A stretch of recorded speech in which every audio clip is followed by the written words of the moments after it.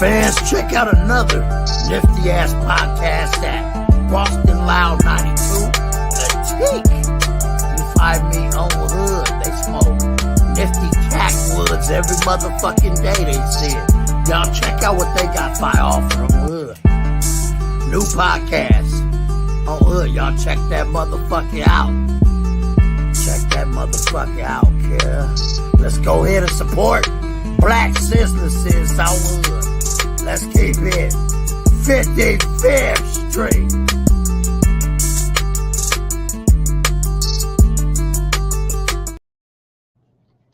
Yo, what's the word, gang? What's the verdict, man? Gang, we out here, we lit. Y'all already know what time it is. Channels, we live. Productions. Facts. I'm posting the Streamyard right there. Whoever want to fucking tap in. The link's up there. Let's get it, man. Y'all already know how it is. Little swishers, backwoods. Waiting on the homies to tap in. They said they was finna tap in. Let's be crazy. Yo, water, necking, dry them up. We'll be good. They won't break. Yeah, man. What's the word, gang? Let me shut this bitch in real quick. See what the fuck going on today, man. Yo, 1090 Jake on some weird shit, huh? Okay. Peep that. See what's going on World Star today.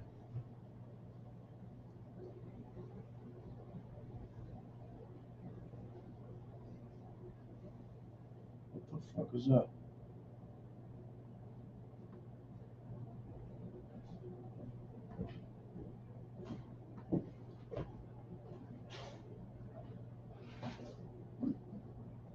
What the fuck is that noise? Showed up to arrest a man for smoking. That was Dago, bro. Yeah. Yeah. Pit, that nigga everywhere.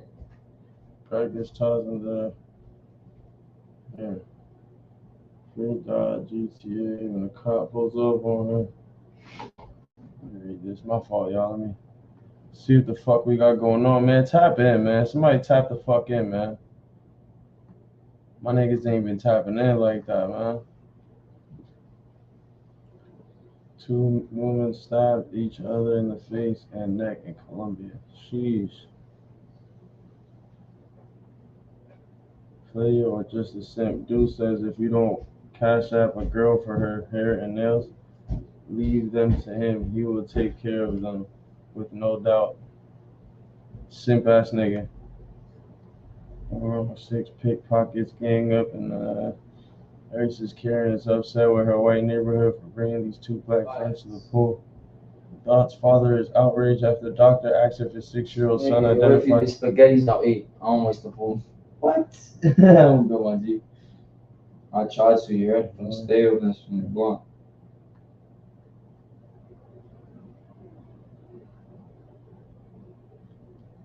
See what happens. I don't know how the fuck I was here. Yo, is your phone dead or something? Is it dying, bro? I'm literally on fire right now. I just got off the phone with my wife, who took my 9 and 7-year-old boys to the doctor today to get physicals for tackle football and school next year and all that other shit. My 9-year-old son went in first, and the first thing this woman asks him is if he identifies as a boy, a girl, gender fluid, or non-binary. My son, he's never heard of any of that shit before. You've been dealing with him your whole life. He is clearly a boy's boy. So what are you, trying to plant a fucking seed in his head? Right. The only thing I can be thankful for is that my wife took them instead of me. And props to my wife because she said something. And if she didn't, they would have asked my 7-year-old son the same damn question. Fucking crazy, huh? A little ass kid now. I just got a little ass kid that now, huh? What we doing?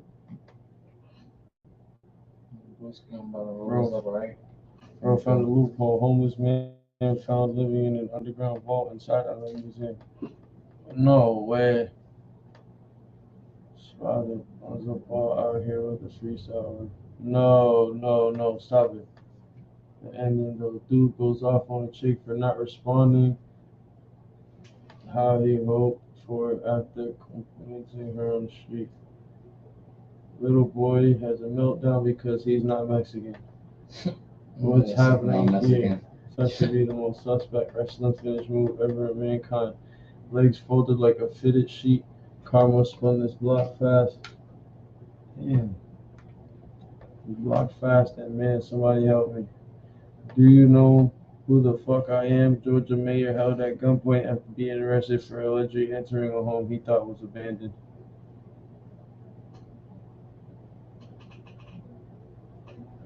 Racism everywhere in New York.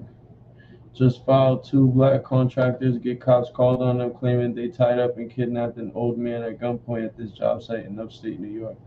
Wow, these girls are far from innocent. Chick gets asked to reveal her sluttiest confession, and this was the response. Sometimes I want to hear, but sometimes I don't. Sometimes it'd be just stupid, nigga. I don't know. Shit just be dumb, bro. Yeah, I was so drunk yesterday. I can't remember. Cheated, making up with No, I'm running sober. Shit getting out of hand. Never again. Stage. Heavy back there, thick chick making the memes capture the camera. The thong never stood a chance. I seen that. Learned her lesson the hard way when cops had to arrest their own child. This shit was sweet. Oh shit.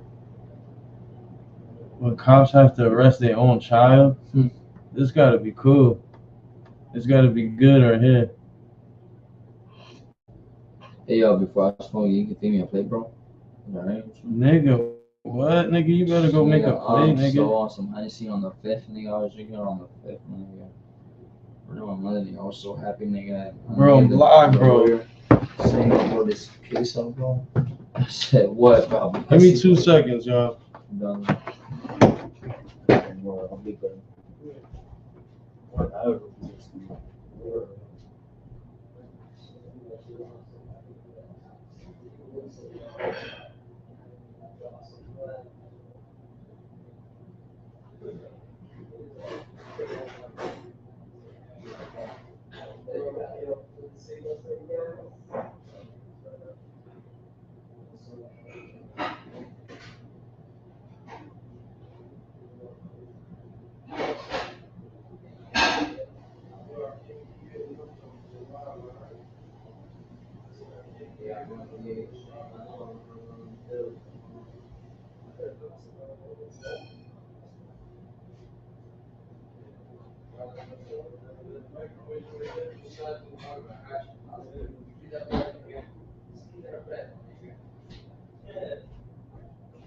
Yo, I'm back. Alright, let's see what happens. Arresting their own kids? Wow. Should be fucking ashamed of yourself. Cops have to deal with all sorts of violent and horrifying criminals in their job. But what happens when it's their own children that they have to arrest? Get in the car. You're arrested for DUI. On the 28th of December 2022, a witness had observed a white vehicle strike a traffic light and then quickly drive off. A part of the vehicle's bumper had fallen off in the road after the hit. Around 15 minutes after the call, police located the suspect's vehicle at a gas station across the road. But the driver was the last person they expected. Come back from Applebee's? Yeah, I had a drink. Okay. How old are you? 21. My dad is Listen, your bumper's in the road over there. Did you just hit that pole? No, I promise I did not. No? The very thing 21-year-old Teresa says is that her dad is an officer with the local PD, possibly hoping that he'd come and get her out of the situation. But the cops at the scene are sure that things are way past that. You left Applebee's. Yeah, I left Applebee's. You cut through the plaza. You came out by Lowe's and Chick-fil-A. Yeah. Did you hit the traffic pole that's right there? No, I did not hit the traffic pole. This part was hanging off already. I hit a deer in Pennsylvania because I go to school in. Do you smoke marijuana recreationally? No, I do not smoke marijuana universally. Universally, smoking marijuana isn't the only part of her story that doesn't make any sense. She's saying that her bumper was already hanging off from an accident in Pennsylvania around 25 miles away, and it just happened to fall off right as another car identical to hers struck a traffic light. But Teresa has a trick up her sleeve that might just get her out of this. At least, that's what she hopes. I hit a Pennsylvania deer. You see this?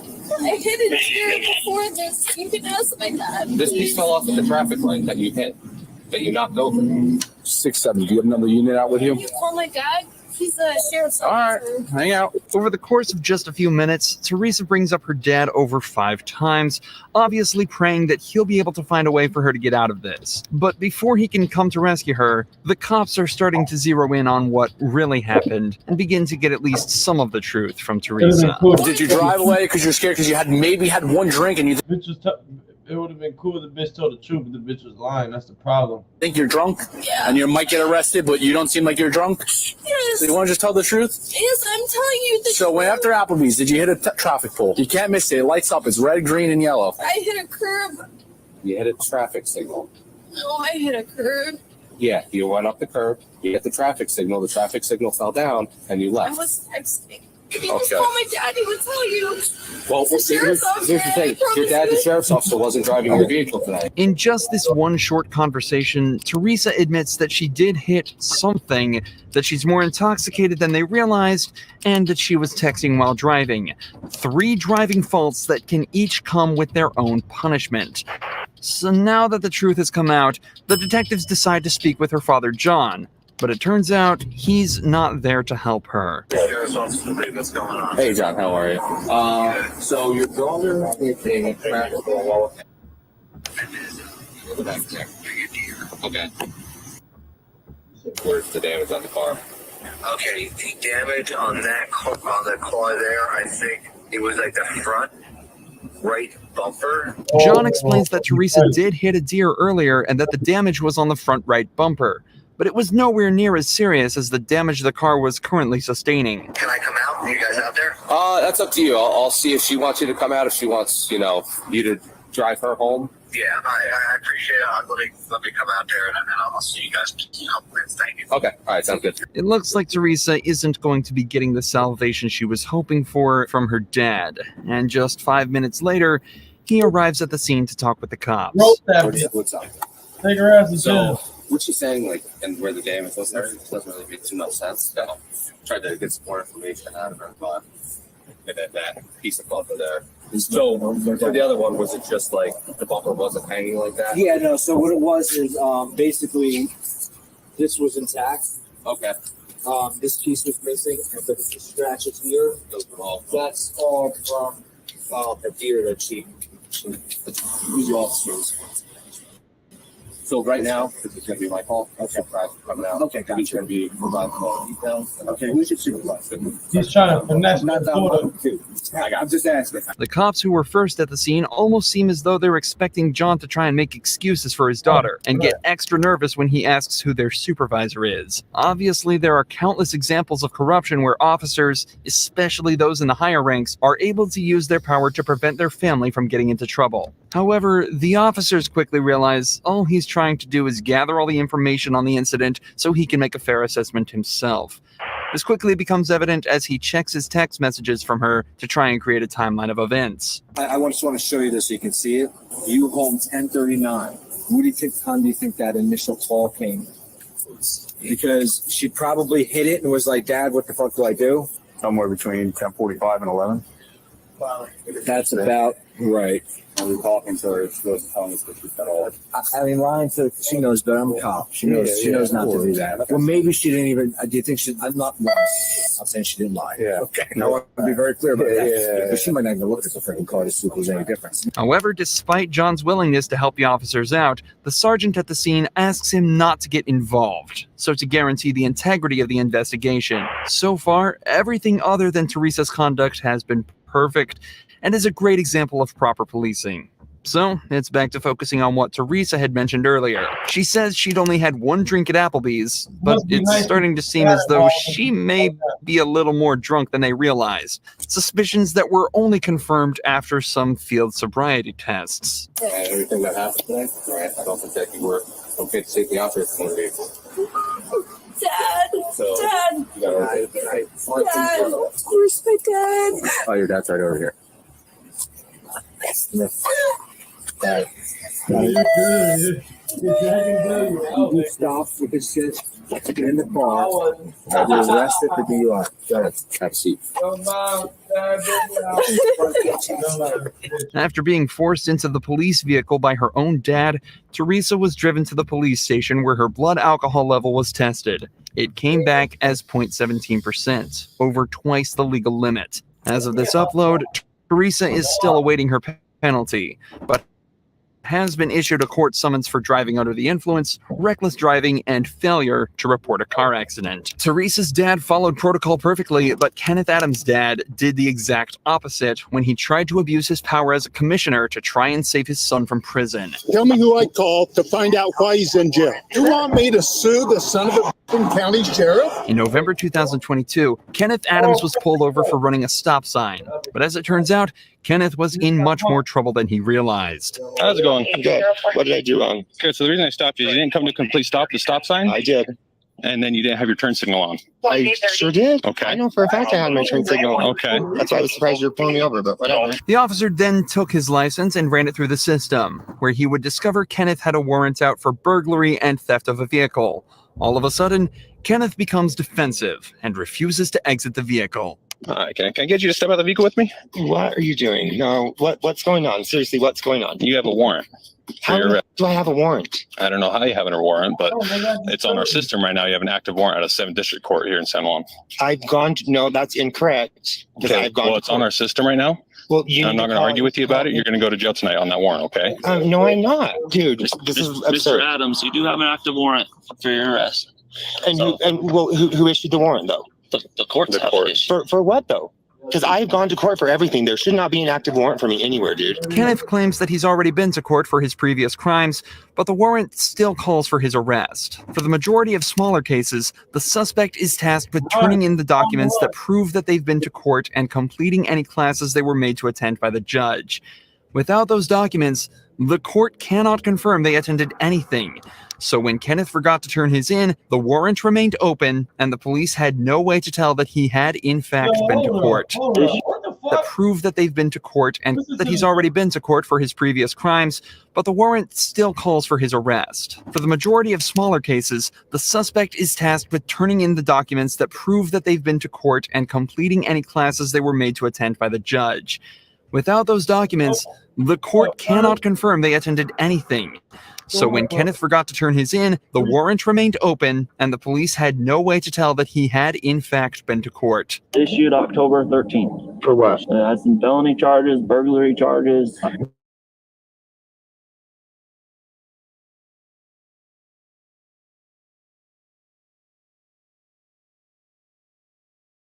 Yeah, I do. So it has 2 burglary charges, charge of burglary of a vehicle, and from trespass. Yeah, like that coming up now. Kenneth was taken away to the station, but this is when his father, Bruce Adams. I know sound crazy. That happened to me before, bro.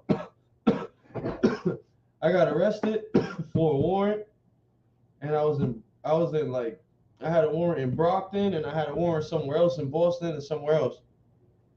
They arrested me in Lawrence, took me to Dorchester, let me go, and like 2 days later, or like the next day, I got pulled over in another car, and them niggas took me to jail because they said there was like a glitch in the system or something. I wasn't supposed to be out, and I have no credentials to show that I actually went to court, nigga. Them niggas locked me up again, bro, the next day, bro, for another warrant I had somewhere else, which sucks.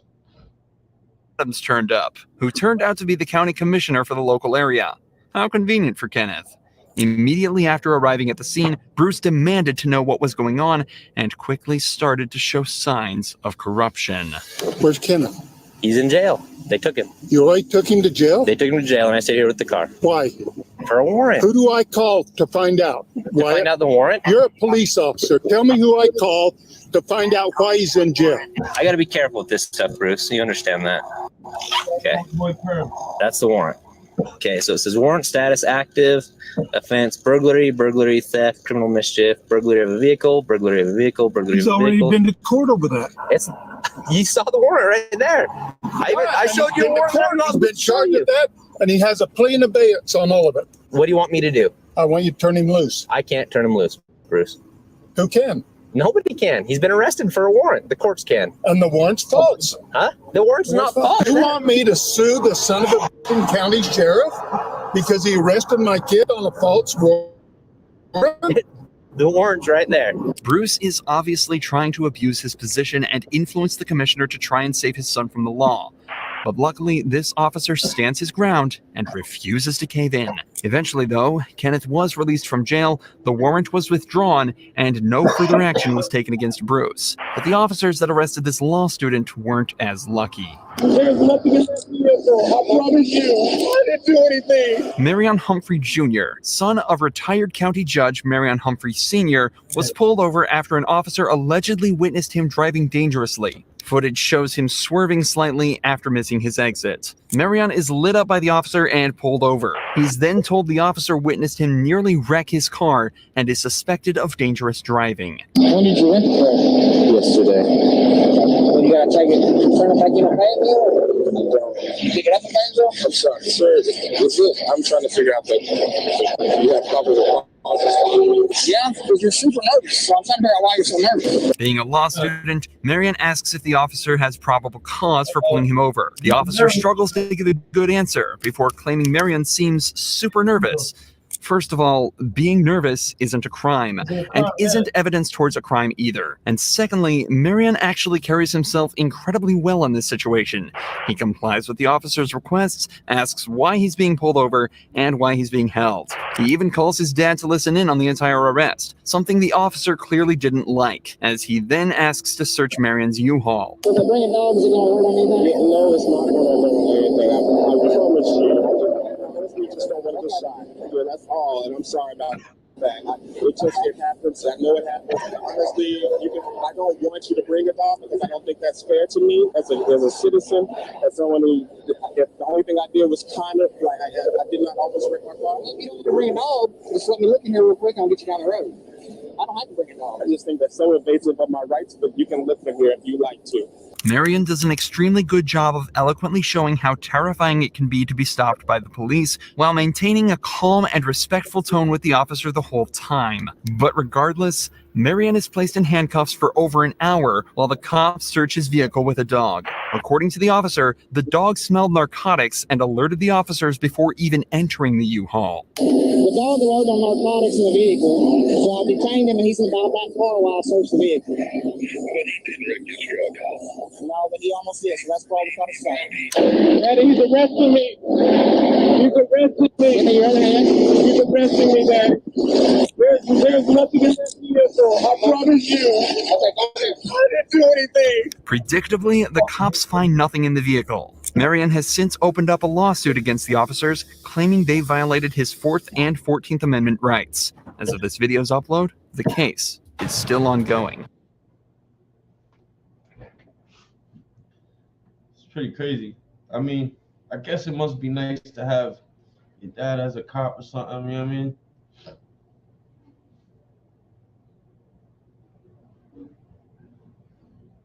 Lotto nasty.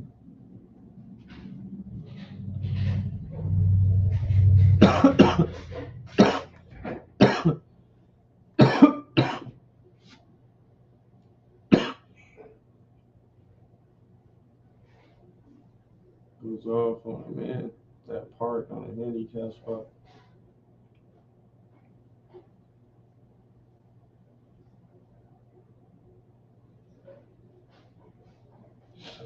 Damn. World Star's kind of weak today, huh? Still where? What y'all want to talk about? Comment below. Somebody comment below. Why are you arresting him? Why are you putting cuffs on him? Do you see this? Why are you putting cuffs on this man? I thought y'all could smoke weed in New York. Do you want? Why does he need to? He's violating a rule of the Union Square Park. He's not in the park. He's inside the park. What's going on? He's not inside the park. You can't smoke You can't park inside the park, but he's outside the park. This is the park. All right, so he's not being arrested. He did not want to give his identification, so he's going to be close to the precinct where he's going to show his identification. He's going to have someone I'm out here. The lady even said herself, I'm outside the bar. He's What the fuck are you talking about? I'm in the bar. They told us it's curb to curb. Thank you guys. You didn't treat me like no gentleman. You're not even treating me like a human being right now. What the fuck is wrong with you? Oh, you want to be ashamed of yourself? You didn't try to have no civil conversation. Fuck you. Like that. Just like that. Yeah, just like that. Because you disrespected me when you approached me. Why are you cuffing him? Like, it doesn't make any sense. He didn't want to give his identification. So if you don't want to give your identification, we're going to cuff you, bring you back to the prison. Yeah, because when we ask for your identification, you have to give us your identification. Why? Because it's a law. You're committing a violation. I asked you for your identification. Not in the park. It's on everyone. Fuck 12. Facts. Fuck 12. Fuck 12. Word. They were all for money. Yeah, yeah. Like, don't know. Got more people than me. Oh, yeah.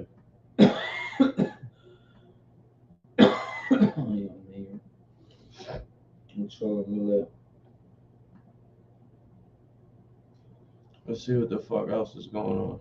Y'all put 2 grams in this year. Mm-hmm. Shake fat 2 grams. Yeah.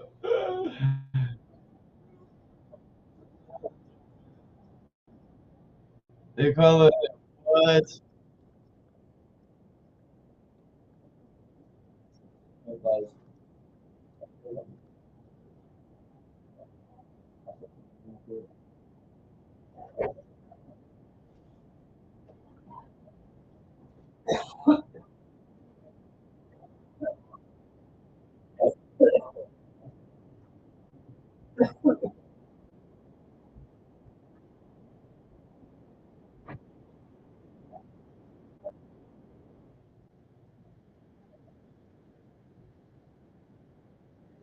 Hey,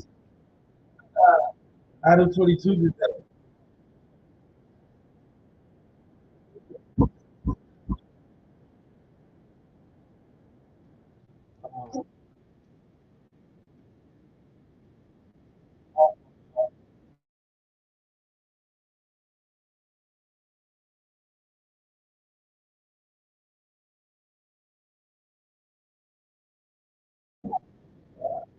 Gotta hear Adam 22's tweet, nigga. This shit hilarious, gang. Since I let my wife do a porn with another guy.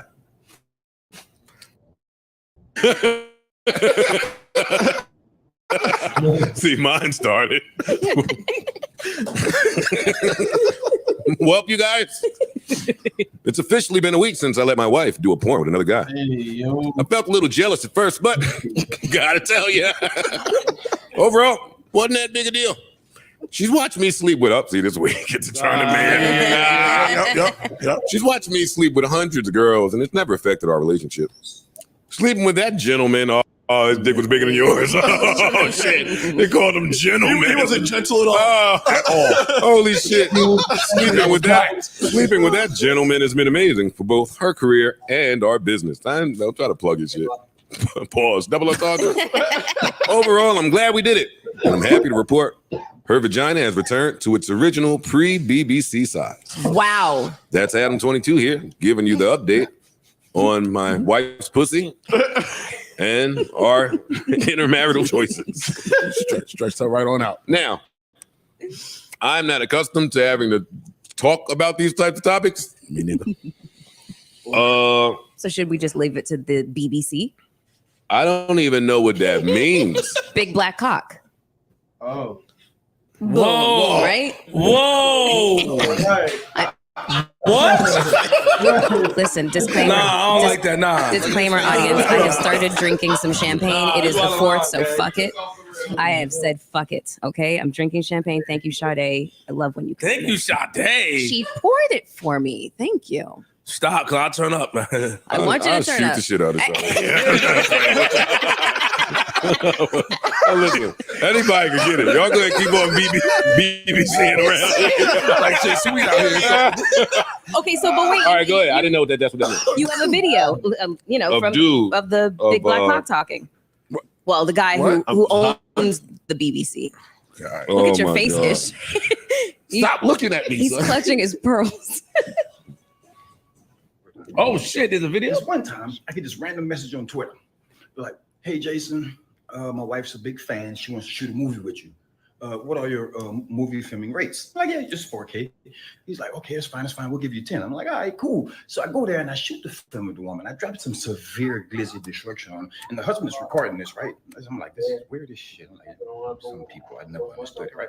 Nonetheless, so I dropped the glizzy on the woman or whatever. So she dropping the go 3,000. She's saying, hey, little man, you like that?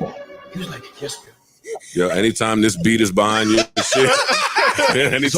anytime the young kids put that beat or ether behind some shit. You paid extra for the cooking? All right, let's have an adult conversation. Right. Can we? Yeah. He said it was 4K. He threw an extra 6 on top of the 4. He almost tripled it.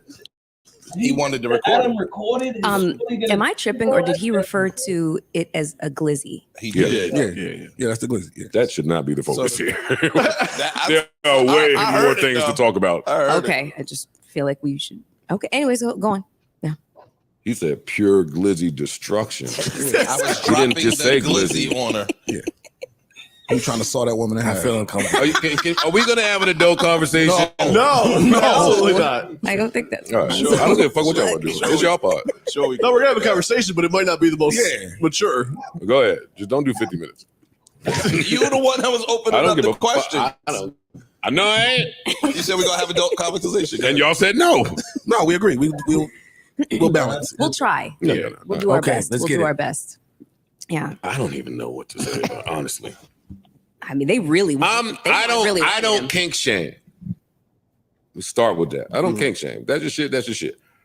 But public cuckolding, that's the name of it, right? Cuckolding? Yeah. I would just do that privately. I don't know. I think that's I think part it's a of the. lot of now this is the real COE flip. This is what I mean. This is COE. He This is got absolutely COE. a red camera. Like his motive may have been he may have had mad motives operating at once. Because if you're doing that to get your rocks off, you can't really do that holding the camera and filming and watching it. It just sounds like abuse. I said that, y'all. He's doing it to get his rocks off. That sounds like it Also hurts. monetize That was the Joe Buttons, man. Yeah. I said that, y'all. But some of them niggas recorded to get their rocks off too. Yeah, I was gonna, but I think You can always go back to the footage. Nigga, I am buying a tripod. Can't Why get am the I in there angling Can't for get this the nigga angles, and they're going y'all. crazy? All right, cool. You know the angles you All want right, to see. let's say I'm rolling with all of that shit. He know the angles he wanted to see. That was crazy. Where you from? Rep your set right now. Yeah. Where you from? Rep your set. He knew what I ain't gonna do. Why that, you nigga. won't? Ish, what's this? Come on. Where you from again? Jersey. which side? Big Jersey. Hey, yo, come on, Ice. You can't say that word no more. That's it. Yummy. Oh shit. Oh my God. I think that's part of the cuck, though. Is that it's public. I think the cuck is It can't be part. It's a little bit of the public humiliation, Yeah. and it's a turn. I've never heard that part. Me neither. That's a thing. No, it is. No, but but I don't think that's a not part with the cuck part. I don't think that's what cuckolding means. Yeah. Oh. No, I think it's that's part the genre. of the cuck. I think is that's that the it, genre. Yeah. You could be a cuckold, I'm assuming. You got to put that out. Yeah. What the fuck are y'all saying? Is that right? No. Everybody in the cuckolding community is dropping the link. No. I'm sure don't they're think that. doing it behind closed doors, Yeah, but they're in the porn business. But it's the porn business has a whole genre for cuckolding, so that's Yo, and that's another But there thing. are people cuckolding stop. not in the porn. And I think that porn shit is used loosely now. Now that I got a little tad bit more information on them, they on OnlyFans. Yeah. Mm-hmm. She ain't distributed nowhere. No. Is she? I think so. I don't know. I think there's a link on Twitter Yo, to this is a the, whole to different the tape definition for itself. cuckold. Yeah, like What does it say? The Come on. cuckolding shit is not public. This is some English shit. I Read. don't know how to read it. I got you. I don't know how to read it. It's some English shit. I don't know how to read it. They got some big words. Big words like wittingly and all that shit. Why am I so excited? Okay. Oh, Wittingly. Wittingly had him stumped. Oh, this is shit. really interesting because okay. So how did you find this I definition? Googled it. This is You fucking read weird. the I got it. Okay. A concave shovel for cutting off the tempered clay coming from the pug mill All right, in never mind. Brickmaker. Never mind. Yeah. Jesus. No. But wait. Would y'all let y'all significant other smash for a couple M's? Hey, yo, listen, this is my topic, right? This is how this gonna go down, right? I'm a real nigga, right? If we poor, right? Fuck it. You gotta do what you gotta do, right? Just survive, right? So you're gonna get the bread for the table for your kids and for your man, right? So it is what it is. Other people prefer money and other people don't prefer money at all. It's just respect mutual that you got for your couple, you know? Money don't mean shit. Money don't rule the world, you know, at all. So me, honestly, and my baby mama, she already did. She cheated. But she asked me if a nigga trying to give her a mail. I'm like, you know what? You did what you did because you already disrespected. It is what it is. Fuck it. Get that bread. But right now, you can't bring up the past. It has to be right now. Fuck it, do it. Like, if she with me, you know what? Take that mail. Get her, bro, at all, bro. Like, no bullshit. Like, in my situation, real talk, if she doesn't want to do it, she doesn't want to do it, my nigga. No bullshit. I can't be here and be a fucking thought, nigga. What the fuck, my nigga, for one You know mail. what I said? Like, honestly, be real with yourself. You know what I said? The ladies on the podcast yesterday were saying that they would smash if a nigga offered them a meal. But it's easy to say because there's not a meal in front of you that could change your life right now. You feel me? That's all. You see what I'm saying? Everybody has their price. No. You feel me? No. Money talks. Everybody has their price. That's what I feel like. You know how disgusted I will feel with myself? Like, I'm not doing that. I'm sorry. That's her opinion. I have too much You got respect different for my opinions, body. you know? Yeah, Females and guys got I have different too much opinions. respect for my body just to be having sex for money. Like, I'm not. But then they said that if their nigga did it, they would support it. Because it's in a nigga nature to do shit like that. And it's like. She just checked us. You see that? A big check. You know? But it is what it is, bro. I already told you, we will break up for that week. You go do what you gotta do. Just make sure you come back home with that money. That's it. Like. So why would you break up with me then? It's just opinion and points, guys. You know, common sense. That don't even make That's sense. all we're just saying, guys. If y'all listening, it's common sense. It's not to argue. You Yeah, know? not facts. We're good. They know what's up. Word.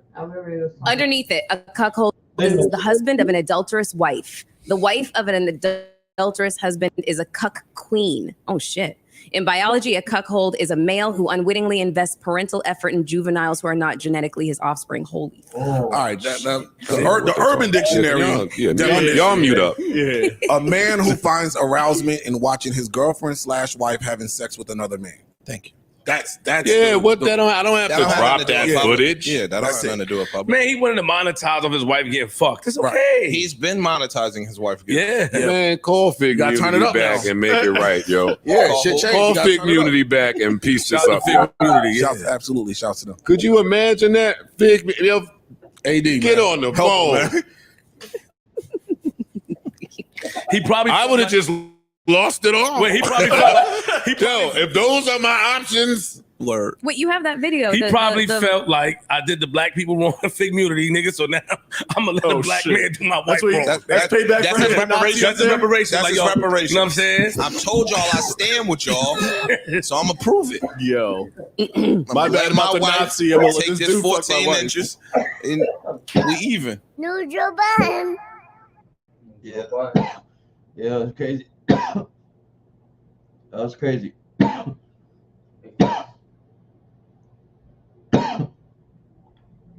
Oh, he gave him permission. Oh, I'm dead.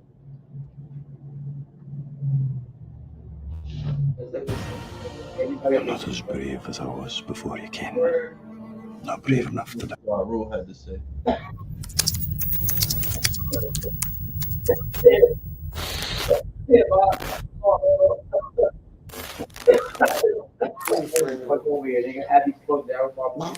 Label bodies.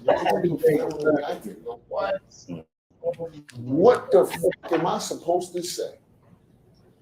What would you say? You gonna clap back? It's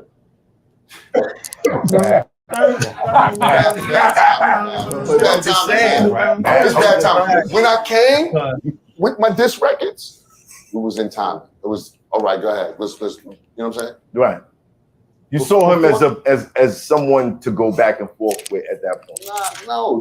Listen, I'm hearing, ripples from the people, and they like, yo, why you not responding? Why you not responding? And I'm looking. That's at how my we niggas feel. like, yeah, I want to respond, but my niggas is like, please, bro, we are going through real. This is goofy. Your gut tells Don't respond. My gut. Come on, man. I just told you I'm competitive.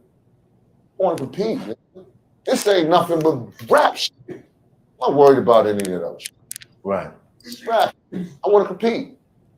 I can't compete at the moment. I can't. This is bigger than rap right now, man. This is my lives in 20 years. So what am I gonna get on the record and start talking about? Yeah, we was in the Hit Factory, we poked you up. What am I talking about? These may use against us in court. What am I talking about? So I fell back. I fell back probably definitely too long. Too long. You know what I'm saying? Yeah. But I get it. It's cool. I'm cool with everything and how it happened. I honestly am. And when I say that, I know I know you are. But I am, because here's what people don't realize. You talking about 50 Cent? I come from nothing. I came from the bottom. And so when you don't have nothing and you ascend to what I've become in this music business and being able to take care of my family and put my kids back home, I've never been uncomfortable after the day I started rapping.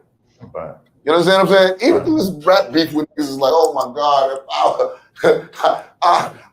I wouldn't want to be Ja Rule right now. Let me tell you something, my niggas at home. If I woke up with your hand, I'd cut mine the fuck off. You understand what I'm saying? Right. I'm not uncomfortable, man. Yeah. I'm chilling. It's good. Like, everybody's success is their success. You understand? My success is what is for me. Right. It's what God has placed here for me. Right. I don't watch another man's pockets. I don't worry about what other niggas is doing and other niggas got. I set the trends, nigga. I do what I want to do. If I say this shit is fly, guess what? It's fucking fly. And you don't have to think that. I think that. Right. That's the point that people don't get. People think when a person has self-confidence and a supreme confidence in themselves, they think that you want them to follow them and be like them. I really don't. I'm being like me. That's it. And if you think that's cool, that's cool. You know what I'm saying? Right. But I don't ask anybody to do what I do. Right. Other than the niggas that I fuck with, and that's my family and my kids and my peoples, that's my immediate circle.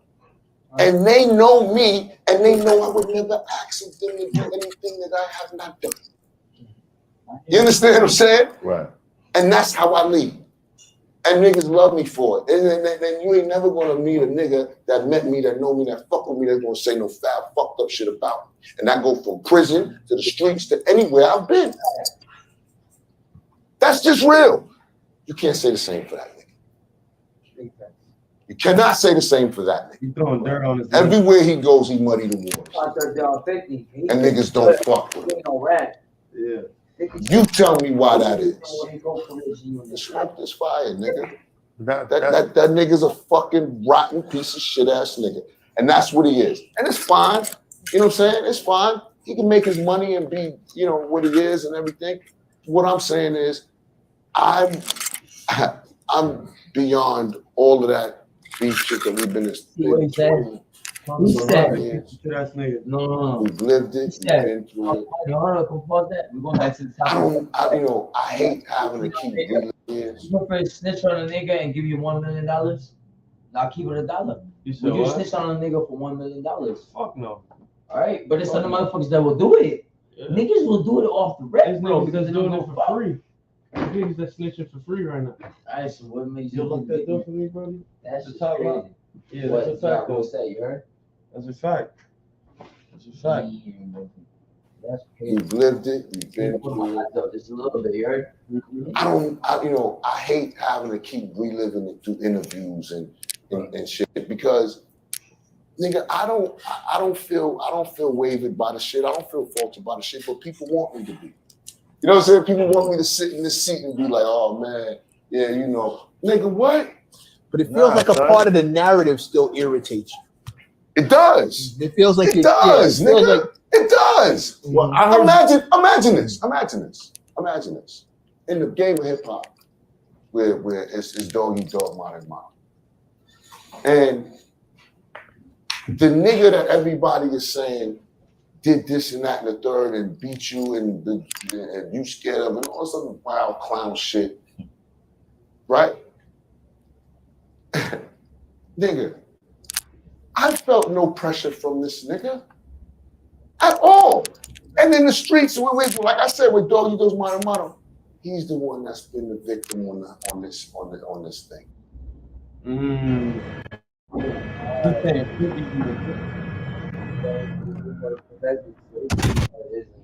Not me. Nothing has ever been happened to me. How did I pull up here tonight, nigga? Don't know. What are we talking about, man? I'm just trying to frame it. That's all I'm saying. You framed it. That's all I'm saying. I get it. You know what I'm saying? But that's what so you motherfucking right, nigga. I don't like the narrative. Cause it ain't true. Right. It ain't real. It's all made up shit that he did a great job at marketing the narrative. He did. Right. I give him that. He wore the best. He did all. What else we talking about, man? What was it like when you got that call from Farrakhan to dead the whole situation? You know, when I got the call from Farrakhan, I thought that was a really dope call from the minister, and all respect to the minister. I love the minister Farrakhan. He's a great man.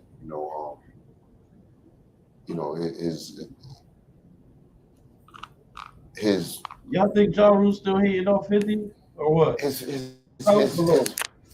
intentions were pure. He called to try to bring peace to whatever it was, but it wasn't a peace treaty. Y'all think he kind of hitting off 50 with us still? Or kind of like hating, but he was gonna get you there though. I mean, that. Yeah. Still, but when the minister calls you, you respond. You don't turn down. Right. Wait, nigga living in the past. Did you turn him down? I went. I went. You went. They both. No, he went. 50 didn't show up. Nigga didn't show up. Nigga, come on, my nigga. What are we talking about, man? It's not stand-up nigga shit, man. There's another time we were supposed to meet. Cream and Chaz put the meeting together. I come, pull up at the meeting. Nigga ain't coming to the meeting. Murder. Niggas is tight. Chaz is tight. Preem is there, Chaz, regardless of that, he's probably feeling a little embarrassed. Like, yo, my nigga ain't show up. Your nigga's here. It's a respect thing when it comes to the OGs. Right. I asked y'all to come somewhere to meet so we can put this thing to bed. You know what I'm saying, or whatever. I ain't want to go. You know what I'm saying? This was after Hit Factory shit. This is, shit that transpired. Let me rewind a little bit. Why did the Hit Factory shit happen? This was because the Atlanta shit happened. The Atlanta fight happened. And then after the Atlanta fight, he came home with more lies. I did this to Ja Rule. I did that. Nigga, no, this thing's crazy, man. Well, something happened. So, if you felt like going after him. He's running his mouth, man. Yeah, he was saying he knocked him out. Yeah, he knocked me out. He did this all the time. Nigga, what? And what world what are you talking about? Yeah. So I was like, okay, I got to. So I got a little call to where he was at. I happened to be in the vicinity, and I went and seen him. This hot foot, trapper turned smack rapper. Only smack rapper that you know is smack rappers. You gotta show the whole shit though. Damn, that sucks. Yeah, for sure. Big bro, we lit. My niggas be lit. I used to be talking mad shit on streams, yeah. Girl, get the meme by the famous dude from Black, and Adam is sick to his stomach. You can clearly see by the way he's moving, he's in pain, but he's got to pretend like he's chilling so that room, man. He got a point. I ain't gonna lie. He a real nigga, but he never snitched on nobody but 50 things. Yo, what's up with ESPN? Firing everybody. That's crazy.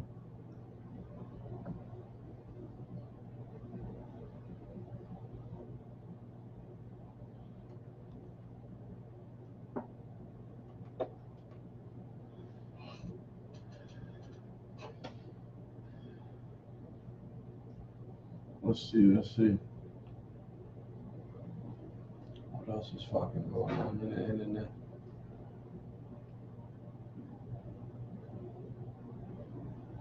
You got anything you want to talk about?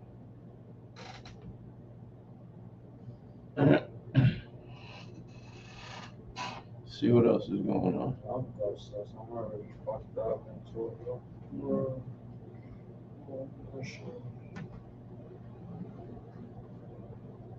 Good.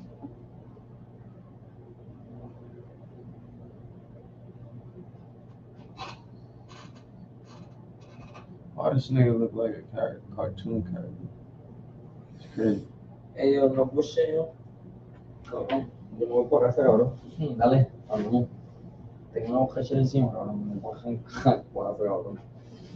Mira, préstame el coke, cabrón. El mío no. ¿Ya? Yeah. El Jack que tú tenías, pues, pero no contamos. El Jack me dio en casa, cabrón. Ahora. Yeah. Damn, bro, that's mad. How the fuck you gonna get over there? Nigga, you know how far you live from here? No me importa, pa, la vida más que una, pa, ¿verdad? Esto es la otra. Chill, bro, you're bugging. Llegamos y no llegamos. You're bugging out, dude. Yeah, man, it's the 5th. And the, you know, you're locals. Hay que llevar, cabrón. Mira, pétame el jacket. Grab that. It's in the second drawer right there for me. Thank you, Peter Bud, bro. Yeah. Nada, me lo olvido para atrás y me di muy palabra, ya, con un monto, ¿ok? Ya es que los tenis, si no me lo echo. This nigga's bugging. Yeah, I'm used to going, okay? That's it, este cabrón. I'll probably get out right now, see?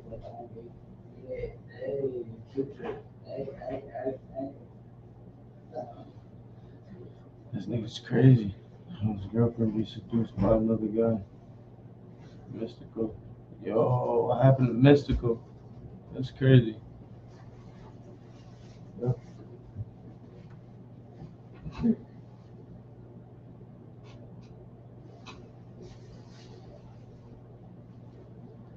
What do you have beef?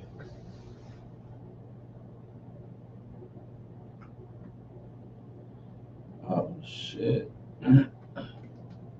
You're locked in with the innovators. Make sure to hit the subscribe button and click the notification bell.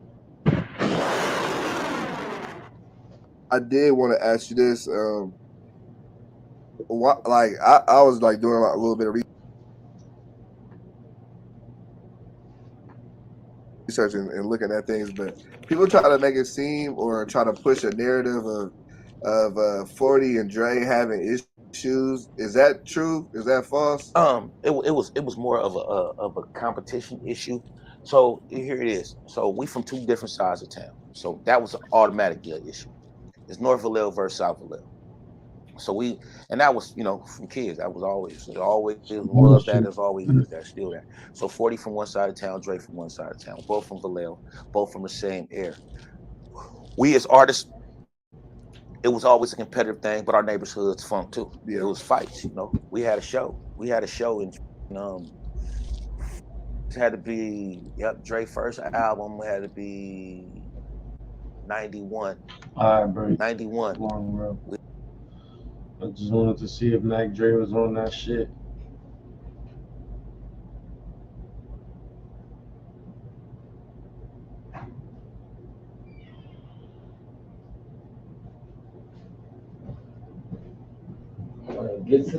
I'm about to get to the shop.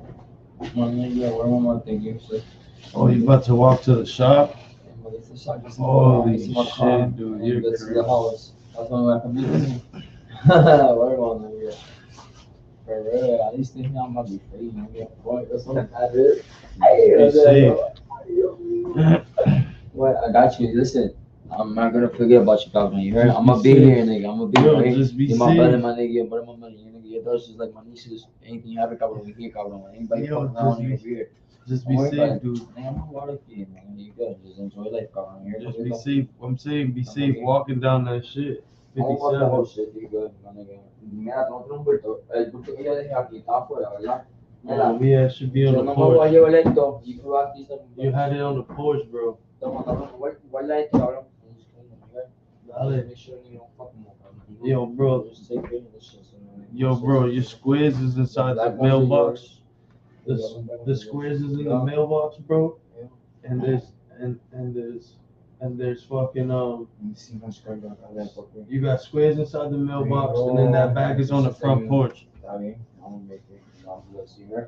You too, bro. Yo, be safe, dude. Hit me up tomorrow. There you go. I need This that. is yours. This is yours. Listen, Take it. if anything, mira, Wednesday I will. Just hit me up tomorrow after court, nigga. Be safe, No, man. he said Wednesday. Oh, I'll come in the Wednesday? morning. Oh, Yeah. you chilling then? You know that, right? Hey, wow. Yo, be safe, nigga.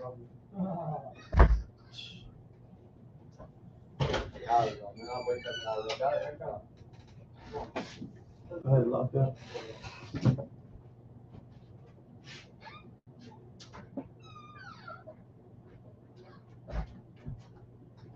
That nigga gotta be safe, man.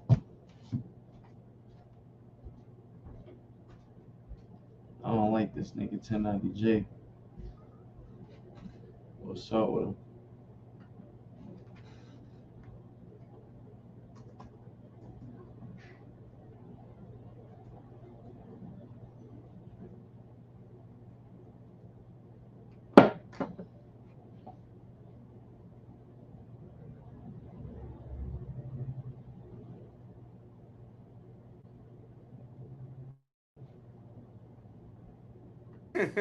Man, look, you feel me? I seen 1090 Jake make the video about, Greedo snitching and shit, and I'm tapped in with a lot of, reputable. I'm tapped in with a lot of. Yo, I'm not gonna lie. I don't even be believing that nigga that's talking, bro. I don't even like that nigga that's talking for real. Are you sick of having issues with your webinars, wasting tons of time on troubleshooting with attendees? With Grape Street members. So as soon as I seen that this topic was on the table, I got to making phone calls and shit. Like, nigga, I be over there and I be fucking with niggas. So I'm like, I can't just be up here, nigga, talking if that shit not 100% factual. So I got to make a phone calls. You feel me? I ain't gonna say no names, but allegedly, what niggas is telling me, you feel me, is that Greedo didn't snitch. Niggas is I got a screenshot from one of the niggas from Grape talking to his co-defendant. You feel me? I ain't gonna say no names or nothing like that, but the co-defendant who's supposedly on the case, the message said somebody said Greedo told on you. The nigga says no. Why you say that? What happened? The Yo, nigga says, before any of this shit, yo, I've been telling niggas 1090 Jake was a fucking fraud, bro. I've been telling niggas that shit, bro. I've been telling niggas 1090 Jake was a fraud. How the fuck does he keep getting all these niggas paperwork and all type of shit? Like, nigga, come on, bro. Get the fuck out of here. So I got to make a phone calls, you feel me? I ain't gonna say no names, but allegedly, what niggas is telling me, you feel me, is that Greedo didn't snitch. Niggas is I got a screenshot from one of the niggas from Grape talking to his co-defendant. You feel me? I ain't gonna say no names or nothing like that, but the co-defendant who's supposedly on the case, the message said somebody said Greedo told on you. The nigga says no. Why you say that? What happened? The other nigga says, I'm just making sure people sending me shit on Grape. The nigga says, if a nigga ever tell on me, I'm gonna be on his ass. I won't give a fuck if it's my daddy. And the other nigga says, on Caleb. Then the other nigga says, on BL, wouldn't be none of that cool shit if he would have broke the code. You feel me? Then the other nigga say, okay, I'm just making sure. You feel me? So the nigga sent me the screenshot of the co-defendant. You feel me? And that's not the person in the Greedo video. I guess allegedly the person in the Greedo video is not the co-defendant. That's just somebody who got personal shit going on with Greedo behind the scenes that they got going on. So allegedly niggas is saying they trying to just throw down on his name because Greedo not fucking with them. I don't know. All I heard, you feel me? This is just what I'm hearing. Question though, right? But I think like 1090 played audio though from the co-defendant like while in jail saying, you know, and come on, and, bro. How's 1090 and O3 said something that could be kind of weird, but not really. You feel me? Right? So it's like he said though, like, and he said something weird, and he's supposed to be like against the rapper. So I guess I don't know like what weird can be interpreted as, you know. That's a fact. That's a fact. You feel me? So because I don't know, man. But hey, listen, man, this is like the video got about like 70,000 views right now in about 2 hours. It's probably gonna hit about 1 million views in like a day or two. Look, from what I'm hearing is that Greedo and the co-defendant is going, speak on it together. Yes. Sure. That's what I'm hearing. Yes. And the co-defendant isn't in jail. He's out. Yeah. The co-defendant isn't in jail. He's out on bail. Wait, out on bail or he's so no, like he's out for something separate. For something completely separate. You feel me? So he's just out. got out. Yeah, like a week ago. Oh shit, yeah. He's out. Wait. So then and how did this case go then? That I don't know. But I do know that the nigga said I don't know why nigga said he snitched on me. He did snitch on me. I would have been said something if he did snitch on me. And yeah, they say he out for something completely separate. He bailed out from it, and they said the nigga been out since a week. So yeah. Hey, I know, Tonight Jay said one thing. I ain't trying to, you feel me, say he cap or nothing, but you know what I'm saying? My sources, niggas who actually really from over there really do shit for niggas that's over there, all hit me like 3 different niggas. Hit me and was like, nah, nigga, that ain't and like to be and like to be honest too, right? 1090 like did say, hey, listen, they gave me this paperwork. I ain't go ahead and get it myself, right? So I think that's the one nigga who they said allegedly got some personal shit going on with Greedo. Right? That's what they said. They just say none of this came from me. This all came from the reputables from over there who told me to relay the message. You know what I'm saying? Yeah, right. Here, right. So if it is like bad work, then like that bad work is on them and not 1090. Feel me? Right. So Facts. right? 1090. Fuck. Let's see what he's talking about. Man. Give him a call. Cause this is some like. Yo, Jake, what up? This Ring, we live on No Jumper, man. What's good, bro? Yeah, so you got the internet in a frenzy this morning with the paperwork that dropped and the video that dropped today. So we just been here talking about it. So how did you even get your hands on the paperwork? Where did all this come from? That shit got sent to me by somebody from his hood. You can't say his name? No, I wouldn't even do that. 'Cause that's just, motherfuckers is willing to stand on it themselves and speak on it themselves. And then I got somebody from that hood in my video saying they want to expose whatever. I forget what her name is because I don't really feel me, but he in the video. I ain't gonna lie. I don't know if you've been watching, but I frequent that area. You know what I'm saying? And I'm tapped in with quite a few of their reputable members. You feel me? And they all hit me. You feel me? Saying like, nigga, his co-defendant. I got a screenshot from his co-defendant talking to one of his homies saying that I don't know why nigga saying he snitched on me. Nigga said, why would that happen? If a nigga ever told on me, I wouldn't give a fuck if it's my daddy. I'm gonna say it. He ain't break the code, X, Y, and Z. So you feel me? A lot of reputables from over there is hitting me saying that he ain't telling nobody.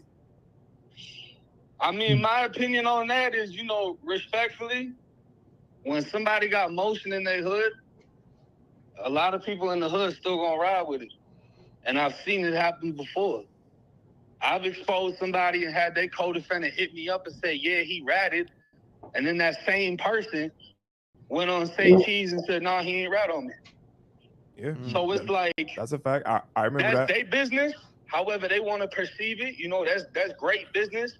The shit got sent to me from them. You know what I'm saying? So it's like, however they want to go about the situation, the co-defendant can say whatever the fuck he wants. They could be best friends right now if they want to. That ain't got nothing to do with me. I don't care about that. All I know is I read the paperwork. Paperwork says bruh sat down with a DEA agent and said, I got paid $3,000 to travel to Houston with him.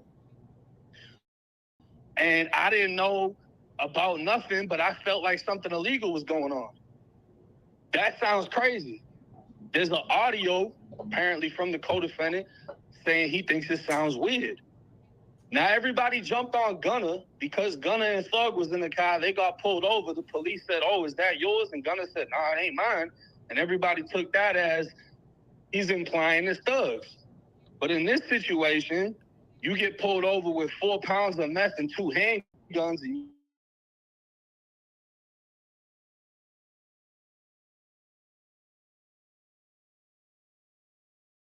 I don't know about nothing, but yeah. So whatever perception you have,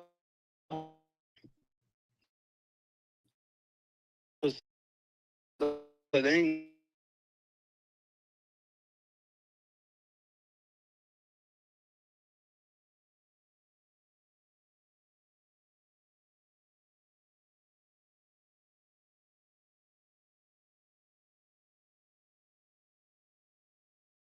Because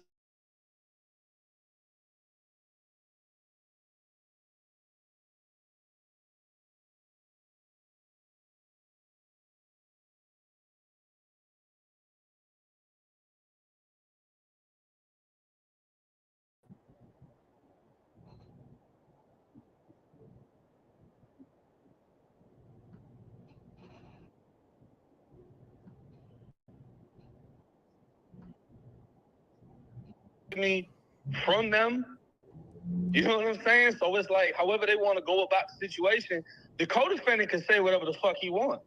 They could be best friends right now if they want to. That ain't got nothing to do with me. I don't care about that. All I know is I read the paperwork. Paperwork says Bruss sat down with a DEA agent and said, I got paid $3,000 to travel to Houston with him. And I didn't know about nothing, but I felt like something illegal was going on. That sounds crazy. There's an audio, apparently from the co-defendant, saying he thinks it sounds weird. Now everybody jumped on Gunna because Gunna and Thug was in the car. They got pulled over. The police said, "Oh, is that yours?" And Gunna said, "Nah, it ain't mine." And everybody took that as he's implying it's Thug's. But in this situation, you get pulled over with 4 pounds of meth and 2 handguns, and you tell the DEA agent, "Look, I got paid 3 bands to travel with dude. I don't know about nothing, but I felt like something illegal was going on." That sounds crazy. Yeah. So whatever perception they have of it, that's their perception. You know what I'm saying? Like they ain't got nothing to do with me. I'm just putting out the paperwork, the audio, whatever's in the background of the case. Like I said, I didn't get it myself. It got sent to me, and the people that sent it to me was standing on. He made a statement that went against his co-defendant. And what some of the niggas over there is telling me is that the nigga who exposing it supposedly, you feel me, took something from Greedo, you feel me, and niggas got some personal shit going on that niggas couldn't solve, so niggas end up putting this out. This just what niggas is telling me, you feel me, that supposedly it's like some personal shit. I wouldn't even be surprised, because something like that normally is something that would be handled in-house, but at the same time, the audio recordings and whatever anyone's opinion is on that, that's their opinion, but the paperwork is the paperwork, you feel me? So it's like, what's there, what's written, there's no different perception or opinion. Everybody's gonna read the same thing. You know, so whatever the motive was, if that's what it was, and dude got a personal vendetta, and he was cool with him, but released this on some fuck shit, that's flaw on his behalf. If he got his own personal and he's trying to, because if you was cool and got what you wanted, would you have not put it out there? Right, that's what niggas are saying to me. You feel me? That they tried to solve it, it couldn't, so this shit popped up. Yeah, bro. Right. Well, let me ask you then. Do you question their morals and principles on what the paperwork is saying then? If they were willing to keep it behind the scenes and it's saying that he gave a statement to the DEA? What that one nigga, yeah, because I don't know how many people was involved with that. Supposedly the nigga took something from him, so that was just on some personal shit. Like, you know what I'm saying? I don't know if everybody already knew. I don't know if it was one person, you know what I'm saying? I don't know. Right. Yeah, because I just had another one of the, I think he great just hit me up, and he was like, you know, I got the paperwork too. I know that's official. he was telling me he heard the audio was like, oh damn, like dude got tricked or something. But he said he finna get dude that's got the issue and Greedo in the same room and figure it out or whatever it is. I don't know, bro. Niggas are telling me the same shit that they, you feel me, niggas is finna figure this shit out. You know what I'm saying? But I just couldn't be up in this motherfucker and just say like, yep, for sure. When niggas hit me fast, like, hey, that's not, you know what I'm saying, for sure what went on. It could have transpired this different way. You feel me? That's exactly what I said at the end of the video. I said the politics are gonna be heavy about this because people are gonna lean one way and people are gonna lean another way. You know what I mean? Fact. People are gonna have their opinions on however they want to play out the situation. At the end of the day, if he sat down and gave a statement and his co-defendant's like, nah, that ain't fuck me. Because I mean, it wasn't just that statement. He sat down in the back of the police car, looked at Buddy and said, yo, we fucked up while it was getting recorded, and then told his co-defendant not to say nothing after he already did. So it's like, yeah, you could write that part down as reckless. Yeah. But sitting down with the DEA, it says the co-defendant didn't give any information and requested a lawyer. It said that Greedo said what he said. So it's like, you know? Yeah, man. Hey, right? Here, bro. Also, too, right? Let's clarify this. Like, you 1090. You can hear him? Yeah, I can hear him. Yeah, bro. So look, when 1090 has like no issues with 03 Greedo, and it was the people from his side who contacted like 1090 and voluntarily gave up the information, right? So even if it does come back as, you know, like that's some fool shit, then that's not on 1090. That's on those niggas for giving him some shit, right? Facts. You know, so you know, but Man, I don't got no personal nothing with nobody. You know what I'm saying? yeah, facts. And it's like I've said in other things. If a situation comes out to be false, you know, I did the shit with a 100K track. I made a video on him with the Melly case. Yeah. I think I called him a rat. I don't know if I flat out said it or implied it, whatever the situation was. Yeah. But new paperwork came out. I corrected it, brought him on for an interview. You know what I'm saying? So it was like, it ain't a personal thing on my end. It's business. And business is fucking booming. So when some paperwork gets sent to me, I'm going to push that shit. Man, we just wanted to get your side because I ain't gonna lie, you got the internet in the frenzy this morning. Man. You sure Actually, do. what did 1090 mean in his name? I always That's some, you feel me? Some gang big shit. whoop shit. You feel me? Some big whoop That's what I shit. thought it was. I was just making sure, brother. Big whoop. Yeah, that's a big whoop. Yo, 1090, I'm gonna let you go though. Appreciate you calling in. Well, I called you though, but yeah, I'm gonna tap in with you, bro. All right, bro. Hey, yo, man. My brother hey, with listen, them big man. calls, man. Shouts to you with them big calls, making this shit shake, man. And listen, man, all this game politics making me feel uncomfortable, man. What's next, man? Yeah, I'll nigga. be real, man. Nigga gotta walk All this light game politics with make me that feel, one, yeah, you make me feel me? feel uncomfortable. I'll be outside. That ain't some shit I could just get up here and just be like, yeah, that nigga sniff. Hey, nigga, what? Right. He is fucking right, nigga. Shit, man, what? Giving niggas too much airtime.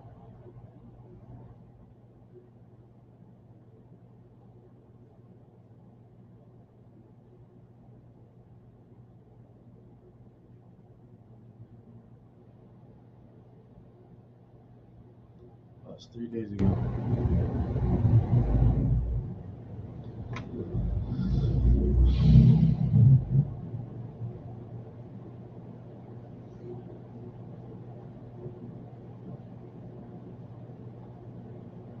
I don't know, man. I don't know if I believe this niggas.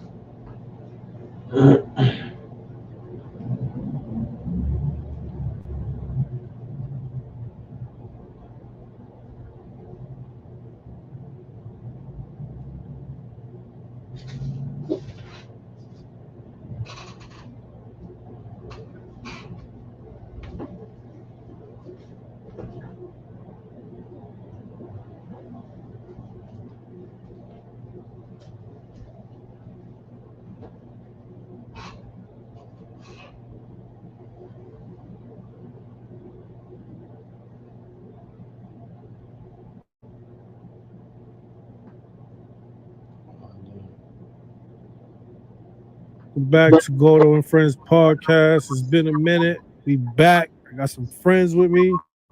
This is why this name worked for me, like Gordo and Friends. I really got my dogs up here.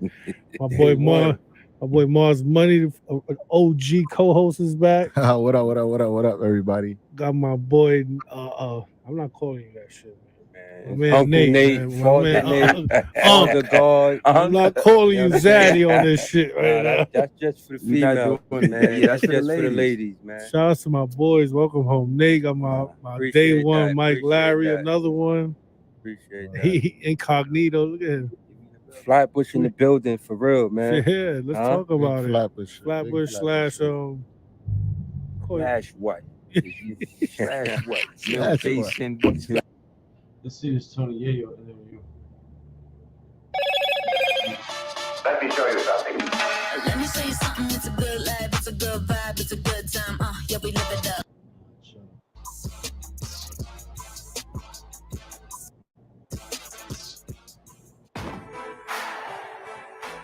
That's me killer. Beats in the hood.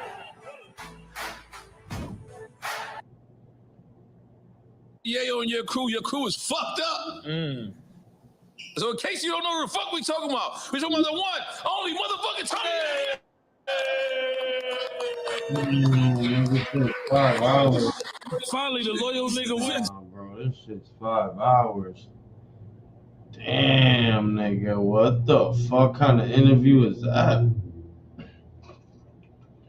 That nigga interviewed this nigga Tony Yayo for 5 fucking hours, bro. Jesus Christ, bro. How the fuck is a nigga supposed to watch that episode, my nigga? That's too much. You gotta chop that bitch down, edit it, nigga. 5 fucking hours, bro. Should I go back? I still want to see it. I ain't gonna lie to y'all niggas. Fuck. 5 fucking hours.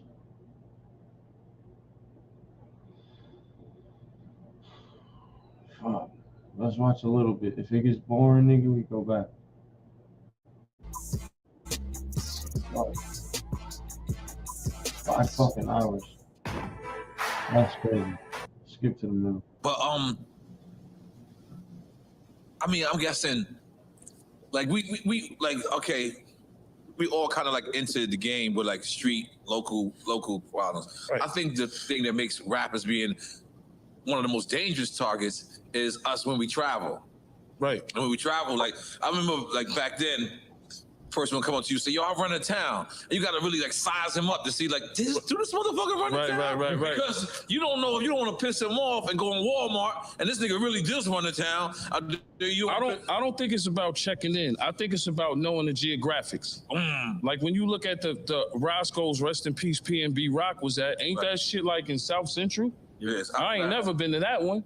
Yeah. And what I learned from 50 is like, when you're a celebrity, like how you big and niggas, you big now, you know, no pause, but it's like you could send somebody to go in the store for you to get the Roscoe's. Right. So if I go to Roscoe's, it's not like going to Tao or some shit or something. You know what I mean? You just send somebody in there to go get the food and you chill in the car and you lay back because you know you a target.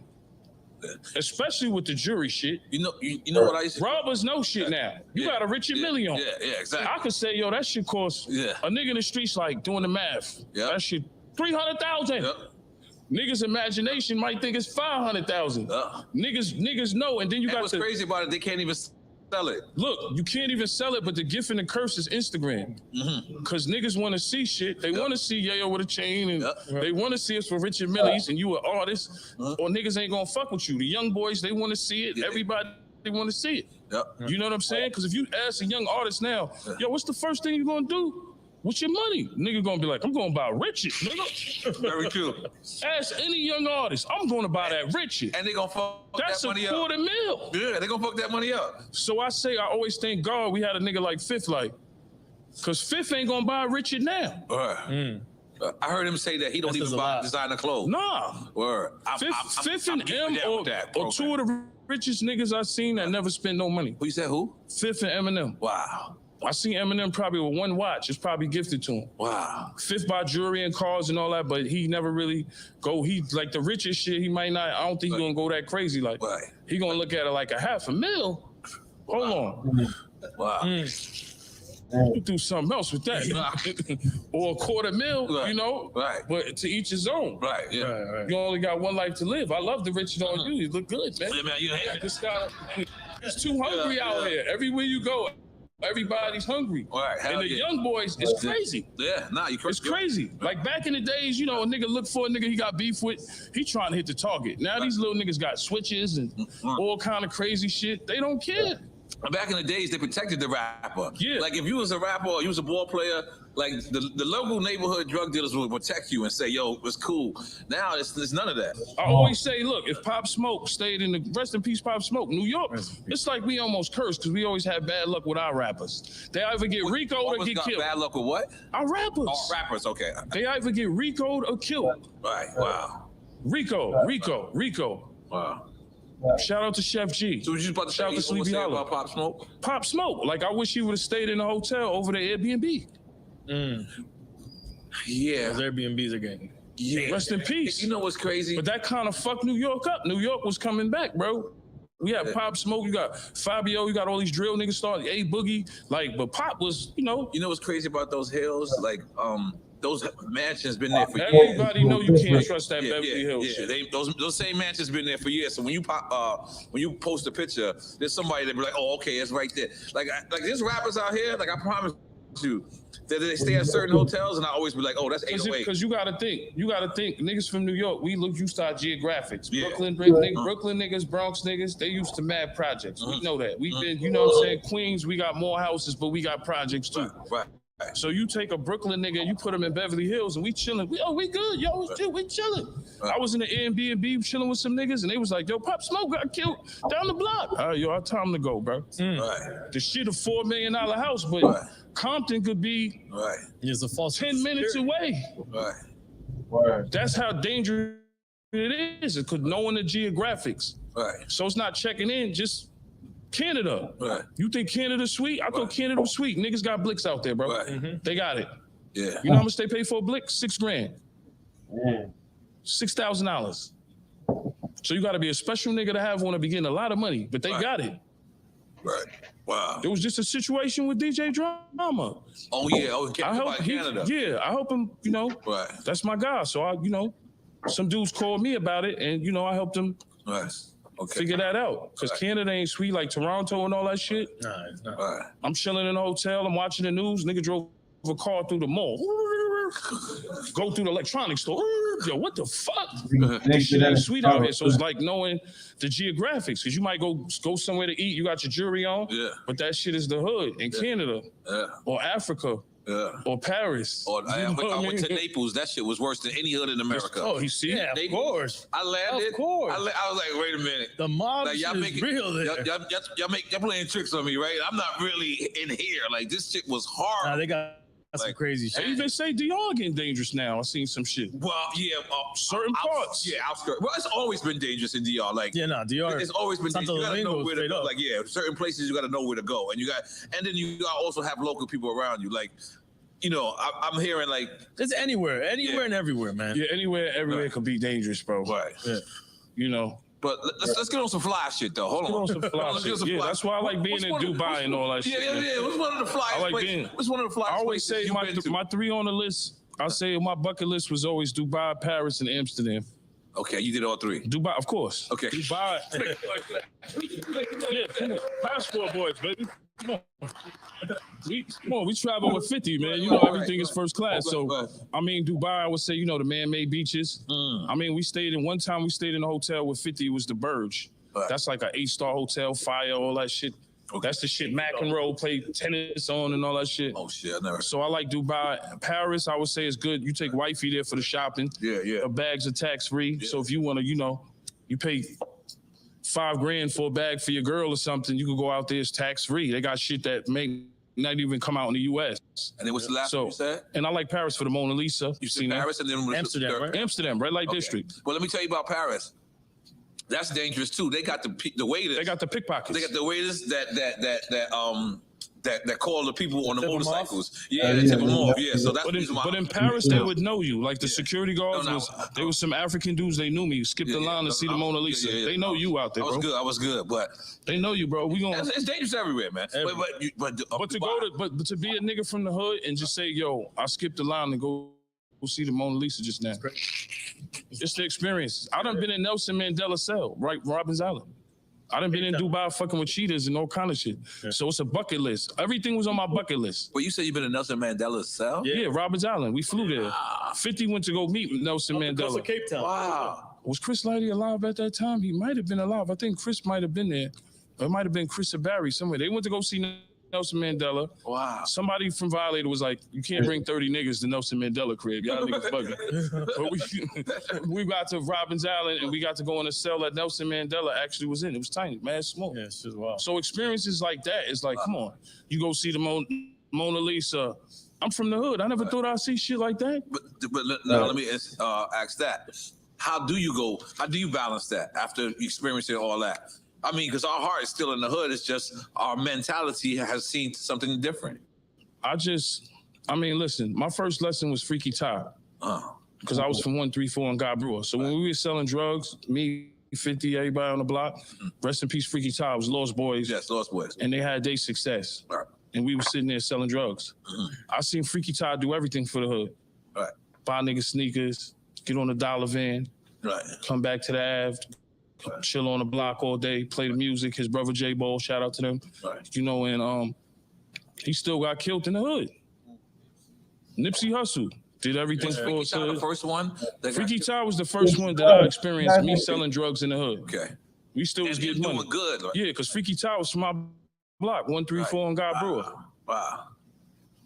Wow. So my block was historic. I don't know if you remember. I used to be on 107. I don't know if you remember Fifth Man. I think it was Lefty or from Left Rack. He was like I remember a nigga from Left Rack used to come through and he was the first nigga I seen with the 3 1/4. You know, so I used to be on the block and just idolize Black Just. I remember Black Just. I remember he brought rest in peace Black Just. I remember he brought Nas to the block. Right. Wow. So I used to, our block was like a historic Get Money block where niggas come through, E Money come through, you know, Homo, Troy, you know, Preem, like it was just from my building in Left Rack. Yeah, E Money Bags was come on, crazy nigga, man. Yo, I'm sorry, y'all. We got some queen shit, man. Yeah. We got some queen shit right there. Yeah, we got some queen shit. Fuck that. I mean, back in the days, it was like more respect. It was like, yo, that's so-and-so family. So, yo, that's, you know what I mean? That's Black Just family. That's this family. But how do you feel about trail music? Because we were making gangster music. That's drill. The drill. Yeah, my bad. I think the drill music is dangerous. Yep. Because what happens Talk to is the young homies. Because what happens is, I think we took a style that came from like Chicago, and now New York is as worse as Chicago, California with the drill because niggas is throwing like niggas dead friends in there. Like when we had battle raps against like Ja Rule and niggas and shit like that, niggas was still alive, you know what I'm saying? But like niggas would die in the hood and niggas be like, yo, I'm smoking your brother or your uncle. And then with the internet, talk about past murders as well. Like I'm smoking, like that's like a nigga saying, yo, I'm smoking on your dead brother, bro. Or niggas, you done seen it all on the internet. Niggas pissing on graves, like it's no remorse. Niggas shooting, little kids is around. Like back in the days, a nigga had beef. You with your kid, you might get a pass. Right. Nigga might not hit you right there. You with your girl, you might get a pass. Now there's no passes, bro. Yep. Like there's no remorse. So like with the drill music, it brings fuel to the fire. It's cool, but it's like for New York, can you blow before you catch the Rico? Right, with social media, because they add in the social media, the cameras are everywhere. Wow. But ain't it like cameras are everywhere. This is the thing. In the 90s, in the 80s, there was no cameras like that. We used to run away from the cameras. I talked to Lisa Everett. Shout out to Lisa Everett. She tells me she goes in the precinct. She says, yeah, yo, you don't know how many cameras they got in that motherfucker. They got cameras on the ATM. They got the red light cameras. And the cameras to the hood. So if you catch a body, the camera's just gonna catch up with you. Yeah, they don't even got to investigate like that. You got Ring cameras now. Or you post yourself, you snitch on yourself. And then what do they let them do? They let these kids body each other, and then they just come with the Rico. Yo, we get them mass shootings happen. We get the Ricos. We know what's going on. We gonna watch them tap their phones, Instagram group chat, you know, and everybody's on the gram now. You can catch a body. I did that. It's different. It's wild different. It's the wild, wild west out there. You know, like how terrorists used to bomb shit, and then like the United States would go and look, and they would like to see who a terrorist claims it. Yeah, who claims? That's what they do. That's exactly what they're doing. Like, there's something that happened, and the United States goes and look. Well, they look, and then there's someone that can't stand it. Maybe they say I ain't do it or something, but they're holding chain or they'll. Right. Listen.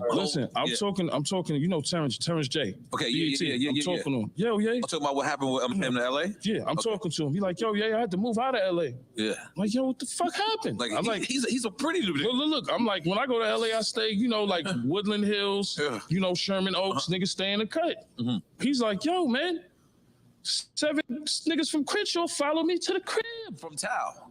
Follow them from town to the crib. Look, they follow him to the crib. He says he peep everything going, so he don't want to go in the crib, like be in the crib or whatever. He take off. He said these niggas is chasing him for 10 minutes, looking out the window. Pop, pop, pop, pop, pop. Nigga said I had to move out of LA. Shit, I would have moved too. So that's why I say if you got the Phantom or the Cullinan, you a rapper, get the hoopty too. Right. Get the hoopty too. Cause that's what put you on the radar. Yep. The car. Your son in the Cullinan. Cause you could be a doctor jumping out that Cullinan, you good. Niggas ain't gonna Nori Yayo jump out that Cullinan? No shit. That's just how life is. You a target.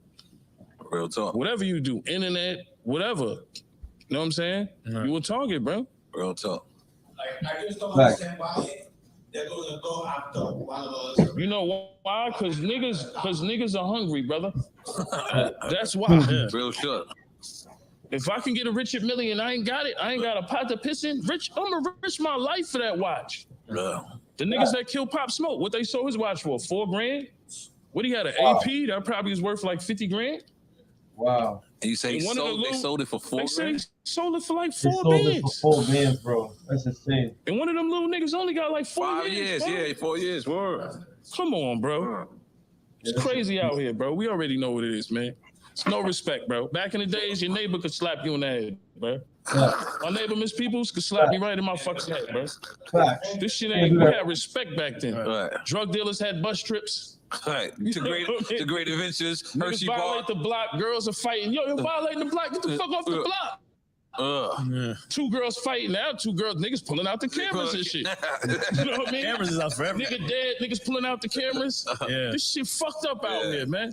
Yeah. I come from the good times, nigga. New Year's, drug dealers, niggas buying champagne on the block. Right. Because Queens always got the money. There was money everywhere. Always. Right. Rockaway, something, Linden Square, Guy Brewer, 40, Baisley, niggas throwing barbecues.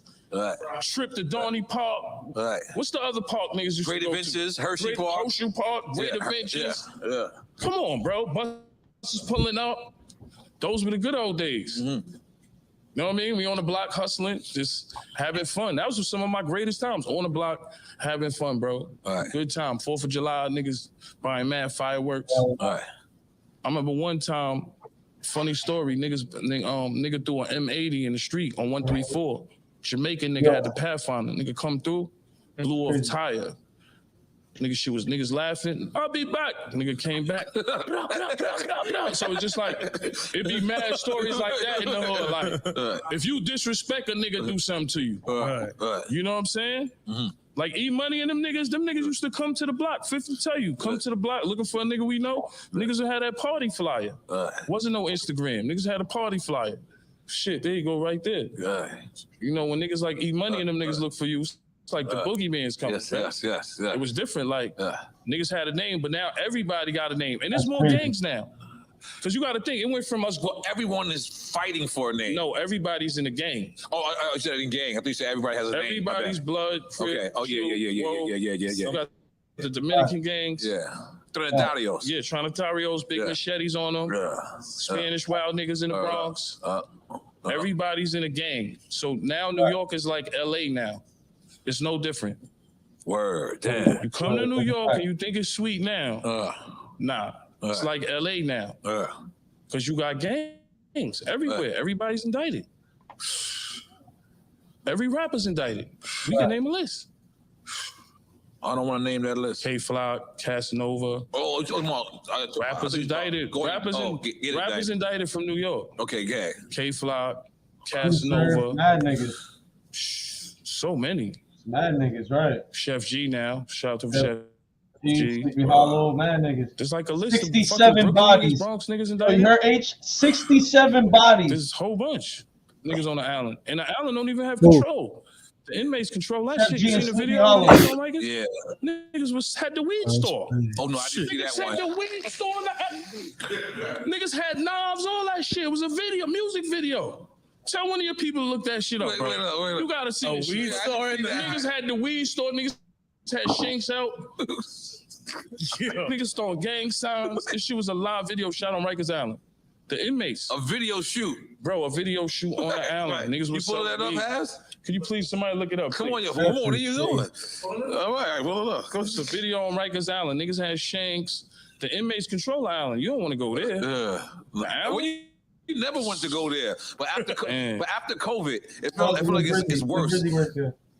After COVID, because bro, let me tell you, my first experience on the island, bro, a nigga can't tell you he wasn't a little shook. You go over that bridge, that shit say home to Bolus. You on a bus with niggas that do 3-4 bids already. You on that shit, the bus, yo, my nigga. And it's still Queens, East Elmhurst. Had mad ruckus on the bus, nigga. The bus shit is bouncing, nigga. You wondering what house? Yo, he going to the Beacon. House of Pain. Like, niggas know when you go to the Beacon. Yep, C74, Like, niggas C76. a nigga cheek a battery not to go in the Beacon. I was in C73. It's a low-key building. Cool. You know what I mean? You could get cut, stabbed, anything, but the Beacon was like, that's where like all the killers went. Like, yo, send them to the Beacon. But then, and then you had the fucking adolescents in on the island. Oh, look, this one? Is the video? Yeah. Oh, you gotta show it to Noe. You gotta check it out. Drill video on Rikers Island. Niggas got a weed shop.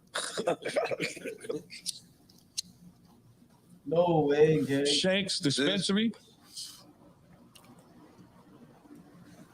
That's wild. Yo, I'm dead. They mosh spitting though?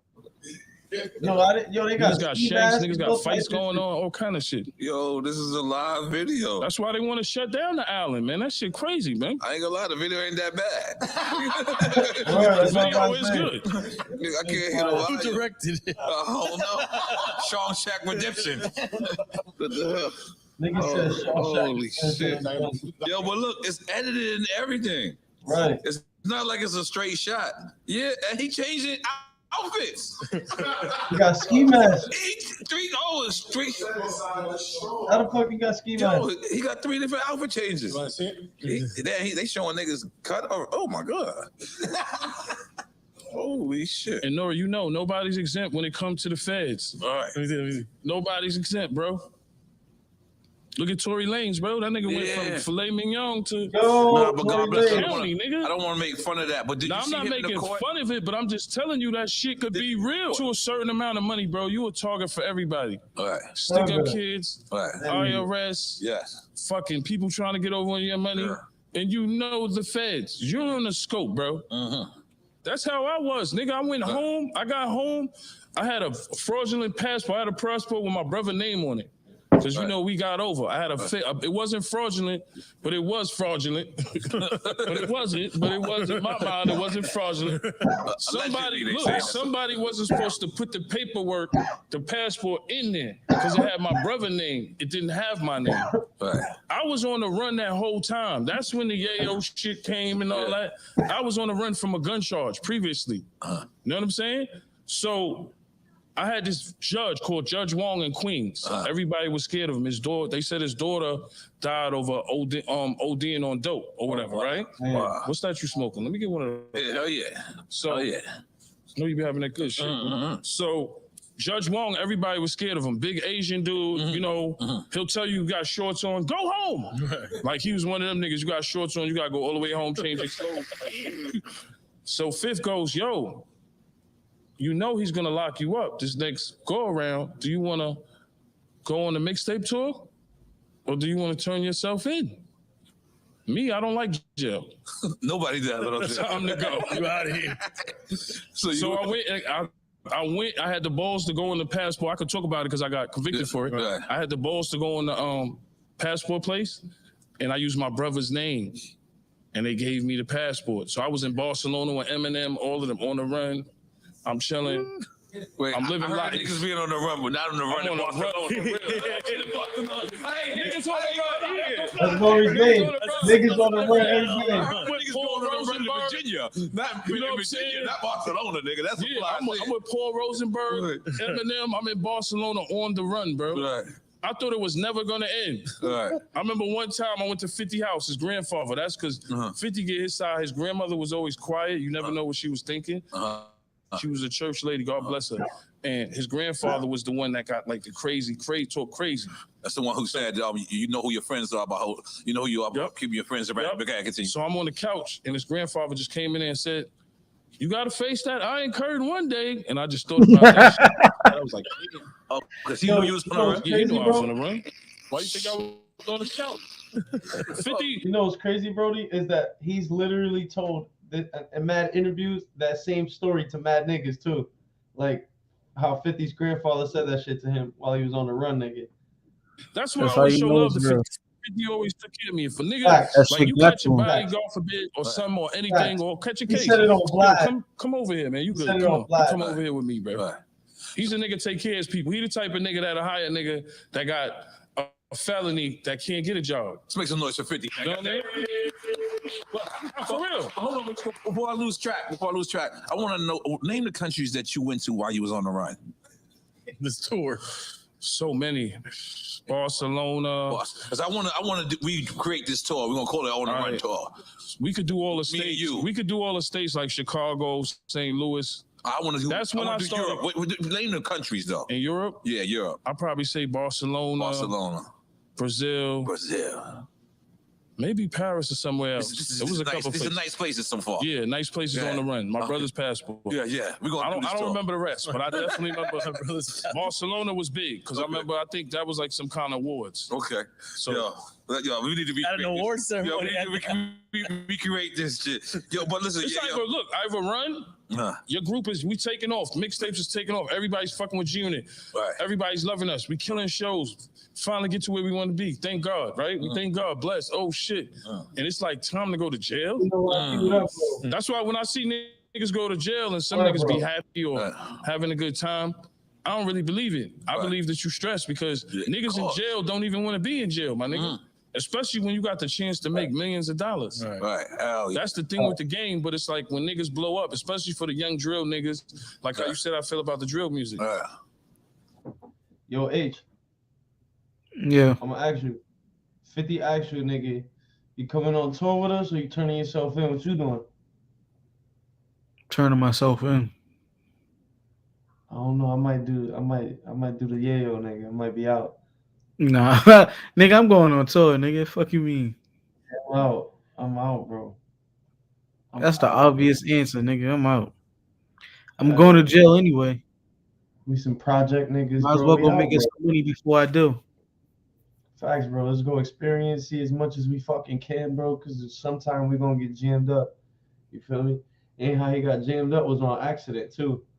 But hopefully he talks about it. Chef G is innocent to proven guilty. Right. Facts. But the feds can make up anything they want to say. Right. And this is the feds coming to get you Puerto Rico. Yeah, Rico. Right, because Rico's not a state thing. Rico's a federal. Yeah, you can't trust. You heard Gunna new shit? You heard Gunna new shit? I actually did. You couldn't listen to it? I'm just being honest. I'm a real nigga. The album is cool, but I feel like the album is hot because he went through something. But when he's saying the song, he like, yo, my lawyers and the DA tricked me. You can't trust them niggas. So if I spend $1 million on lawyers, I said this before too with Tory Lanez. You spend $250,000. Like if I hire Scott Lehman, Paul Macedonia, Rich Murray, Don Florio, Rich Murray, any one of these top-notch lawyers, and you spending $1 million, $500,000. Like even you look at the Tory case, my lawyer's gonna say, yo, just cop out because we got a live witness saying that you shot her. Fuck you mean? All right, so let's cop out, man. Give me what? Maybe I can get a quick 5 out there. I'm not taking it to trial. I'm the cop out master, nigga. I'm a cop out for 5. I got a live witness, you fuck around which is and take it to trial. You lose, nigga. Saying I shot you. Nigga. My lawyer's gonna tell me to cop out. But if you got a lawyer and he's telling you spending $500,000, $1 million and you still lose, man, bro, that's gonna make you want to choke that lawyer out right there, bro. You done spent $250,000. You done spent over $250,000. Again, I'm sorry. How much you think these lawyers cost? I know what they cost. I don't know what a case like that costs. But That's why some niggas but again, cop out. you know what I think? I promise you, like I didn't think he took this case serious. I thought like how he was dressing, like he was going to a place of war. If I give my lawyer, he wasn't going to court. You better tell me the right decision to do, bro. Right. If we can't beat this, we gonna cop out. That's why you got different lawyers from different things. I learned that from 50. Right. You got homicide lawyers, you got federal lawyers, and you got state lawyers. You got a homicide, you're gonna get That was a Steve. state case, right? What? Tories is a state case. California is tough on laws. I think that was a state. Right. But like homicide, a Steve Murphy. Right. Federal, you gonna do a Scott Lehman or like a Don Florio. Right. Scott Lehman. State, Man, I'm gonna do Scott Lehman. I'm gonna do about Macedonia. There's different lawyers for different things. You can't get a state Yo, lawyer so or you federal don't lawyer get a that lot of know nothing niggas about bodies. actually You like different games gotta go like this to out like Steve that. Murphy. Right. Yo, that's a fact. That's a fact. Y'all niggas, y'all heard what H just said? Yo, say that again, big dog. So you don't have a lot of niggas like this giving a lot of game out like that. That's a fact, bro. He's sitting here literally telling niggas, like literally giving niggas gems, bro. This is a nigga that fought cases, crazy fucking cases, bro. You feel me? Like, come on, my nigga. Like, that's crazy. Nigga said there's different lawyers for different shit, nigga. You can't get a federal lawyer, nigga, to come do some state shit. You feel me? Like it's just, you know what I mean? You gotta get a state nigga, man. It's gonna help you better, bro. He's more experienced than that, bro. Shout out to Tony Yayo, man. And you still lose, man. Yo. Man, bro, that's gonna make you want to choke that lawyer out right there, bro. You done spent a quarter. You done spent over a quarter. Again, I'm sorry. How much you think these lawyers cost? I know what they cost. I don't know what a case like that costs. But again, you know what I think? I promise you, like I didn't think he took this case serious. I thought like how he was dressing, like he was going to a place Listen, ball. if I give my lawyer He $1 wasn't million, going to court. you better tell me the right decision to do, bro. Right. If we can't beat this, we gonna cop out. That's why you got different lawyers from different things, and I learned that from 50. Right. You got homicide lawyers, you got federal lawyers, and you got state lawyers. You got a homicide, you're gonna get That was a Steve. state case, right? What? Tories is a state case. California is tough on laws. I think that was a state. Right. But like homicide, a Steve Murphy. Right. Federal, you gonna do a Scott Lehman or like a Don Florio. Right. Scott Lehman. State, Man, I'm gonna big do up Scott Lehman. I'm gonna do about Macedonia. There's different lawyers for different things. You can't get a state lawyer or federal lawyer that don't know nothing about bodies. You got to go to Steve Murphy. Right. It's different. And lawyers cost money because that's the one thing I learned. Because they know the great areas. Them lawsuits, you got money now. You got a Richard on. No, he hit me, nigga, to the ground. Nigga, you could bump a nigga in the airport. No, he hit me. Listen, I had you know what I'm saying? Like, I had a case for I wasn't even there. Like This is what I'm trying I to wasn't tell you. physically there, and they said that I did it. I physically was not there, and it's just so crazy. My lawyer called the police because it wasn't federal, obviously. My lawyer called the police officer and said my client wasn't there. I can prove it. I can show you where he was at. And and you know what the police said? I still gotta arrest him for my clout. I need fame. Look, I'm gonna give you the. He knows I'm innocent. He still wanted to arrest me. I'm gonna give you a perfect example, and this is why I always shout out 50 because he always had a lawyer on deck for any nigga that caught a case. But it started getting ridiculous. All right. We'll be on the video. Nigga don't want to move. Nigga punched a nigga in the face, broke his jaw. Oh shit, lawsuit now. You know what? I'm gonna sue 50 and Yayo. Let's sue 50 first. Right. They're gonna sue 50 first. This is why, nigga, we was playing low key because we started learning about the lawsuits. Right. Break a nigga jaw. Oh shit, you know what? Yo, get that nigga 80,000, man. Give him 80,000, man. Cause I'm gonna spend all this money with the lawyers. I'm gonna spend more money with the lawyers fighting it. Lawyer charging you 10,000 an hour. Give him 80,000, man. So now you're paying 80,000 for a broken jaw. Because your man wanted to break this nigga jaw. Because the nigga with a regular job, I'm getting 80. Yep. Nigga, let Leo Cohen. Let Leo Cohen and one of them niggas. Let Leo Cohen, one of them niggas snuff you. Nigga, you falling the right way. Come on, nigga. Need 200. What you think a hood nigga gonna do? Shit, back in the days, a car hit me, nigga, I lay on the ground. That's what a nigga gonna do. It depend on the nigga. He ain't no rapper, nothing. He a regular nigga with a job. You get $500,000 out of nigga, I'm suing that nigga. Leon Cohen, any one of them niggas. Jay-Z, any of them niggas snuff you. Nigga falling to the ground, bro. I done seen it. Niggas did it to 50 plenty of times. So you get the lawsuit now. That's when shit get tricky. Niggas just don't understand. It's a different kind of game. So I just always, I don't mean to toot a nigga horn all the time or, it's just, that's the homie and he always taught me. When I got my first Jacob, he told me, yo, niggas will blow your head off for that. Oh, word? Oh, shit. Let me be careful with this. Yeah. Real talk. I don't got to wear the jewelry everywhere. Real talk. You know what I mean? I'm not going to be in the middle of Brownsville or in the middle of Soundview. Merry Christmas. Merry Christmas.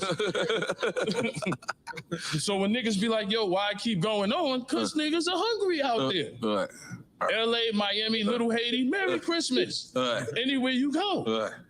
And I had a good time in Miami. I love Miami. I love it out here, man. Well, yeah, we're going to change it up because we're going to get happy. Yeah, we've been talking about happy. we're also our show is about giving people their flowers while they're here. We want to tell you face to face, man to man, you appreciate in this world. Thank you, man. Snoop Dogg told us and you that Drink Champs alumni. Oh, shit. Thank you, man. Snoop Dogg said that's like better than the Grammy because it comes from his people. So let's make some noise. Versus Biggie. I just want to tell you. Hanging this up in the crib. Before I get to my next question, I just want to tell you, man, being a loyal person doesn't go unrecognized. You know what I'm saying? Like, you know what I mean? Like, it was crazy because me and Kiss were speaking about you off the record, and then that's the reason why, if you've seen the footage, as soon as I said Tony he said super loyal. It's because people we recognize that shit. You know what I'm saying? Because I know how hard it is to be the famous guy friend, you know what I mean? Like, I know how it is. Like, definitely. I know what a couple of my homies go through. Like, nigga push you out the way, 50. Yeah. It's cool. I'm just happy to be in Italy. That's the type of nigga I am. You know what I'm saying? Nigga push you out the way, it's all good. You know what I mean? I'm just happy to be in motherfucking Italy or Milan. I'm the humble nigga. Just stay humble. Cause shit is real. God planned it like that. I would love to have 50 Jay-Z Diddy status, but it don't work like that for everybody. Can't be that. Yeah. You know, when I first met Shaka Zulu, and he always told me this. I remember when Ludacris Shaka Zulu. Shaka, Ludacris. And he always says success doesn't come in the masses. And that's just something that I always caught. Like, everybody's not, you know what I'm saying? Right. Like, just because Beyonce's Beyonce don't mean Destiny Child ain't still cool with her.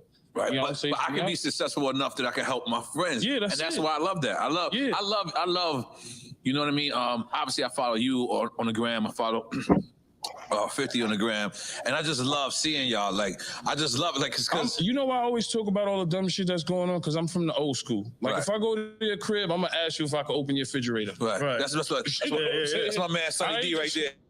That's my Haitian friend. That's the way you do it. We Haitian. We can't go to somebody's crib and just open your refrigerator. I never so I grew up from that era. Like I said, if my man locked up, yo, I gotta give wifey some money. Yo, I just sent an envelope from the door. I'm not allowed to go in your crib. If you ain't there, wifey there, I'm not allowed to even go in. I don't even go there till you pull up. I come from a different cloth. My parents were Haitian. Niggas taking their shoes off in the crib and all that. Like, I had stern parents. But that was just how we came up. So loyalty is everything. If a nigga's your man, you should be able to have money or have your jewelry or whatever you want. Because I don't worry about what my nigga got. My nigga got way more than me. As long as I'm good, I'm good. Let's make some noise for that. Yeah, man. Everything you just said, he always say that to me. He always say that to me. I'm quite sure you see the success y'all have, right? Yes. Everybody that's around is happy to be around. You know what I'm saying? Y'all building some big shit. Empires, we built an empire through mixtapes. We lived a dream. We got to fly the world. You know, those experiences you can't never take back in life, bro. You only got one life to live.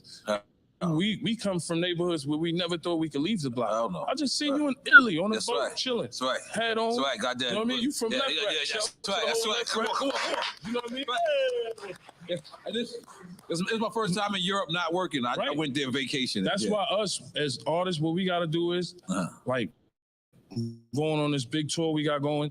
After that's done, we got to give back to the community. We got to teach niggas like there's other ways to get money. Right. You know what I'm saying? Look what y'all are doing. Y'all doing something positive, bro. Y'all got artists on here. Y'all had some of the biggest artists on the world on your platform. You a legend in music. You started off. Thank you. So you're showing us you could do other things. Thank you. I'm learning from you, man. Appreciate that. Yo, we want to hear about Tony Yayo, man. We want to hear more from Tony Yayo. I don't know if you remember, it was the beginning of Drink Champs, right? Right. We fly to Vegas. Right. Like 3 months into Drink Champs. It's early Drink Champs. And by the way, Daz, Corrupt, y'all love y'all. Please don't take this the wrong And way. Drew Hill was I there. love Drew y'all. Hill. was Jack there. Thriller. Jack Thriller. Yeah. But at one point, if we start talking about this West Coast, East Coast shit. East Coast, West Coast, you know. West Coast, East Coast shit. And There you go. that's what I ain't gonna lie. I always knew he was a real nigga, but at that very moment, because it was like, yo, what? And it was just, everybody just like, what? And I was like, we about to have the East Coast, West Coast war. I mean, right? No, he was trying to say East Coast rap beef ain't real. And I'm like, nigga, my mom's crib just got shot up 22 times. Right. What are you talking about? And niggas is like, oh shit, he's right. It's real everywhere. Yeah. Oh, because you know what I thought he was trying to say was like our shit is more battle as opposed to their shit is more like gang related. Bro, New York has the grimiest niggas of all time there. Back in your days, it That's was true. even more worse. Yeah. You had the extortion kings running around. Yes. You know what I'm saying? It's crazy, bro. So it's like, I looked at it like, what East Coast beef is different than the West Coast beef. It's real everywhere. Right. To me, it's even worse. And I don't want to glorify it. How can we make it better? Right. That's all I'm saying. How can we make it better when we have conversations like this? Right. An artist work for that watch. You want that Richard Millie? Right. Work for it. A lot of these niggas, you know, they get their check, they gonna get the Richard Millie. Where my little man at? He said he getting the Richard Millie. Where Amari at? He said he getting the Richard Millie first. Yeah. They gonna bust a check, but if you want to invest in some real estate, just look at the PPP shit, for instance. Niggas got mad money. What they went and did? Buy Lambos. And got roped for it. Feds like, yo, we want all that shit back, bro. Yo, was that under Trump? Yeah, but they got roped for it. That's what I was saying. Wait, they're getting people for it? Yes, what do you mean? PPP loans going crazy. That's why I told you. Look, I'm gonna tell you what's going on in the streets. How we missing the deli on over here? Talk that shit, yo. We got the deli. Okay. Got the brand Okay, no. I just want to Yo, listen. Niggas was getting the PPP loans in the street. They was buying Lamborghinis, all that shit. Oh yeah, 40 projects was the L. Bitches from the hood was flying to Italy and all that shit. Yeah. It was different. Queensbridge looked crazy. Everything was looking crazy. Like, It looked like taking a bitch to Philippe's was like taking her to Wendy's. Yeah. It was nothing like, niggas getting the PPP money. Oh, the feds say, oh shit, he bought a Lamborghini, let's go get him. They start getting niggas and shit. Right. Now niggas in the streets hungry because ain't no money. Right. That's what's going on, bro. That's why I love going to these places and being in Dubai. You know, you go to Paris. I think we were somewhere like, was it Switzerland or Denmark? The police have to actually leave their guns in the precinct. People are riding bikes and shit. You be in Amsterdam smoking a blunt, niggas are riding bikes. You like what the fuck? Hey, don't be in the bike lane, though. It's like in America, don't be in the bike lane. America to overseas, there's really less guns. Yeah. Like when you go to Paris and places like that, London, they don't really have kind of like, you can't just go to like Walmart and buy the shot. Nah, we're the only place. It's not like that. America got more guns. So when you go over there, it's just like a whole different vibe. Right. Switzerland, Italy, you was just on the water. Yeah. Shit. No, I like Switzerland. You can walk Switzerland around. is crazy. Yeah, you can walk around. Nobody gives a fuck. Dubai is very nice. Yeah, I done been to Canary Islands. They got black sand. Morocco. Yeah. I've been all parts of Africa. We've been everywhere, like with Unit. And thanks to the Eminem was like world. He did 16 million. So he had us with the cosign from him. We was everywhere. And then we had Interscope, Jimmy Iovine. We had that machine. You know, it was crazy being around Jimmy Iovine. I remember first going to his house. It was bananas. Did he have on shoes? Did he? No. You thinking of Jimmy Iovine? I'm thinking of Jimmy Iovine. No, the homie from TVT. He used to. No. No, we're talking about Jimmy Iovine. Jimmy Iovine. Yeah. The Beatles and shit. We're talking about that. To me, he don't wear shoes. He might not have shoes on. I don't know. We came to the house. He had the fucking guys in suits with the dogs. Oh, the security. Mind you, Hugh Hefner's crib was like right across the street. Okay. Fucking movie theater, candy shop. Fucking the fucking tables were spinning and shit. Waiters are coming. It was just some crazy shit in Hollywood. I was like, damn, we made it. This shit crazy. Up there, make some noise. Yeah. All right, yeah, we gonna get into a game show, a game part of our show. Okay. You want to explain it to him? Yeah. BFN. We're gonna give you two choices. You pick one. Nobody's drinking, but if you say both or neither, we drinking. Taking a shot. Both or neither. Right. Yeah. We're drinking. Yeah, but we drink with you. We don't leave. Yeah, we all drinking. We all drinking. So if you say the politically correct answer, like you say both or neither of them, then we're gonna drink. All right, I'm drunk already, so go ahead. I don't know what's going on. You want to take shots of that? Yeah, I'll take shots of the. And what's the name of that? Shout to 50 Branson Cognac. Branson Cognac. Niggas getting red out everything. I know you got Diddy shit here. Yeah. We gonna hit 50 up. We got Jay shit here too. We gonna hit 50 up. We got all the legend shit here. We gonna get everybody shit. We want all our culture on Nah, here. that's what it's about. You know what I mean? Man. I remember, coming up watching everybody. So like, I remember, because remember, we came after a lot of people. We came after the locks. We came after you guys. So y'all the legends I looked up to. Like, man, y'all the, remember being in the basement, 160, listening to the mixtapes and going to Jamaica Avenue and buying Dog Time, Grandmaster Vic. Hold on, you going too? I got all that in my note. Please. Ron G? Yeah. Hold on. Okay. Ready? Yeah. You want to go to the first one? Eminem or 50? Oh shit. I'm gonna say 50. I gotta go 50 on that one. Okay. Okay. Nas or Remember, you can say Jay-Z? both if you want to be political correct. You just drink for it. Nas or Jay-Z? From Nas. Queens, gotta go Nas on that. Okay. I knew it. You picking? Okay. Pac or DMX? I gotta go with Pac on that one. Biggie or Big L? Fuck. I gotta go with Biggie on that one. That's damn, y'all fucking me up with that. Okay. Yeah. Dre or Puff? I gotta go with Dr. Dre on that one. I've been in the studio with Dre. Never been in the studio with Puff. I know it's fun. Bad Boy House, I never been there. Daddy's house, yeah. So I'm trying to tell you, them niggas had a lot of fun. Like, I wouldn't say, I know it's cool to be down with Diddy and Jay-Z. And we was down with 50, had beef with everybody. Sometimes that's just life, man. You know what I mean? You know what I mean? This is good. You just did hot boxes. Or Tyson or Ali? Damn, I gotta go with Tyson on that one. Sorry. You know you can take a shot if you want to be politically correct. I'll take a shot. Okay, all right. I'll take a shot. This one. Oh, all right. Yeah. But he ain't say both yet. But you ain't say both. You don't have to. You don't have to. Okay. You got the next one? Old Dog or Nino Brown? Politically correct on that.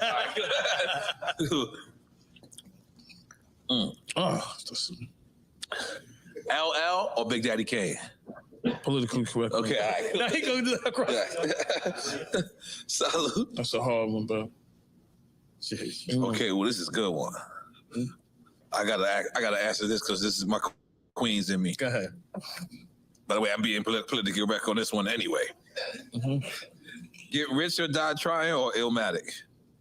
Rich or Die Trying, come on. Get Rich or Die Trying. Okay. All right. I have to. You know why? Because when 50 came, he sold out 11 million. Like, I never thought, to sell 11 million records, man. We never sell that first million. A nigga from New York to sell that first million that week, and I always love New York because New York supported us. It spread it from New York. The bootleggers from New York. It started from the streets, all the boroughs, the barbershops, the beauty salons. New York supported us. It's all about New York. I love New York artists too. Like, I go hard. I love Rest in Peace Pop Smoke. I love, A Boogies, the Don Q's, the Favios. I love all these, the drill rappers. I love New York. Right. Nah. You know what I'm saying? Nah, it's where it started from. Yeah. You know what I'm saying? So I love to see New York win because I feel like New York, we had a run for a long time, and Atlanta has its run, and Texas will have its run, and then it'll go back to New York. So, New York, bought us cribs, cars, took care of us, like the streets. Changed your life. We hear that the check riders are still in New York. We ain't going nowhere. That's right. Raising Canaan or BMF? Politically correct. Yeah. No, the other shot glass. I just was okay. He ain't got the other shot one? Yeah. You might as well just leave a couple lower. Yeah. Okay, cool. We're gonna get bent. Cool.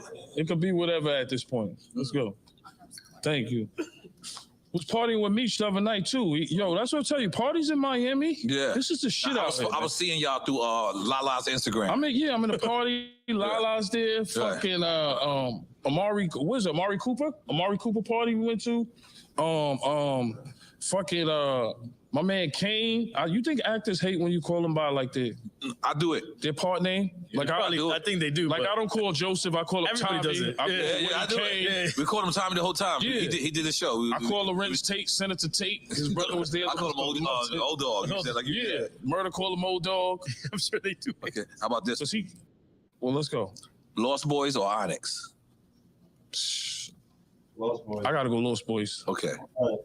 And if you got a story to go with time. this. Yeah, rest in peace, Freaky. Yeah, rest in peace. I got plenty of Lost Boys stories. Okay, you want to go right now? Let's go. Lost Boys was like, people don't understand. It was kind of like a separation. Cheeks was from Rockaway Boulevard. You know what I'm saying? That area, 135. Ty was from right on 134 in Guy Brewer. Right. Ty had a couple of brothers. He had J-Ball, Tito, IG, and Rami. So Ty, I got a lot of like that ad-lib energy from Ty. Watching You know what I'm about to say? Yeah. Hold on. I thought it was Grandmaster Vic. What is it? Yeah, Grandmaster Vic. And Freaky Ty. To me, that's been your ad-lib style. Always been like them two together. Because you gotta understand, that's what I say. Like back in the days, like my man DJ Rough Hands was a DJ. So we used to go to all the parties. That's when there wasn't no gangs. Everybody was just a drug dealer. Right. You know, niggas are cutting up main source. It was looking safer. out the front door. When everybody was selling drugs, it was safe. Yeah, everybody was selling drugs, bus trips. There's gold in there. You get money. As long as you don't try to rob nobody, you good. Don't come to niggas' block, try to rob their block. That's when it's a problem. Everybody's getting money, bus trips, Donny Park. I come from that era. Niggas barbecue. Oh shit, we getting money, we have a lot of money tonight for barbecue. Niggas got the cars out, the new GS's and all that, Pathfinders. I come from that era. Right. It was a golden era. It was good times. As long as you didn't violate, niggas ain't gonna violate you. So with the Lost Boys, they did music. So they the first niggas that we actually seen while we was selling drugs. Cause 50, the reason why 50 was advanced, let me tell you niggas, this is why I like 50, and this gotta understand. When 50 was 12, right? 12. When he was 12 years old, he's 2 years older than me. I was 10. I'm playing with Bruce Lee and shit like that and toys. He was on the block at 12. So that made him more advanced than other niggas. Wow. So by the time we was taking work on the block, Fifth had his own work, but he was in the same age bracket. Right. You know what I'm saying? And I always say he was a marketing genius. I'm gonna tell you why. There's one story I'm gonna tell you. We had 31 bunnies back then, right? 31 bunnies. The capsule was about like that big. You know what I'm saying? We had 31 bunnies. Everybody's getting money. Everybody's eating. Here go 50, he gotta fuck up the economics of shit. You know, like him starting trouble in the rap game, that's nothing to me because he did that on the block. He gotta start fucking shit up. Here comes with 50, 37 illusions. His capsules was like that. Gold tops. Now, what he did was he cornered the market because he's just putting a little bit more work in the capsule. Same but charge? The capsule was a 37 illusion. So while everybody pieces was like that, his shit, he was more about the flip. Right. He didn't care. He just cared about how fast the flip could. He didn't care about the work. Right. He cornered the market. Wow. Then he called some Brooklyn niggas and they robbed the whole block. So then he forced everybody who didn't have his work to be outside with their gun. Now you're outside with your gun. Now you're losing money. Yo, let me get work from him. He called Brooklyn niggas. They robbed everybody. He cornered the market. He was smart. Yeah. Let's make some noise back. And what, he's like a teenager at that time? No, I'm just telling you, this is how it used to be on the block. That's why they say Queens get the money. It was like, in our neighborhoods, it was always money. There's parts in Brooklyn and Queens, there's money, but Queens was always known, Left Rack, Ravenswood, Queensbridge, you know, and it's still crazy over there in Queensbridge and Ravenswood, that area. Havoc or Alchemist? No. Oh, yeah. No, okay, all right. How can we do that? Because Alchemist made Shook one. Keep it thorough. No, you didn't do. And keep it. Alchemist didn't do shook No, one. Alchemist did keep it thorough. No, but you said shook one. No, you said shook one. You said Havoc. No, I think- Havoc did shook ones. Oh, you talking about Alchemist? You saying? Yeah, Okay, Alchemist did okay, keep Alchemist it did thorough. keep Rest it in thorough, peace, yeah. Prodigy, and that's Yeah. like Rest in peace. those are some like hardest beats ever in the world. Don't worry, I got you in my classic. No, it's all love. It's all love. TRY, I like when you call Nah, yourself 'cause you gotta TRY. think, you the first nigga to really fuck with Pharrell. I got yeah. Nah, a lot of people, for the young niggas that don't know that, niggas really didn't really know Pharrell like that. And on the low Swiss beats too. On the low. Swiss too. On the low. Banned from that- TV. what- Banned from TV. No one knew that. Now Swiss Pharrell beats, doing the Louis Vuitton shit. and all that yeah, shit, man. he better start calling me back. Yeah, you gotta call you. You put a lot of niggas on. 50, Pharrell. Hey, you nuts for no. Put a lot of niggas on. Nipsey Hussle or Eazy-E? Nah, I need another shot. Where my girl at? Where's she at? Okay. Oh, I'll take a Good shot. Jamie at? Jamie, need another. No, he need another. Those are done. I'm saying. Oh, yeah. But I'll Oh, right there, right there. No, right there, right there. Oh, okay. My bad, Jamie. Okay, yeah. She got you. She got you. You just take one. Yeah, one. Because you said Nipsey or who? Easy. Oh man. Yeah. Okay. Biz Markie or ODB? Rest in peace to both. They both had their own style. Yeah. Right. My shit was You met Vapors. Biz and ODB? No, I didn't meet ODB. But you know what's the crazy story? The story is Freaky Todd died in ODB arms. Yeah. He got killed right on His the son, damn his lick. son, Freaky Todd's son came on here and said that yeah. He said but that not that ODB. It was another dude named ODB, he said. It wasn't Old Dirty Bastard? Yeah. Niggas but- kept saying it was ODB. Yeah. That's from my knowledge. Yeah. It was Old Dirty You Bastard. saw that. Like we got to that episode is out, right? Yeah, Lost that Boys, came out. I didn't know he said that, but that was the rumor I always heard. I didn't know it was no ODB. Maybe I gotta ask J Ball or one of his older brothers. Yeah, you know. yeah, that's what he said. Okay, Paris or Amsterdam? I'm gonna drink on that. Okay, salud. Damn, salud. Got a flight to catch, man. Mm-hmm. What's that Branson we drinking? Goddamn shit. Oh man, Kiss or Fab? Yes. I'll go Kiss on that one. Okay. The Locks or Dipset? I go to Locks on that. Okay. Rockefeller or Rough Riders? I gotta go Rockefeller on that one. Okay. NWA or Wu-Tang Clan? Wu-Tang. I'll drink on that. Okay, all right. That's a good one. I respect that. Good one to drink to. Shit. This is a new one added to our collection. Finally, you guys. Would you you want to go with that one? What are we drinking? What? What kind of shit here? Yeah. Yeah, you want to go to the next one? Light the weed. I need some more weed, bro. Oh, light the weed. Yeah, we got more. Shout out to the smoke champs. Yes, I heard they yes, that's smoke right, more. that's They right. smoke more on the show. Boozy or T.I.? Yeah. Little Uzi or T.I.? No, Boosie. Boosie or T.I.? Oh. Wu-Tang. I'm gonna go Boosie. Okay. Damn. Yeah, I'm bugging with this one. There you go. Sean Money or Q-Tip? Who? Sean Money or Q-Tip? Sean Money XL or Q-Tip? I don't know. These guys, you know. Shot Money. production. Shot Money. Yeah. Producer against Q-Tip. That's these motherfuckers. I'm going with Q-Tip. Okay. Let me tell you something. Can I be honest? Yeah, please. Shot Money's the first nigga I seen rob a nigga. I definitely wasn't ready for that. I wasn't ready for that either. I thought you were gonna tell me producing something. I'm gonna tell you a story. I like to be honest. I don't like to be with this fake industry shit. I wasn't ready. Look, and Shot Money could be mad. I still love him. He made plenty of other beats that was hot. Right. But Shot Money didn't make Wankster. Another producer made Wankster. Oh, and we Shot can't rob a nigga for a beat. Yeah. Oh. I'm not ready for that either. Yeah, I'm not ready for that either. So you gotta understand, me being under 50, I just sat there and soaked up the game. So like, I never was a grimy nigga. Like, if you do something, I'm gonna give you a credit. You know what I mean? Right. So the nigga that made Wankster was a nigga from I don't even remember him. That's how bad he got jerked. Damn. You know what I mean? But he was like a nigga from like North Carolina. You know what I'm saying? And I remember being in the car with 50 and Shy Money was there. And not to talk bad about him, I just like to be truthful. Because for all you artists or niggas in the game, how niggas is fucked up in the game. Like, right. You know, you're a good guy, you get a black eye in this shit. So, you know what I mean? So, Shy Money, 50's in the car, and the producer's calling like, yo, Shy Money saying this is beat. 50 turned around and he like, yo, you ain't even clear the shit yet, nigga. Nigga saying it's his fucking beat, nigga. So 50 looking at him like he didn't even sign the contract or whatever. Okay. 50 might have had a little piano, yo, produced by Shy Money. I'm like, damn, that's fucked up, bro.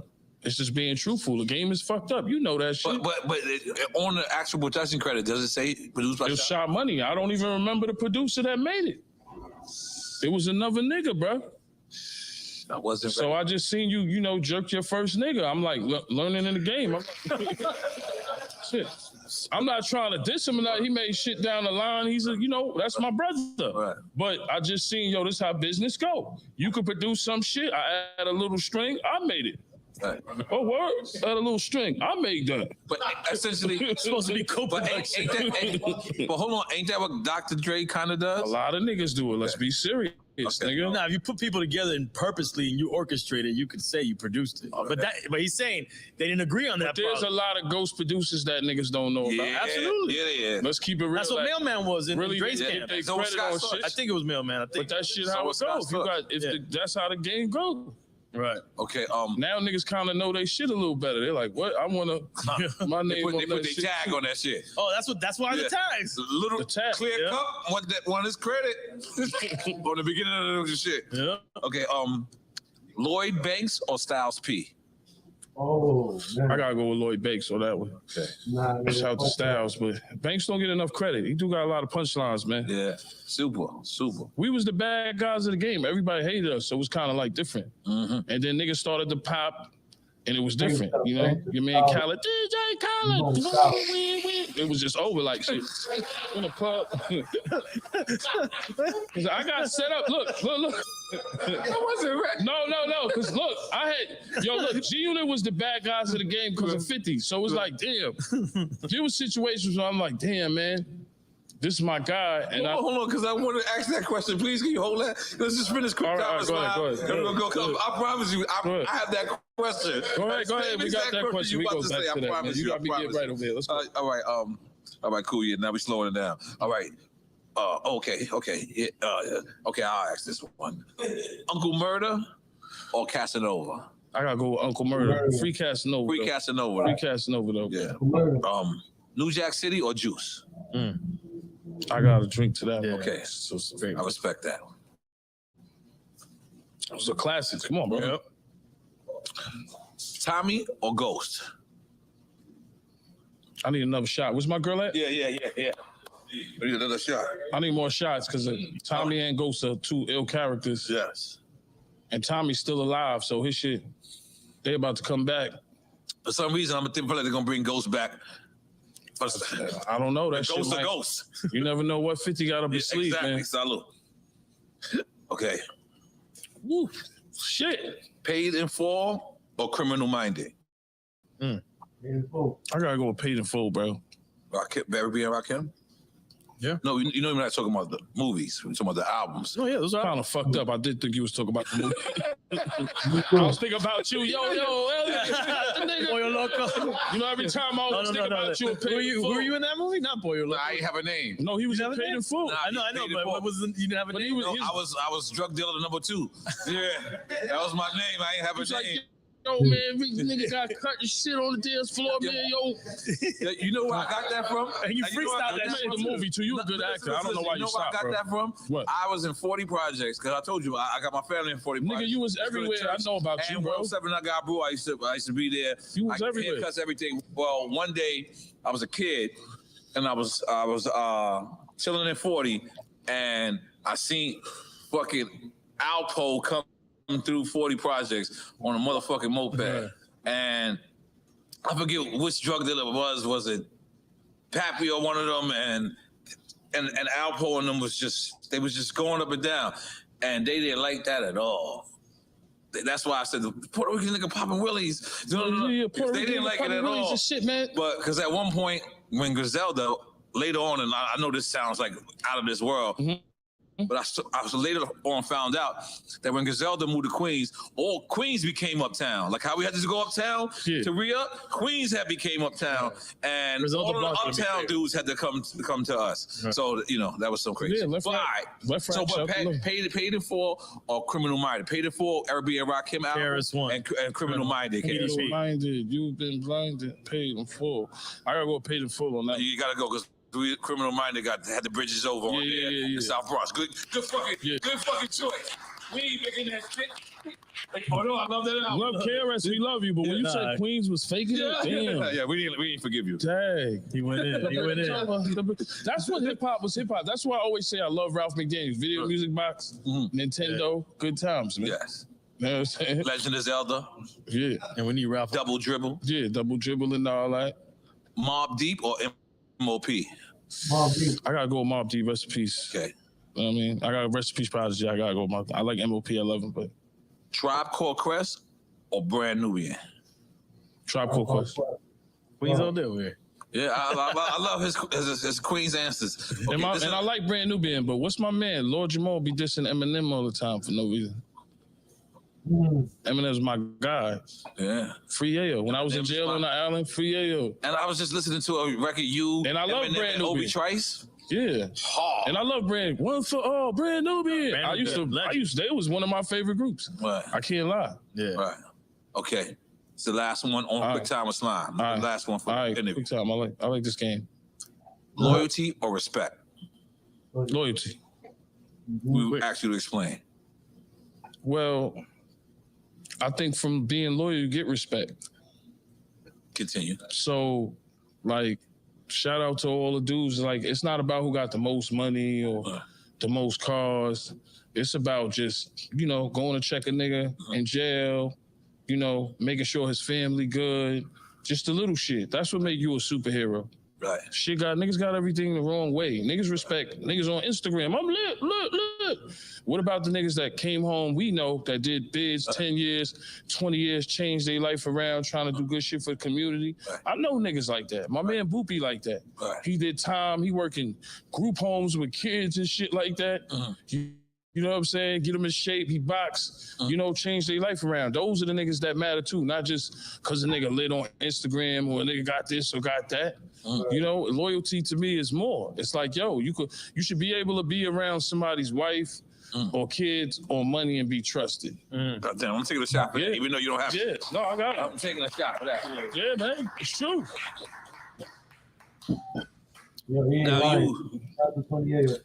You gotta remember, I lived with 50 on his couch, with his baby mother, with his first son, Marquise.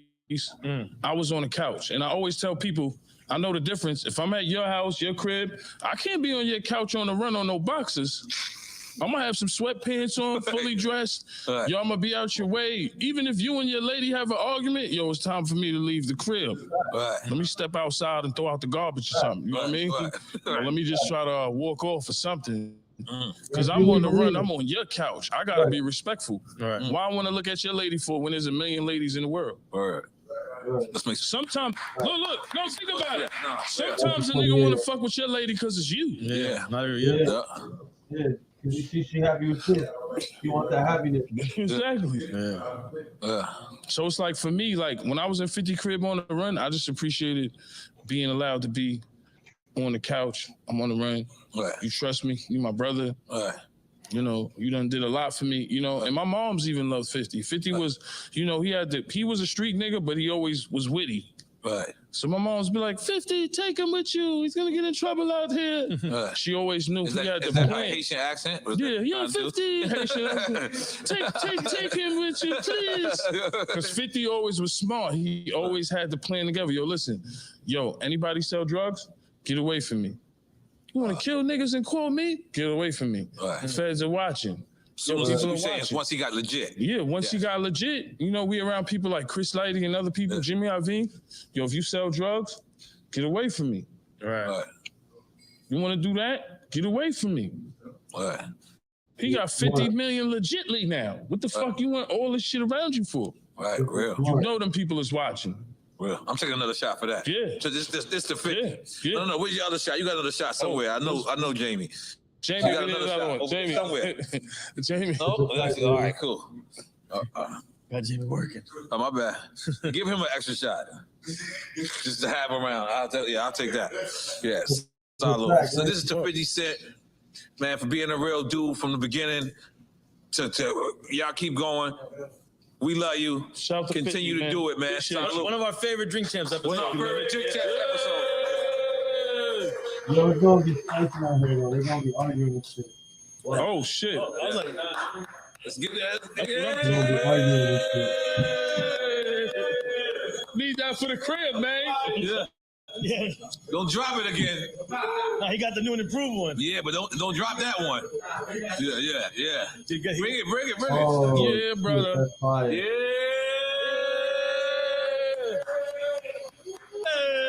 Fire. I need one. Oh, yeah. Shit is real over here, bro. Yeah. Shit is real over this show. Yes.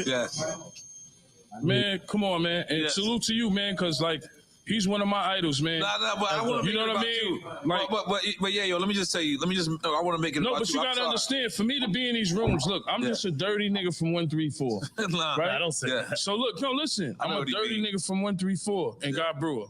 Yeah. For me to be in a room, Nori, war reporter. Yes. Nigga. My man used to. Pharrell, first nigga with Pharrell. My man used to be in the basement cutting that shit up. Wu-Tang. Even though them niggas don't like me, I love Wu-Tang. Oh, why? Nah. We never heard of this. Tell us what happened. Because, 50 started all the beef, and everybody still hate me, but they always love 50. But I didn't know. Stays with you. But I would love to hang with these guys. You have fun with these guys. You get on yachts with these guys. I would love to hang with these guys. But you know what's crazy? You alluded to it earlier, right? And one thing I noticed about 50 was I love 50. I appreciate 50 because one thing for sure, two things for certain. What I had heard was he was like, yo, if I do a record with Nori, I got the hood, right? Of course. And I was just like, at the time, I was like, I loved it. That's how I got approached to do a record with 50. They said that his exact words was, if he do a record with me, he'll have the hood. So I did it. Boom. Immediately, it was Trackmasters. I think it was Corey Rooney and Trackmasters. And shout out to Corey Rooney. Corey Rooney, barbershop. And I did one record, I believe it was in Bearsville. I don't know. Oh yeah, Bearsville. No, I'm familiar with that. Okay, you used to go. Yeah, y'all used to go up there. We used to go up there in Bearsville. Now, Casey, I don't know. I'm about to do that on the live. This is some of the dopest shit I've ever been. I'm not saying flyer shit. I'm saying dopest shit. Like they would go up there. They would have me, Nature, Nas, 50 Cent, and just have us in each different rooms in creating. So I will go in 50's room, he'll come in my room, we'll go in Nature's room, we'll go in Trackmaster's room, and it similar to what Junior Y was describing, saying a writer's room. Right. Like a writer's boot camp type. Yeah, this was something totally different. And at the time, like again, like how he was saying, I don't want to say it was, but it was like a lot of people didn't want to mess with 50, right? But when they approached me, I was just like, because of what? Because How to Rob. Had How to Rob come out yet? It's How to Rob. Yeah, I believe so. But when you look at How to Rob, it was, listen, if you a nigga that don't got nothing, right? Yeah. Look, think about it, Nori. Think about it. You a nigga that don't got nothing. You trying to get on. It was the best marketing plan. Right. So when I looked at it, when Pun dissed him, blow your head off, blow your head off 50 Cent. He was in the crib. Woo! When Jay-Z dissed him, I'm about $1. What the fuck? Woo! Yeah. So I'm like, why is he happy? You got the best niggas dissing you. But then I'm like, damn, that shit was kind of ill marketing. It elevates you to the Because How to Rob, what did he had to lose? And this is before he got shot. Right. This is power of the dollar. Right. But when the nigga ain't got nothing to lose. Right. No, you know what's crazy, and that's the reason why I hadn't seen. And Pun was your guy. Pun kidnapped. Let me just say that nigga kidnapped who kid back in the day? That's a famous story. Fat Joe and them niggas are real, bro. Them Spanish niggas, them niggas are problems, man. I give it up to them niggas, man. What was I saying before that? About the writers boot camp. Okay, yeah. So what I'm saying is, after, cause I know right now, like for me to say, like I was the first nigga to fuck with 50, it sounds like so cliche. No, like, it's true. You the first nigga to fact, and it's 2 records. I'm trying to remember the song because I know it. It's money. I have the record. Money by any means, and it's another one before How to Rob, and then one after How to Rob. That's how you let you know I stood. That's why, like, I feel like 50 always fucks with me, and I always fuck with him. You know what I'm saying? But what I'm saying is, like, right now to say that I fucked with him early, it sounds like. It's like, oh, okay, of course you're supposed to say that. You're supposed to say that. He's over here. Right. But it's actual facts. No, you know what it is with you? You don't give yourself props. No, no, not enough. Not enough. Not enough. Because you was the first nigga fucking with Pharrell, 50, Nelly, the list goes on and on, bro. Yeah. Lil Wayne. Yeah, Cash Money, yep. You was the first nigga fucking with a lot of niggas, and you gotta understand, niggas sold drugs in cold weather to your albums. Word. Goddamn, make some noise for that. Yeah. Take a shot to that. You got a shot. No, you got I know Jamie. You got a shot somewhere. Cause look, when you came with what? You come on, you went from like CNN niggas on the run eating. Right. You know what I'm saying? What was the one with Nas? Body in the Trunk. Body in the Trunk. Yep. You came with the solo album. You can't. The streets, nigga, was you. Yeah. Niggas in the selling drugs. Oh shit, that nigga Nori. But then when you came with the Pharrell joint, you first nigga to put on Pharrell too. God damn it. And Pharrell's a icon. Louis Vuitton, you have the hat on right now. Louis Vuitton, Pharrell, shout to him. Right? Look, what? I know he's wearing my man. Rest in peace, Fat Shot, cutting that shit up in the basement. Right. You had the clubs. You took it to a whole nother you kind of took it like it was like a radio record, right? But it was still what? And y'all niggas had your own slogan. Yes, we did. Wasn't y'all for Slime first? Yeah. Slime. Yeah, but hold on. We're gonna Slime first. We're gonna flip it on you because Slime. Because now let me just tell you something, which is. And I love y'all skits because y'all skits used to be. I was listening to your skits, the GR skits today. But hold on. Let me flip it on you and you guys, right? Because at the time we had Nas, of course. We had Jay, we had Mobb Deep, we had MOP, we had Capone and Noriega, then we had the Nori Run, we had that. But that get rich or die trying run, it's unprecedented. Crazy. Like like to this day. Not only, of course, I'm gonna say I've never seen it in New York because I'm from New York. And New York at the time, we ran the world. If it ran in New York, it ran all over. But that run has never been duplicated. But you know what I realized? That's when I realized it was business with Chris Lighty and these niggas and recipes of Chris Lighty, because I learned a lot. I learned that the business game is chess, not checkers. Right. Just like Irv Gotti was like, yeah, we would have blocked him if he would have signed with these niggas on Universal. So I'm looking at 50, I'm in meetings and niggas are like 1.7 million. I'm like, take the money. Take the money. I'm like, we in a fucking minivan with no AC, we got bulletproof guns, we got shit is real. We beefing with Cream and these niggas, this shit is real. Kill anybody, he's crazy. 50's crazy. He got shot, he's crazy now. So now we running around. I'm like, take the money. He's not taking the money. He's not taking the money. Because he's not taking the money because he feels like Irv would have blocked him. Like I tell you, DJ Khaled. Right. I had Seductive dropping. Right. So Seductive. I didn't know. I didn't know nothing about the music business. I just know it was like, and we beefing with Joe. Joe had power. It's like, damn, you fuck with Fat. You fuck with Fat Joe. Khaled ain't fucking with you. So that because he was Terror Squad. So we're trying to say that you gave DJ Khaled the record to play. No, I'm gonna tell you the story. Let me tell you the story. So in my mind, we had beef with Fat Joe. I'm like, damn, we got beef with Fat Joe now? Because sometimes you be like, damn, man, you want to enjoy your rap. You got tired of the beef. Who did you have beef with? 50 didn't give a fuck. He's crazy. You know what I mean? But you're like, damn, 50 with Fat Joe now. Damn, man. I can just look at who we got. So we got beef with Fat Joe now. Damn. So now I got my record I'm trying to promote. So they like, yo, you got to go to Miami. So I'm like, oh, shit, Miami, man. Oh, I got to come out here, bro. They're like, yo, you got to go to DJ Khaled. I said, yo, you know Nelson? Nelson, Gabby, all of them? So Nelson like, yo, man, DJ Khaled is cool, man. He's going to play the record. Yo, bro. I say, yo, bro, I don't think this a good idea, man. Why would they tell you? I told these niggas, it's the industry, bro. These niggas They set wild you up, bro. They'll set you up. They'll set you. Yo, I'm gonna give you stories, bro. They'll set you up, bro. Don't believe this industry shit. So I'm like, yo, bro, this is not a good idea. DJ Khaled, we beefing with Fat Joe. Mind you, Shot 9-7 just happened. Oh, Shot 9-7, the game, Henchman, all that shit.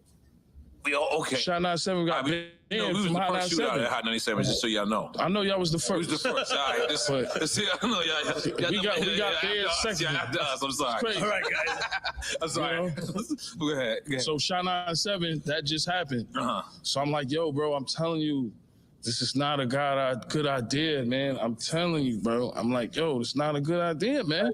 I'm telling Nelson. He's like, yo, man, I'm telling you, fuck it, he gonna play the record. So we go up there. DJ Khaled, go up there. You know, he's marketing genius. Khaled, he's getting bigger at this point. I told these niggas, yo, don't take me to DJ Khaled. Fat Joe, that's his man. Right. He damn near Terror Squad. Right. Going there. I'm not gonna say who was there. Nigga who was there had the big hammer on him.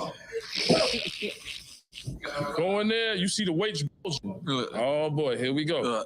We wasn't traveling light. I'm not gonna say much, but we wasn't traveling light.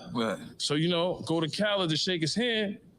DJ Khaled, get the fuck out of here! Word him up. My hands like this. I'm like, told you, Nelson. Ildon Nelson. Wait. Tell me, you going too fast. Hold on, tell me. When you reach your hand towards DJ Khaled, I told Nelson, don't bring me to DJ Khaled. They said, yo, he gonna play the record. Okay. He's cool. He's playing 50 shit. DJ Khaled, this is the beef with Fat Joe. That's why I say Fat Joe whole way. Shout out to Fat Joe. Yeah, he got crazy Spanish niggas, knives jumping out, do all kinds of shit. You know what I'm saying? Pistol Pete, all these crazy niggas. So that's his man, and I respect Khaled for that because that was his man. I'm trying to establish. So I told Nelson, I don't want to go to DJ Khaled. But you did go, but I did go because this is radio. I don't understand this shit. I'm getting out of jail. But you giving DJ Khaled a 5, and then what does he do? DJ Khaled, look at my hand. DJ Khaled, get the fuck out of here. Nah, I can't believe it. So I'm like, yo, fuck you, Khaled. I swear to God. That sounds wild. You can ask him. That sounds wild. Nigga looked at my hand, nigga. It's like, all I heard in my head was DJ Khaled. Yo, you heard that, yeah. You heard that. Nah, he didn't say that. He said that too, nigga. He went like that. That's kind of epic. Now I'm looking at Nelson. I'm like, then he got his man, the big shit on. Yeah. DJ, that's how I eat, nigga. How we eat. He's screaming. Nigga, that's what me is like. Shells are flying here. K Fox, you remember K Fox? Yes, of course. Yeah, K Fox was like, Tupac died this day. I'm like, oh shit. Oh, y'all niggas is beefing on Tupac death. Y'all niggas is out of line. And look, and Shot 9, which is the other day. The anniversary is the other day. But you know, once the industry hates you, it's like you against everybody. That's how G-Unit felt. Right. Tupac died this day. I hate G-Unit. Don't tell me you was Why'd like, you bring Yayo here? DJ Khaled, get the fuck out of here. Yo, he was blowing up. Your ad-libs are wild. He was blowing up. Khaled blew up. Khaled came a long way. Yeah, he sure did. So they brought me, you know, his man had the big hammer. Big hammer. Shit bulging. All you see was waist bulging. Damn. Lucky we had, you know. DJ Khaled, get the fuck out. I'm looking at the radio, nigga, like I told you, this nigga don't fuck with niggas. That's why I shot to Fat Joe. I'm glad the beef with Fat Joe is over, man. Was it ever a time, I will get back to Fat Joe, but was it ever a time you was beefing with somebody like, damn, we got to beef with him? I think Fat Joe, man. Yeah? Hey, he just said yeah, because them Spanish niggas from the Bronx, them niggas, man, are just crazy. The Dominican, Puerto Rican niggas, like, them niggas, when it come to certain niggas they love, they gonna go all the way. Like a nigga like Pistol Pete, he was gonna go all the way. Like Pete, my man, one time I ran into him in the Diamond District. He said I ran, but I put it on my father. I didn't run. But look, I had 2 of my mans with me. He had 2 little Spanish niggas that look like they, you know, dance with the knives. You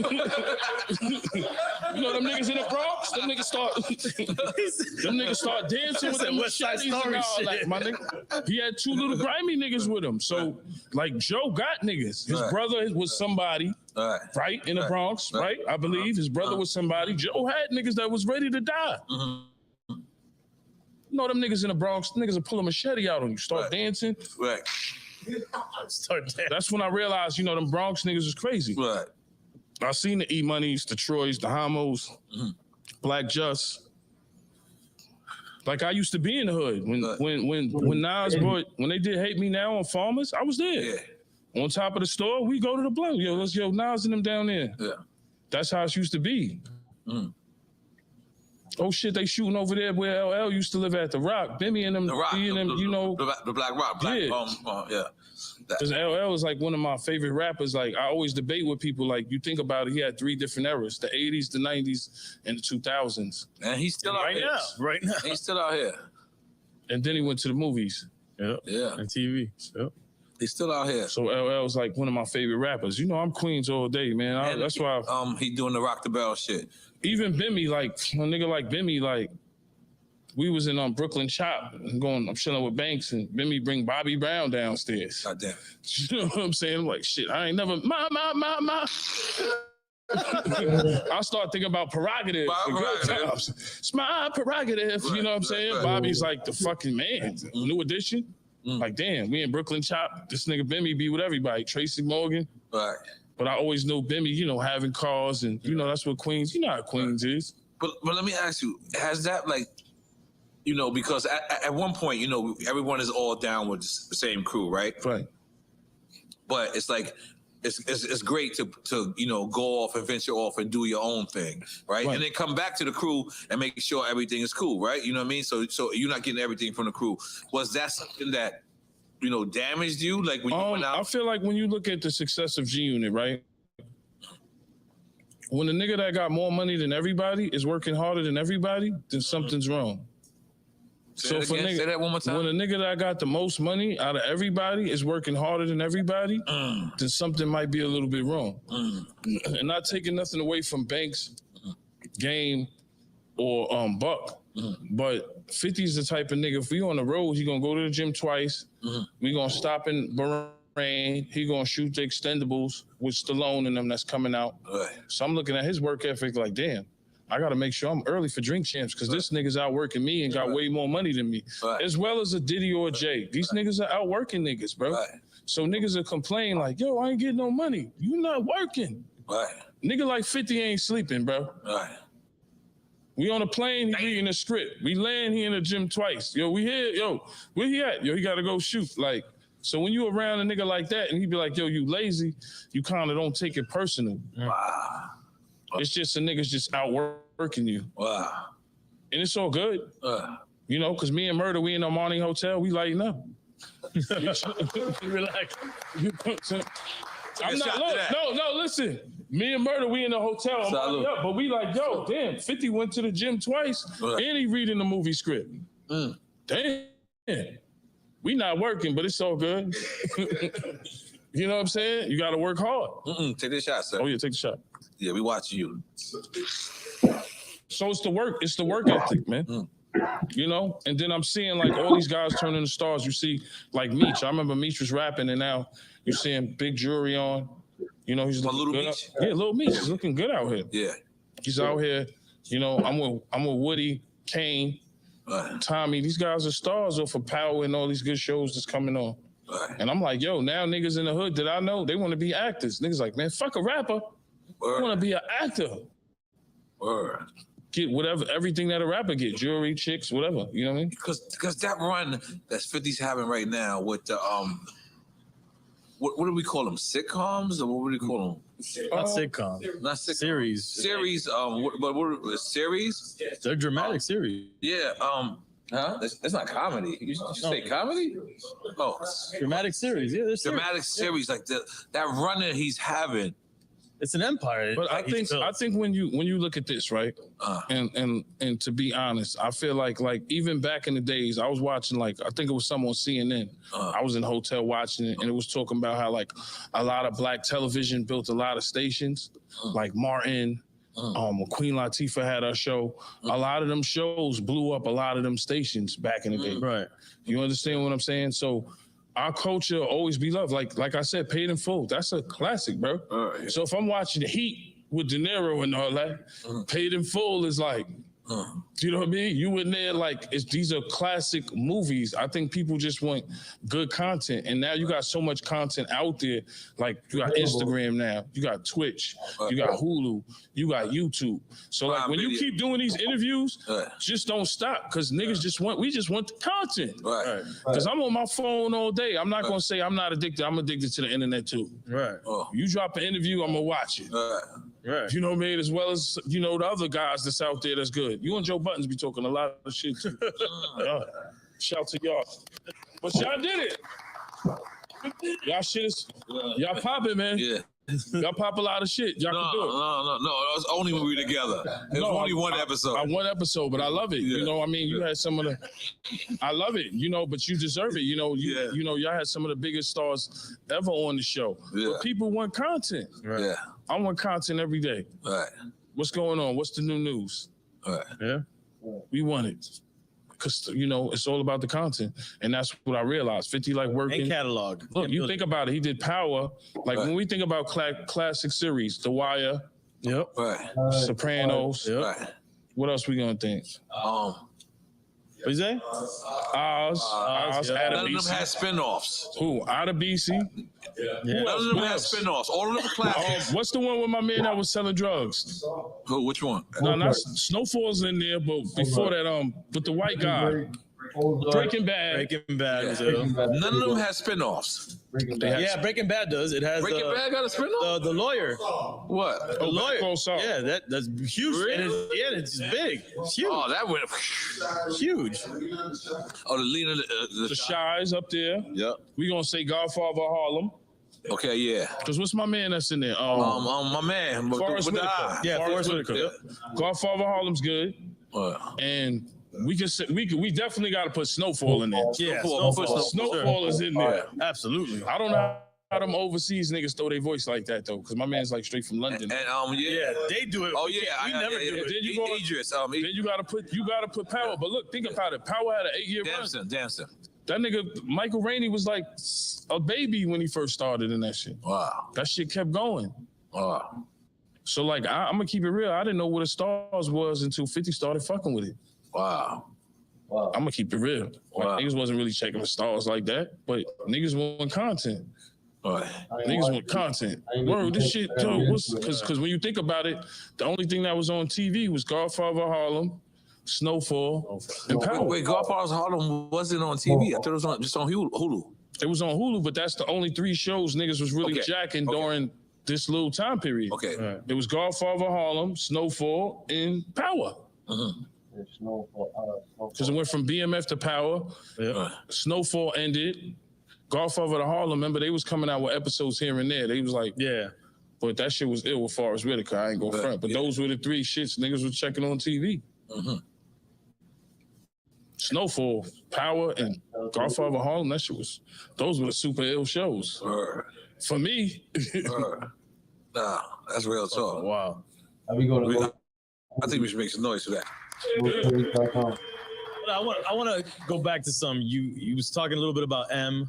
You guys were shopping the deals and stuff, and he was the only one that stepped up. Yeah, because 50 knew that Irv was going to block him because Irv was big in that Universal system. Let's not forget who Irv Gotti was, though. Ja Rule had hit records. What would I be without you? He was J-Lo. But wasn't M... Niggas was dancing in water. Isn't essentially Interscope in that Universal system? Interscope is in that Universal system. It is, but it's more different. But how much leverage they had, Eminem, Dre. But 50 always said if he would have signed to the Universal system over there on the East Coast. Right. Oh, that's why we was New York niggas. So it's like really you signed on the West Side. Yeah, he always say we was New York niggas playing for the Lakers because he wasn't gonna. Irv had Power at the time. Damn. Right. You gotta think. Ja Rule had #1 hits and all that. Right. And was there any convos with M going into the situation? 50 was he was hot at the time and he was just shopping deals. Like I told you, we sat down with Diddy. But he knew he wasn't gonna sign with Diddy. He knew Diddy wasn't gonna sign him because Diddy, he knew in his mind that Diddy wouldn't want to take on problems right now. He just went through Biggie shit and all this crazy shit. Right. So why would he want to take on? Did he ever be with Jay? Did 50 ever meet with Jay? Nah, never Jay. Never Jay. Never Jay. Shout out to Jay though, because 50 was happy when he said, "I'm about $1. What the fuck is 50 cents from the hood?" He's yeah. Because you gotta think, niggas are trying to get on. Niggas are hungry. Right. Just like mentality now, niggas are trying to get on, bro. Right. Because I did hear something that the deal that ultimately was gotten was less than was offered in other places. Bro, we was kicked out of studios with Beyonce. Was he gonna blow? This is the funny thing. Was he gonna blow on Columbia? Because let's not act, it's Trackmasters. Trackmaster got him a record with Beyonce. We was in the studio with Beyonce, man, Brooklyn niggas, Queens niggas. Yo, niggas gotta get out. This is Beyonce. This is Destiny Child. Thug Love. He was supposed to shoot a video with Beyonce before he got shot. And didn't he have a record with J-Lo as well? Yeah. Jeez Louise, Crazy. Like 50 didn't even like Many Men. That's where was my talent. My talent is He didn't like it? Look, my talent is sometimes I be in the studio and I could just pick the record feed. I'm like 50, you bugging, Many Men's the shit. He didn't like the complete version? Because you gotta remember, that nigga got shot the fuck up. He shot up, he's laid up. He don't even want me to see me. He's in Jamaica Hospital. Yo, 50's fucked up. I pull up to his grandmother block. Shells everywhere, yellow tape. Oh man, that nigga's dead, man. Yo, niggas in the hood, everybody's scared of keep it real, Preem. Niggas gonna kill, niggas killed the man, he dead, man. He 50, don't want nobody to see him. Know what I mean? Moved out of town, he banged up, he running around. If he see Preem, he gonna let it go. I know, because he have the Mac on him driving from PA to New York. All right. So he like, yo, I'll call him, yo, Fifth, where you at, big homie? Yo. Nah, I'm right here by Baisley. If I see Preem, I'm gonna let it go. I don't give a fuck what I got to lose. Niggas done shot me in my face, da-da-da-da. If I see anybody, let it go. That's his mentality. But at the same time, he's doing the music. So he's doing the music, but he's running around with the hammers. You know what I'm saying? He know the caliber of niggas he beefing with. You know? Meanwhile, he fucking with E-Money and these niggas. E-Money and them got beef with Preem too. E-Money and them niggas like, yo, we catch them niggas.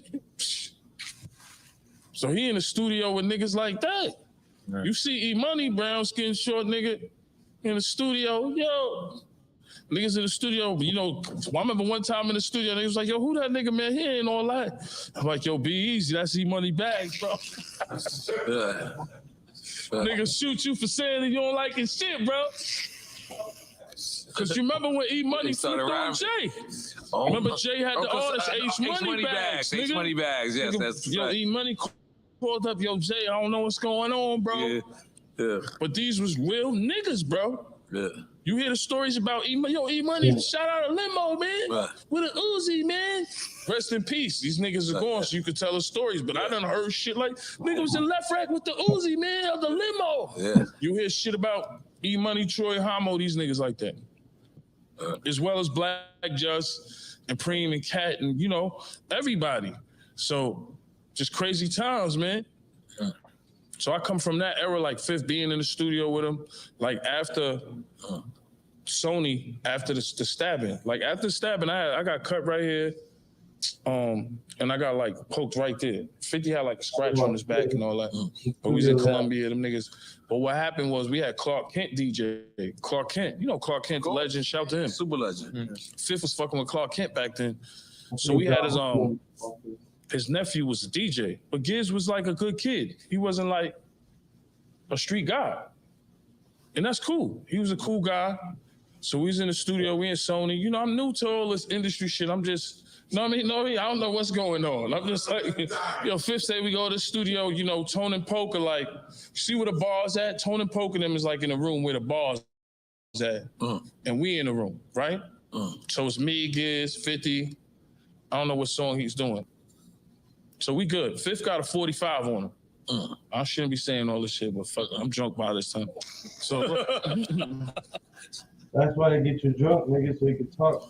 Fifth got a 45 order, Tone and Poke in the next room. They legends. I'm looking at Tone and Poke like, at the time, they had records with R. Kelly and all types of niggas. So I'm like, R. Kelly in jail now, but yeah, R. Kelly was. Let's just be clear. They had some hits. He was the man back then. Let's keep it real. They had some hits.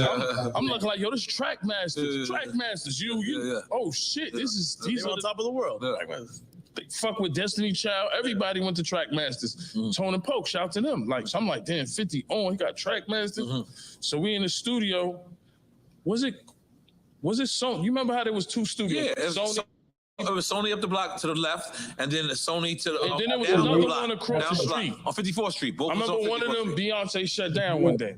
Okay, Remember when there was that a might big have been the newer one. Because There was remember, one Michael across- Jackson used to go to the one where his car used to go.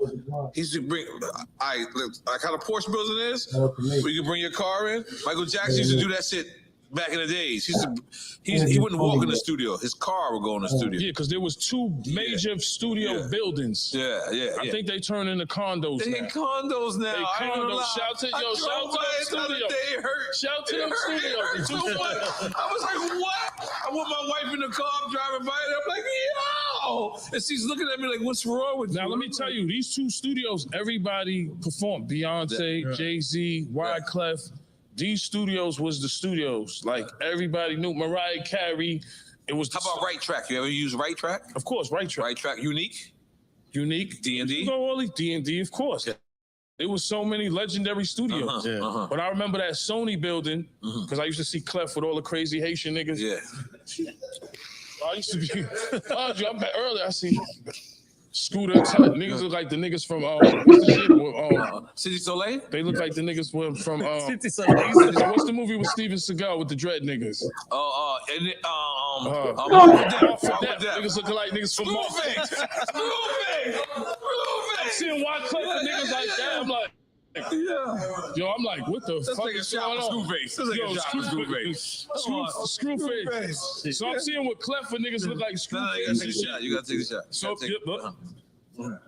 So I'm like, yo, Fifth, who are these niggas? He's like, nah, that's Tut, Scooter, and them niggas, Haitian Jack. Because I met Haitian Jack before. That nigga was crazy. Because I'm like, because Did you say something about what? to him? Yeah, of course. You know what fucked me up about my first time meeting Jack? Was that like Tupac shitted on him on the record?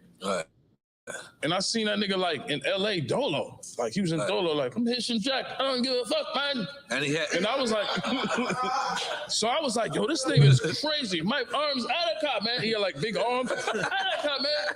So I knew him from fucking with Fifth, and I was like, yo, your ass nigga is crazy, bro. Out of cop, man. Yo, your ass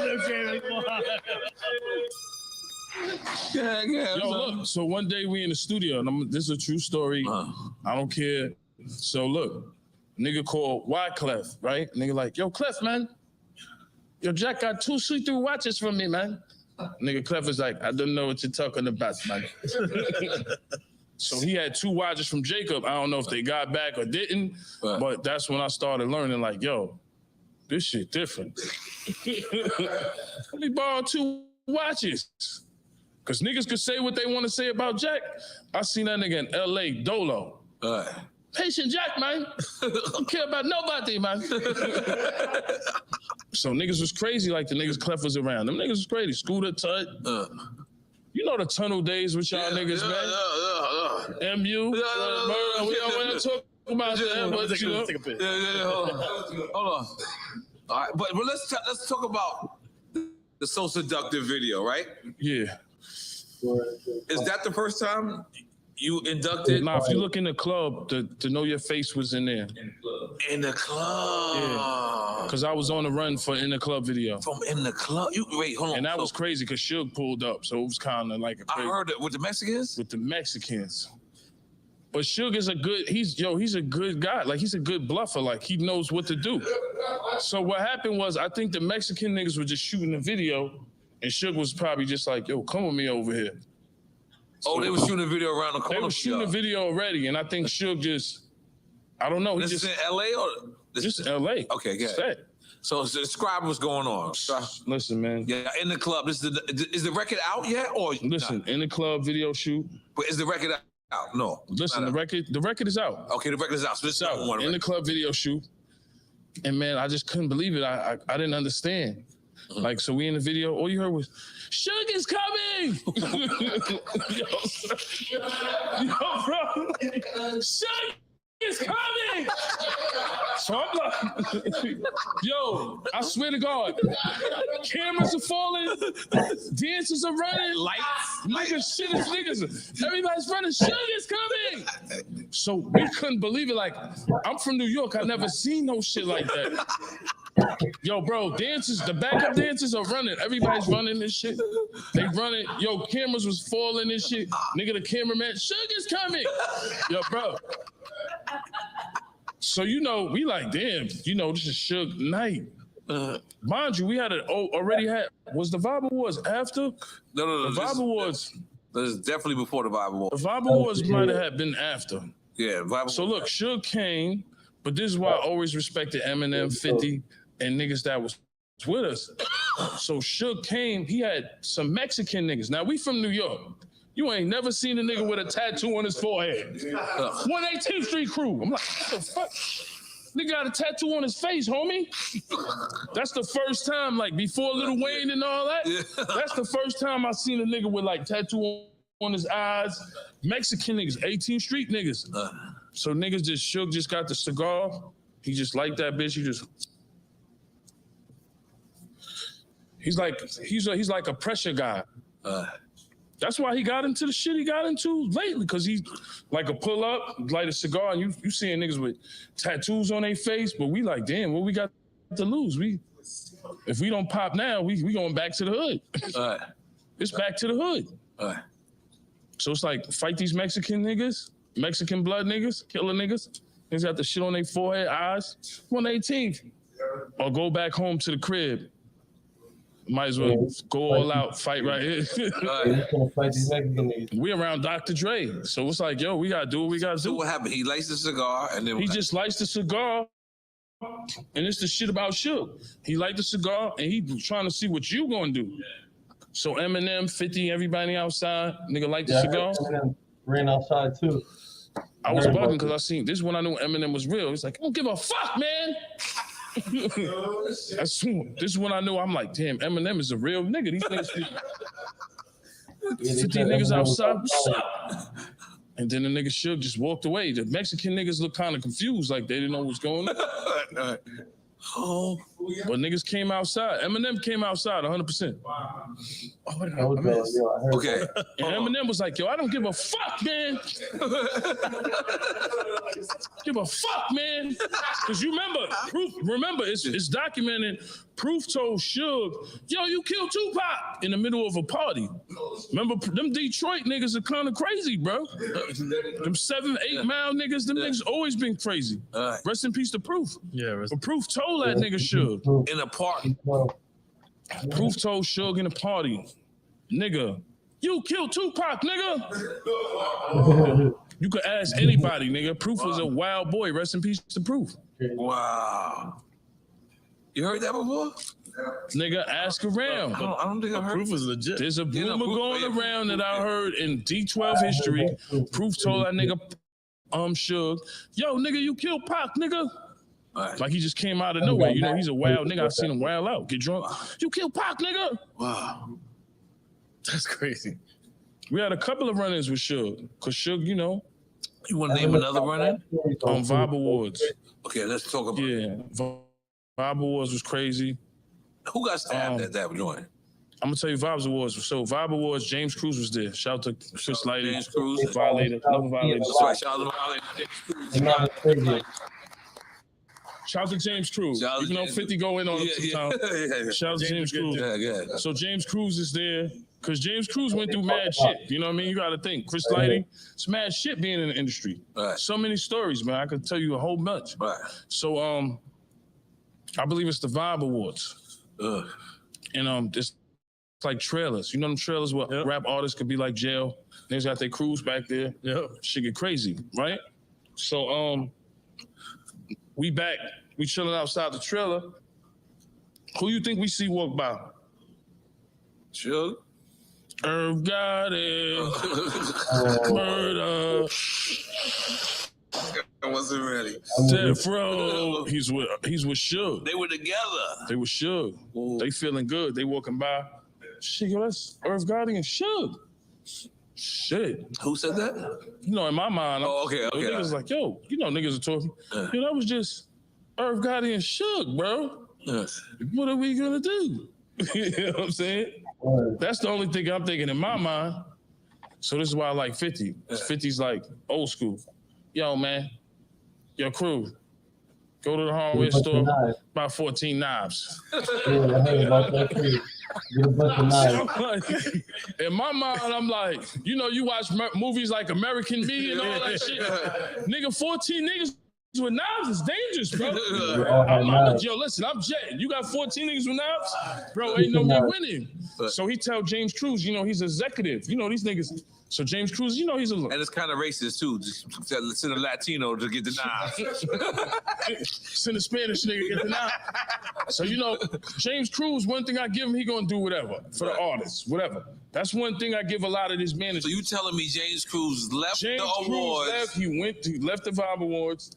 Fifth said, yo, go get them fucking knives, nigga. He go to the hardware store, go get the black knives. He get the comeback. James Cruz come with the bag.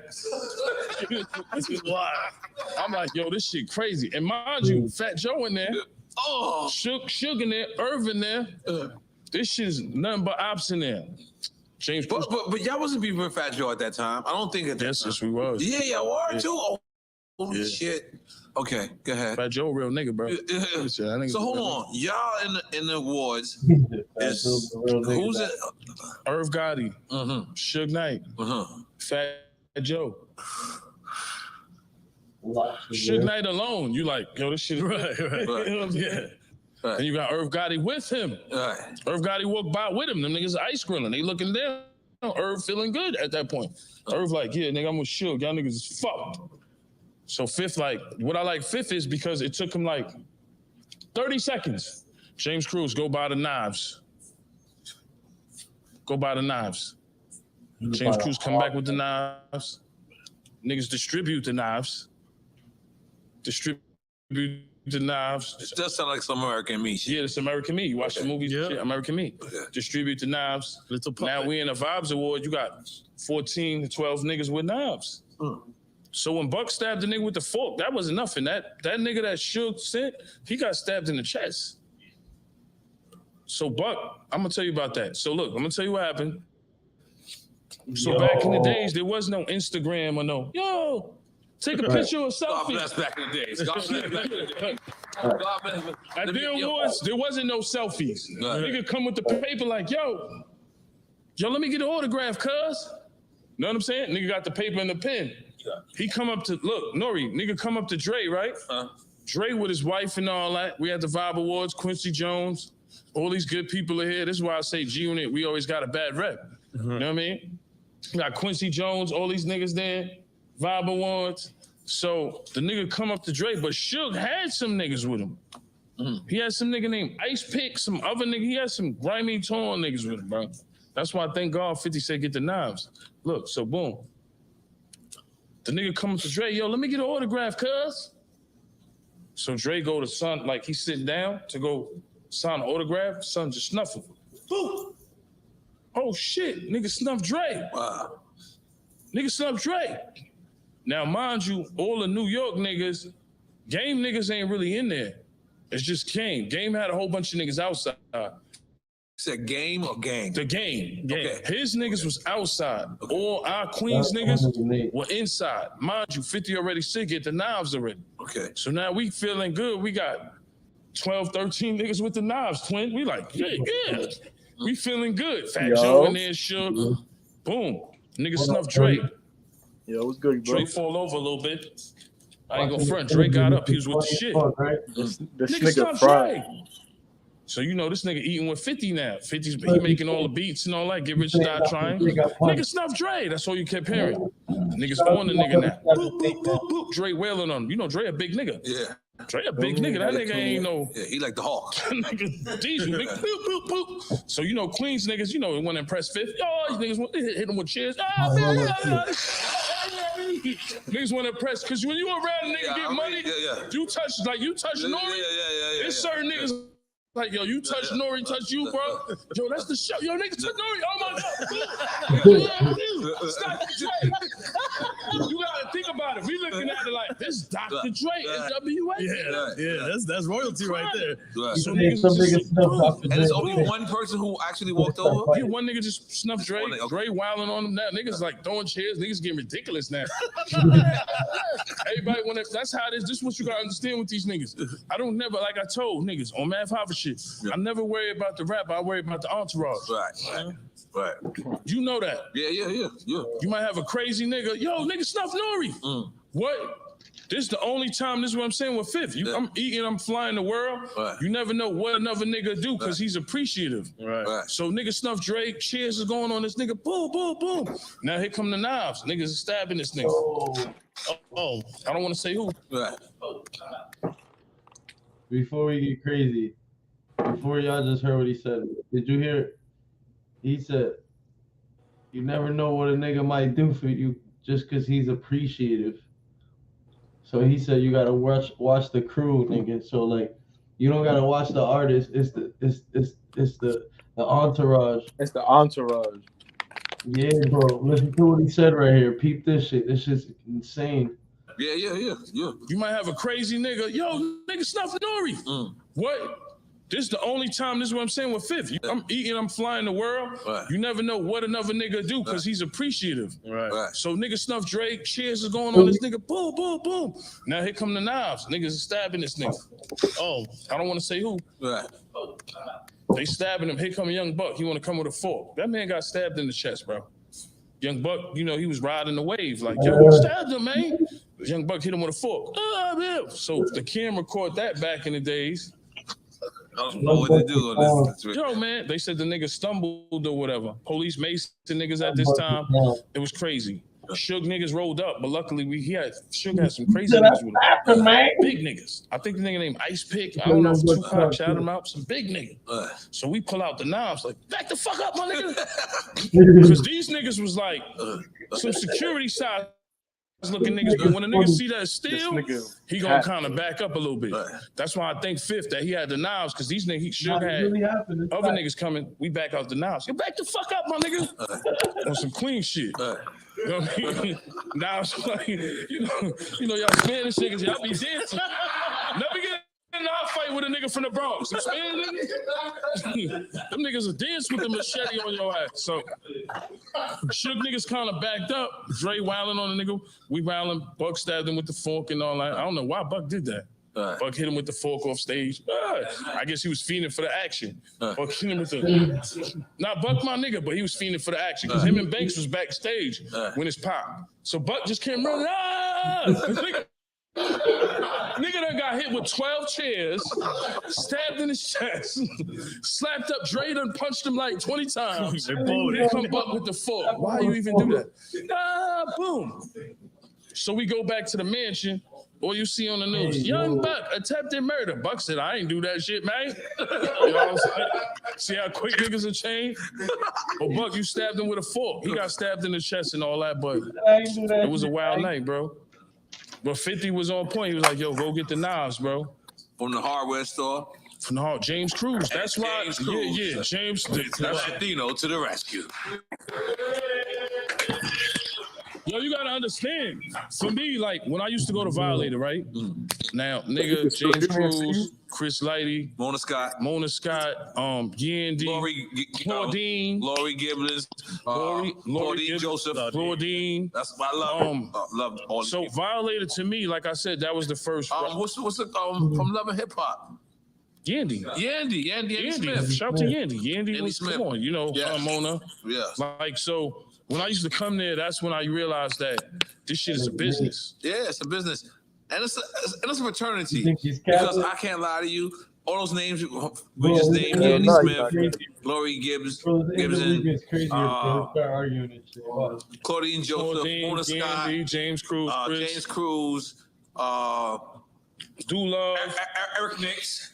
Eric Nicks. All of these people is like, they groomed us, like you know what I mean, like, and I appreciate them. I want them to know wherever they're at in life that I appreciate them. No, for real, and like that's why I always say Chris Lighty. I started to learn the business. Like I remember it was Fifth dropped something. and we in the office. It's Theo Scottermeyer, Chris is there. The lawyer, Theo Scottermeyer. Yeah, Theo Scottermeyer. Chris Lighty's there. Rest in peace to the legend. I always shout out Chris Lighty. I wish he was still here. Yo, you hear He's a big echo reason from for my a lot shit? of his success as well as Violet. See Mike Lighty and Lovers and Friends? No. He's on the show? Mike Lighty was there at Lovers and Friends. Oh, I didn't even In Vegas. I didn't even know. Shout out to Mike Lighty. That's my guy too. Okay. Made me a lot of money, man. I love them guys, man. Yes. You know. But you know what it is? I was a troublemaker, so I always I knew it was like a lot of shit. People I was wilding at a point. Like sometimes when I tell these young niggas, sometimes when you get money and you feel unstoppable sometimes. Like when you get money, you got cars, you got bitches, cause when Henchman's son got slapped, I left the block. As soon as I left the block, Mike Lighty got cut in the back of the head. Oh. A lot of people don't know that. So I look at shit like, yo, damn, that was my fault because niggas was wilding. But yo, niggas just shot my Bentley uptown though. So niggas will see one side but won't see the other side of it. You know what I'm saying? And even with the henchman shit, I look at it like, yo, if a nigga slap your son, hell yeah, I'm gonna shoot shit up too. So I understand. But at the end of the day, bro, it's like niggas will sue you, nigga wanna sue you. So I learned a lot about the game. Like a nigga henchman will sue me, but my crib will get shot up too. And this shit all documented, bro. This shit all documented, bro. I tell you, there's the ups and downs in the game because when you a rapper or you got some kind of money, you always gonna be a target. There might be a nigga that don't like you, bro. Or it might be something. But a lot of beef for me, like Fat Joe, Henchman, Wu-Tang, or whatever it was with G-Unit. You know what I'm saying? It was kind of more inherited. Like I was just there and it was like, all right, well, this nigga turned the lights on. I gotta ride with him. You know, I'm quite sure Jay-Z brunch is cool or being on the boat with Diddy. You know what I'm saying? I'm quite sure that was cool, but you know, we was beefing with niggas like World and I came home to that World, Henchman and Real Street Freeze and the Preems. We was dealing with kind of more of them kind of issues. Did you ever feel like you didn't reap the benefits of the industry because of that? You know what I mean? I mean, I feel like it was after a while, when G-Unit popped, it was an industry shutdown after a while. You couldn't really do too much because, you know, all I want to do is win, no matter what. Your man's popping now. Your man transition. So 50 all right, if the industry ain't fuck with me, fuck it, I'm going to find something else to do. And that's why I wish why he's me and Banks and all us, we trying to think about the music, but a lot of doors are shut. Fuck with 50, man. We ain't. Fuck 50, man. 50 fuck these industry niggas, nigga. Do movies now. I don't know what I'm saying. Accent. I don't know what accent. The Memphis accent. Yeah. Because Fifth will always think of the next gimmick because after a while, you know, niggas I was trying to get records played, arguments, DJ Khaled, they blew up. All I do is win. I'm in the club. You got a podcast shootout. I said I almost had a shootout with Khaled. I know he ain't never playing my shit. But I like the nigga though. I like his sneakers. I like niggas. I came up. I listened to Jealous One's Envy. I never thought we had beef with them niggas or D-Block or nothing. No, we came up. We listened to niggas. But it's you come in the game with a nigga like Fifth. He was a little crazy, bro. Some niggas some niggas come up different. Look, I had my moms and pops. Fifth ain't had no father. Moms got killed. He was on the block at 12, selling drugs, moving around. We looked up to the Fat Cats and the fucking Black Justin, Pappy Mason type of niggas and the Tony Montanas. Yeah, keep going. That's the niggas. I just gotta take a picture. Yeah, keep going. Y'all probably went through the Eminem thing that I wanted to talk about. I don't know if you covered this, just tell me, but M didn't feel like he was gonna inherit any of those beefs when those deals were made? I think M didn't care. He didn't care. And I just think he didn't care. Was there a relationship between G-Unit and D12? No, there was no relationship. I'm saying after the fact. I know before. Oh yeah. Right now, but how was that? We're cool from Bizarre, but what I'm saying is what 50 could have signed any deal, right? But he was smart enough to learn the business side of it. Irv and these guys got records with J-Lo and shit. Right. Universal's gonna block us if we sign here. So I'm in the meeting at 50. You just turned down 1.7 million. What are you doing? We're broke. We have no money. We're in the minivan, AC. We have no AC. We got bulletproof vests and we got guns. Right. You're running around looking for the guys that shot you. That's cool, but you turned down 1.7 million, bro. Nah, I know what I'm doing. Nah, I know what I'm doing. Chill. But then the deal comes and Can't he wait? It's Interscope, it's Dre, it's M. All three of them together. Interscope, Dre, and M. But like I said before, I heard that deal was still less money than some of these other deals. Yeah, there was deals giving 1.5, maybe 1.7 million. Eminem gave him $1 million. But you got Eminem and Dr. Dre. At their peak too. Then I understood. M's peak for sure. Of course. Eminem sold 16 million records. Diamond. 16 million. Niggas would be like Lord Jamal and them. Eminem's whack. He sold 16 million records. He's still doing billions on Spotify. Right. So he got us the overseas market. So you got New York niggas performing in Germany and Dubai earlier. Oh shit, Eminem. They fuck with Eminem. It's all a cosign. Right, yeah. You gotta think. That makes a difference. Think about it. Niggas be like, yo, why you always big up Eminem? I was on Rikers Island, C-73. A motherfucker never did nothing for me in the hood besides 50 and my dad and my parents. Eminem said free Ye. Right, 50 dad and my parents. Every other probably put drugs or gun in my hand. They told me the wrong way. Right. I tell you, Nori, what we preach these niggas. Don't do the drugs. Learn from Nori. Do this shit. Get some money. Right. Know what I mean? Don't put the drugs and the guns in your hand. Niggas will put drugs and guns in my hand. 50 gave me a chance. My parents took care of me. Right? Eminem, when I was on Rikers Island, Grammys, free yayo.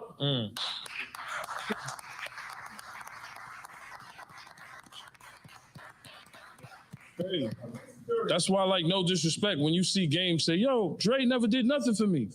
I remember Dre being in the studio and giving you them hits, bro. Right. You know what I'm saying? I remember you was in a little studio to the big studio. I remember being in the studio with M. He didn't have to do. 50 had a whole bunch of beef. It took a Detroit nigga and a West Coast nigga to do it. It's crazy. And then they like, yo, we blew up an East Coast nigga. Game is right there in the studio. Yo, cuz, blood. We gotta blow up a West Coast nigga, cuz. We blowing up these New York niggas, man. We for West Side the best I got. You know niggas in the studio saying that to Dre. Cause Dre got a whole bunch of Crip niggas around and all that. Game right there. So Game, you blessed too. See, all that bullshit fuck up a lot of money, man. Cause you gotta think we can get money overseas. Me, Game, Buck, Banks. I always tell niggas. Told niggas on Mad Papa Show, we get money. It's all about getting money. Right. It's not about who got the bigger chain or who got the best watch or we all getting money. Let's get this money. Let's take a shot. Let's take a shot. Let's take a shot. No, over there. Oh, Dan, you got another one? Yeah, you got that one. All right, cool. Cause like 20 shots in. Yeah. Cheers. Yo, look. A nigga from my hood was like, yo, man, why you shouting out Eminem, man? You ain't shout me out on my birthday, nigga. I'm like, Eminem. Nigga from my hood hit me with that. Shout out Eminem, nigga. Nigga from my hood. I'm like, yo, bro, the nigga, I'm on the island. I'm sick to my stomach. G-Unit's blowing. 50 just sold 1 million records. I see the free yayo. They're like, yo, watch. Shout out to Tracy Being New. Paul Rosenberg. Everybody over there. Mark, everybody.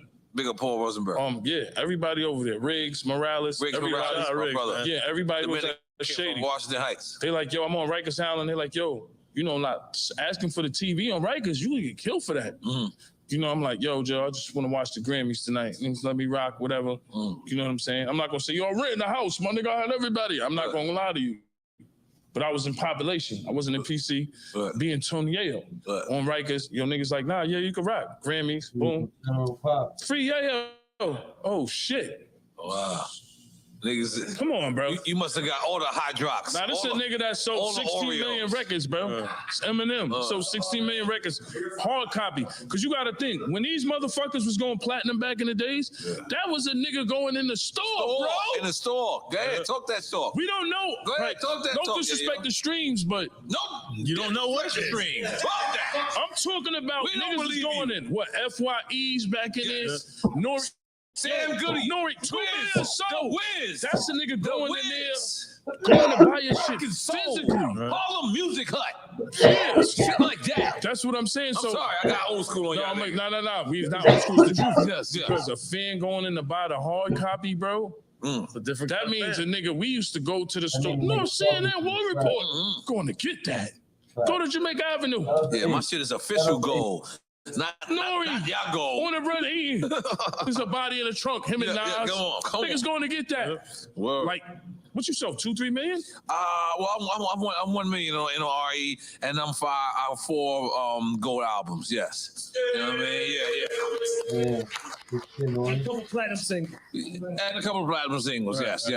But that's the nigga going to physically go buy it. Go buy my shit. Yes, it's a fact. That's the nigga physically going in the store saying, I'm going to buy this album. Different time. Because I don't kind of like believe these guys. These guys will have 100 million followers and then sell 1,100. That's what I'm trying to tell you. Don't make sense. Yeah. So for a nigga to say, for a nigga to go, back in the days, like, get a deal. A nigga go platinum is like, what? I heard Fat Joe saying, Atlantic had a 60-size poster of me when I came on the wall. And you know what's crazy? And Fat Joe will tell you this. I don't even think Fat Joe ever was going gold back then. Because gold was actually gold for most. So you saying Jealous One Envy never went gold? No, I know. I'm thinking eventually it did. But I'm saying at first, I sold way more records than Fat Joe. And he'll tell you that. He always says that. He says, yo, Nori sold more records than me. But when the pun came, then that was a different. That's when he got that. When he did 50, nigga was like, yeah, man. Remember what happened? That's Capital Punishment. Pun just... Yeah. Pun came on some other shit, bro. Yeah. He just was like a beast. I remember I did a video with 50. Well, I'm filming 50 and Trackmaster Tone. And it's because I was the first person in the industry with the two-way pager. I don't know if y'all know that. Oh, shit. First person? Make some noise for him. It's a fact. Yeah? Fact. So where'd you get it from, though? What made you get it? Motorola. No, motherfucker. You went to Motorola and they said this is a new thing? That's exactly how it happened. I just went into Motorola. I was like, I want a phone. I think I wanted the StarTech. It was a StarTech. And you remember StarTech? I don't know if y'all remember the StarTech. Yeah, for sure. That shit was like $900 at that time. Yeah. To have a StarTech, you was like bigger than a drug dealer. So I did that, and then I got the fucking. They said, "Yo, by the way, take this," and it was called the two-way. They said you could get email on it, and I was like, "What?" Yeah. So I went back to the studios, Hit Factory Studios, same studio talking about. Same studio. With Tone and Poke and the niggas, man. Tone, He know what a two-way page is. Tone and Poke damn near produced my whole NRE album. And by the way, if you look at that freestyle, me and 50 has a freestyle. It's me, 50, and Cons TV. If you look at it, it's pretty much that same day. And I go in the studio, and I go, yo, I got the new shit. It's called a two-way. And they laughed at me. No, two-way page. No, I believe Tony you. Poke, not 50. So Tony Poke laughed at me. They said, what? I said, listen, I could get email on this shit. So what the fuck is you gonna do with email? And I knew what email was. I was advanced. I was from the streets, but I was advanced. And then, but you didn't take it to later email. No, I hate email now. I hate email. You're right. You're correct. I got 2,000 Some people emails. be advanced. There was a nigga on the road, Spider Loke. That nigga used to have a computer, and I used to be like, "What are you doing?" Oh, let me finish my story. Go ahead. Back to the two-way. Tone and Poke. So I'm filming 50, and then I said to now two-ways. Everyone has this. So yeah, the two-way page. Yeah. So now I'm filming. I think you said something in the rhyme about that. No. Yeah. So now I'm filming 50 and Trackmaster Tone, and then Trackmaster Tone says, "Yo, 50." He looks to 50. And this is early 50. This is early 50. Right. And he goes to 50. He goes, I can't lie. Nori was the first person with a two-way page. I go, yeah, 50. All of them copied me. And then 50 looks at the camera and go, yeah, all of them niggas is on this dick.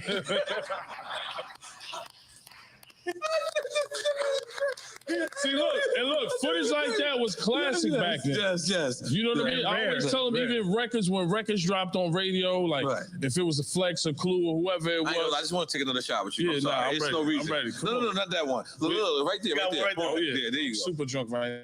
Yeah. Come on. I forgot her name. Amy. Jamie. Stacy. Jamie, I'm sorry, Jamie.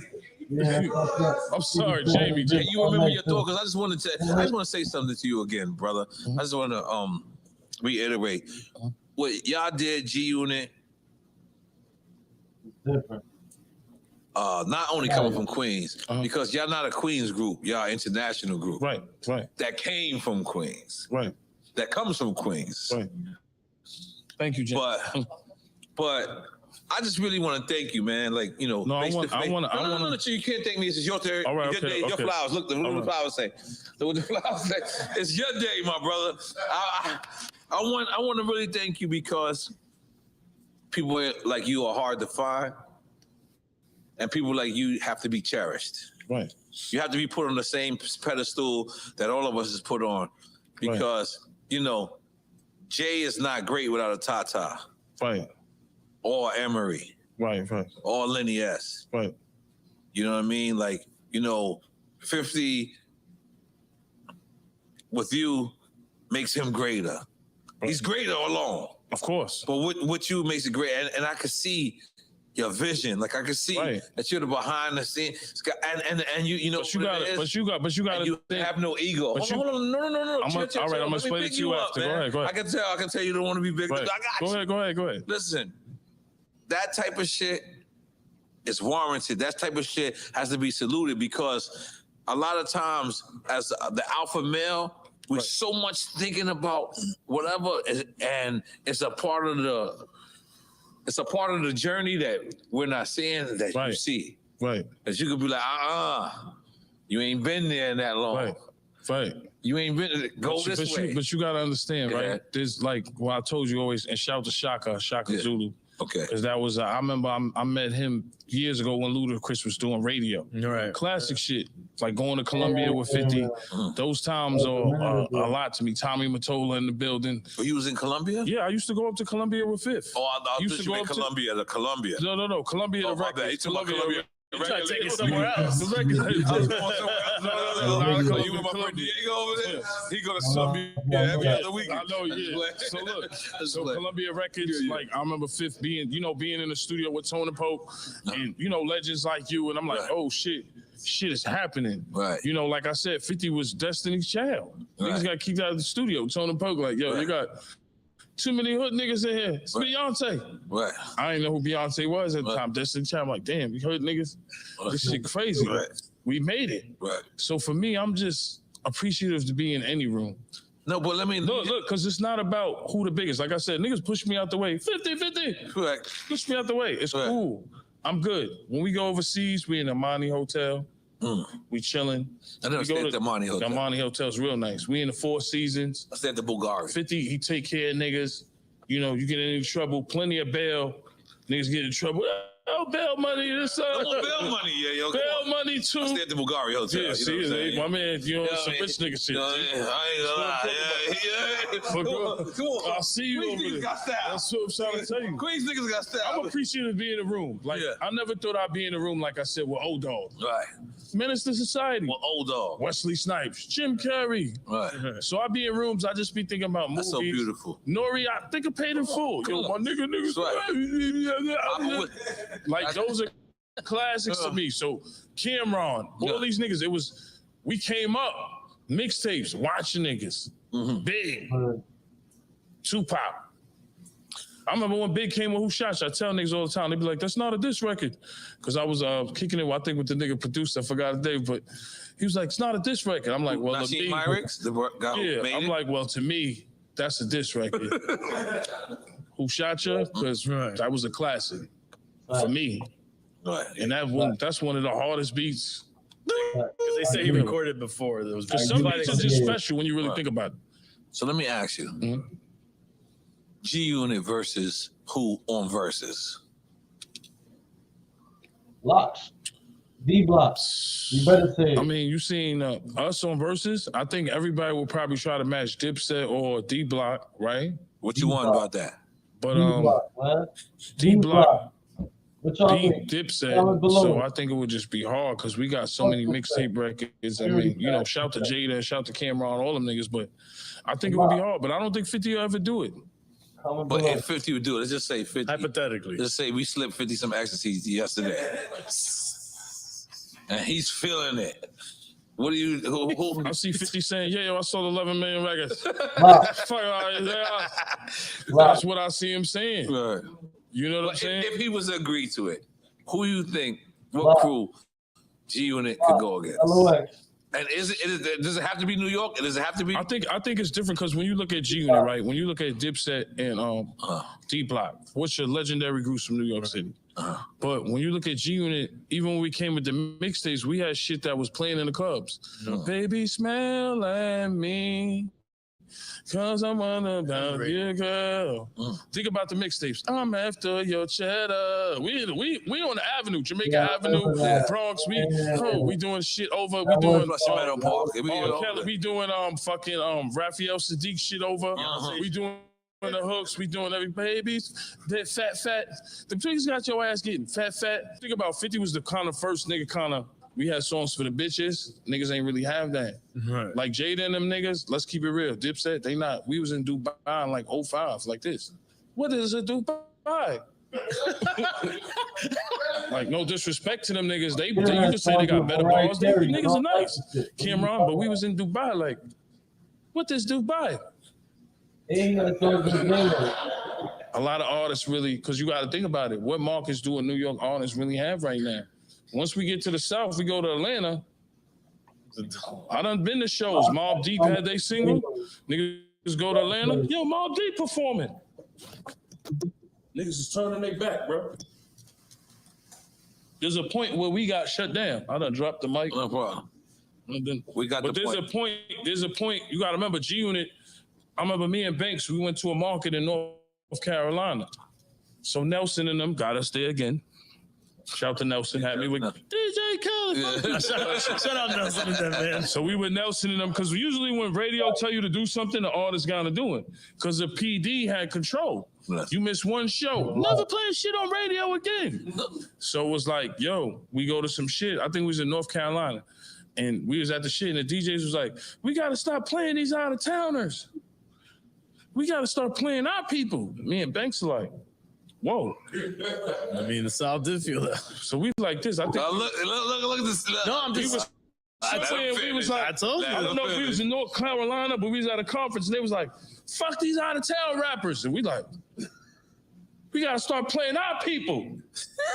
So when you think about it, when you go to Atlanta and you go to North Carolina and Louisiana and all that, New York nigga ain't getting no burn out there, bro. That shit stopped towards DC and all that. DC, they playing the go-go and all that. Yep. But once you go to like Atlanta and all that, niggas don't want to hear no New York. No. I've been in Atlanta club. You skipping Virginia. After Virginia. When I was in Florida, So for a New York artist, you don't really have no markets. What you got? You got Buffalo, you got Connecticut, you got Boston. What? You better say Boston. Maybe Jersey, maybe Philly, but it's gonna stop once you get to a little bit. Maybe because you know DC, they with the go-go shit. You know, and they with all that. I went to some shit. They had the go-go. It starts stopping down there. We gonna take it to the South now. The only thing they listen. No. Niggas When you doing it in the bottom. They took it way back. Way back. All that shit. They got the go-go shit. I don't get it. He went way too far. Wait. The go-go, because I did parties and they got the go-go. So once you start going to DC, niggas is playing the South shit. Texas, they not playing New York Rappers. Atlanta, they not playing New York. Savannah, Georgia, they not playing New York because it came to a point where the down South artists had more markets than the New York nigga. Yeah, they do. Because niggas like Boosie is rich. Yeah. They got Tennessee, they got Florida and all that. A New York nigga got, like, when you look at like an ASAP and them niggas will perform overseas. Joey Badass. Yeah. So the overseas was like big for us, like damn. But for a New York nigga, once we get past Buffalo, maybe shit like that, we got overseas and all that. Fuck. But I'm quite sure you could. Come on, I seen Havoc. Havoc was just in Italy or something. Small. You gotta go. You gotta go. I seen J. Rue the Damager on the road. He lives out there in Germany, I think. I seen fucking. I've been saying this story. Yeah, a lot of people just move out there because that's how lucrative. To me, this is what hip hop is. Like when you listen to a lot of hip hop, I seen KRS-One, Switzerland. I seen J. Rue the Damager. I ran into Boys to Men. Like, niggas are making music, you wouldn't even know they getting bags. Yep. Rest in peace, Prodigy. He not around, but Mob, I'm going to Italy. Small Deep. I used to go with them. Shook Ones. So when you listen to the music y'all made, like War Report, Niggas on the Run, Prodigy's last show was us in Vegas, and we just had Ice-T here, and it was Ice-T's show. As Prodigy got off stage, I gave him a 5. That's legendary shit, bro. And you know, this is what I usually do. I say, man, I'm gonna get y'all niggas drunk, and P said, I'm not feeling good, but people been telling me that for years. And Havoc came and hung with me. And we was doing On the Run Eating, a food show. I was doing a food show. So I went and performed, and that was the last time I seen Prodigy. Rest in peace, Prodigy. You know what I mean? Legend. I mean, what I knew about Prodigy is I knew the sickle cell was kind of something hard to deal with. Yeah. You know, and shout out to everybody that has to deal with that, because it'd be like, yo, we'll be on the road, and they're like, Prodigy just went blind. He always played it off, though. He always played it off like it was nothing. Yeah, so it was something hard. It was sickle cell was something that I realized from Prodigy was hard to deal with. Right. You know, Prodigy went blind in one eye. Oh, I didn't know that. Prodigy, yeah, when he was used to be on tour, Prodigy, his hip went out. So I was just like, yo, sickle cell is something so when you hear his records and he be like, you feel his pain and shit, it was like, yo, we wake up every day and we take advantage of our health. Yeah, we good every day. Imagine having sickle cell. Yeah. For him, that was hard from what I seen. You know what I'm saying? Like, and rest in peace to P, but it was just like, yo, Prodigy went blind in the eye on the road. Because you guys toured with him, right? Yeah, of course. They were on G-Unit. So, you know, but when he went to jail and he came out of jail, he was healthy. Yeah, that's what Ice-T said. That's exactly what Ice-T said. That was the funny shit. It's like, you know, sometimes niggas go to jail, they say, you know, that up north. Yeah, niggas like, yo, the up north here. Niggas come back glowing. Yep. Nigga come back still looking young. The fuck? Nigga come back glowing. They niggas be like, up north here. I done heard that from mad niggas. That up north here, that shit keep you alive. You know what I'm saying? Yeah, you don't want to do that. You could do that at home. Yeah, you could do that at home. That same air at home. We want the regular air. Yeah, but when he came home, he was looking good. I guess him not eating the bullshit from in the town and wasn't smoking. When Prodigy came home, remember when he came home, that nigga was cut up. Right. Yeah. That's what Ice-T said. Yeah, man. You know how all the shit y'all niggas had to deal with, man.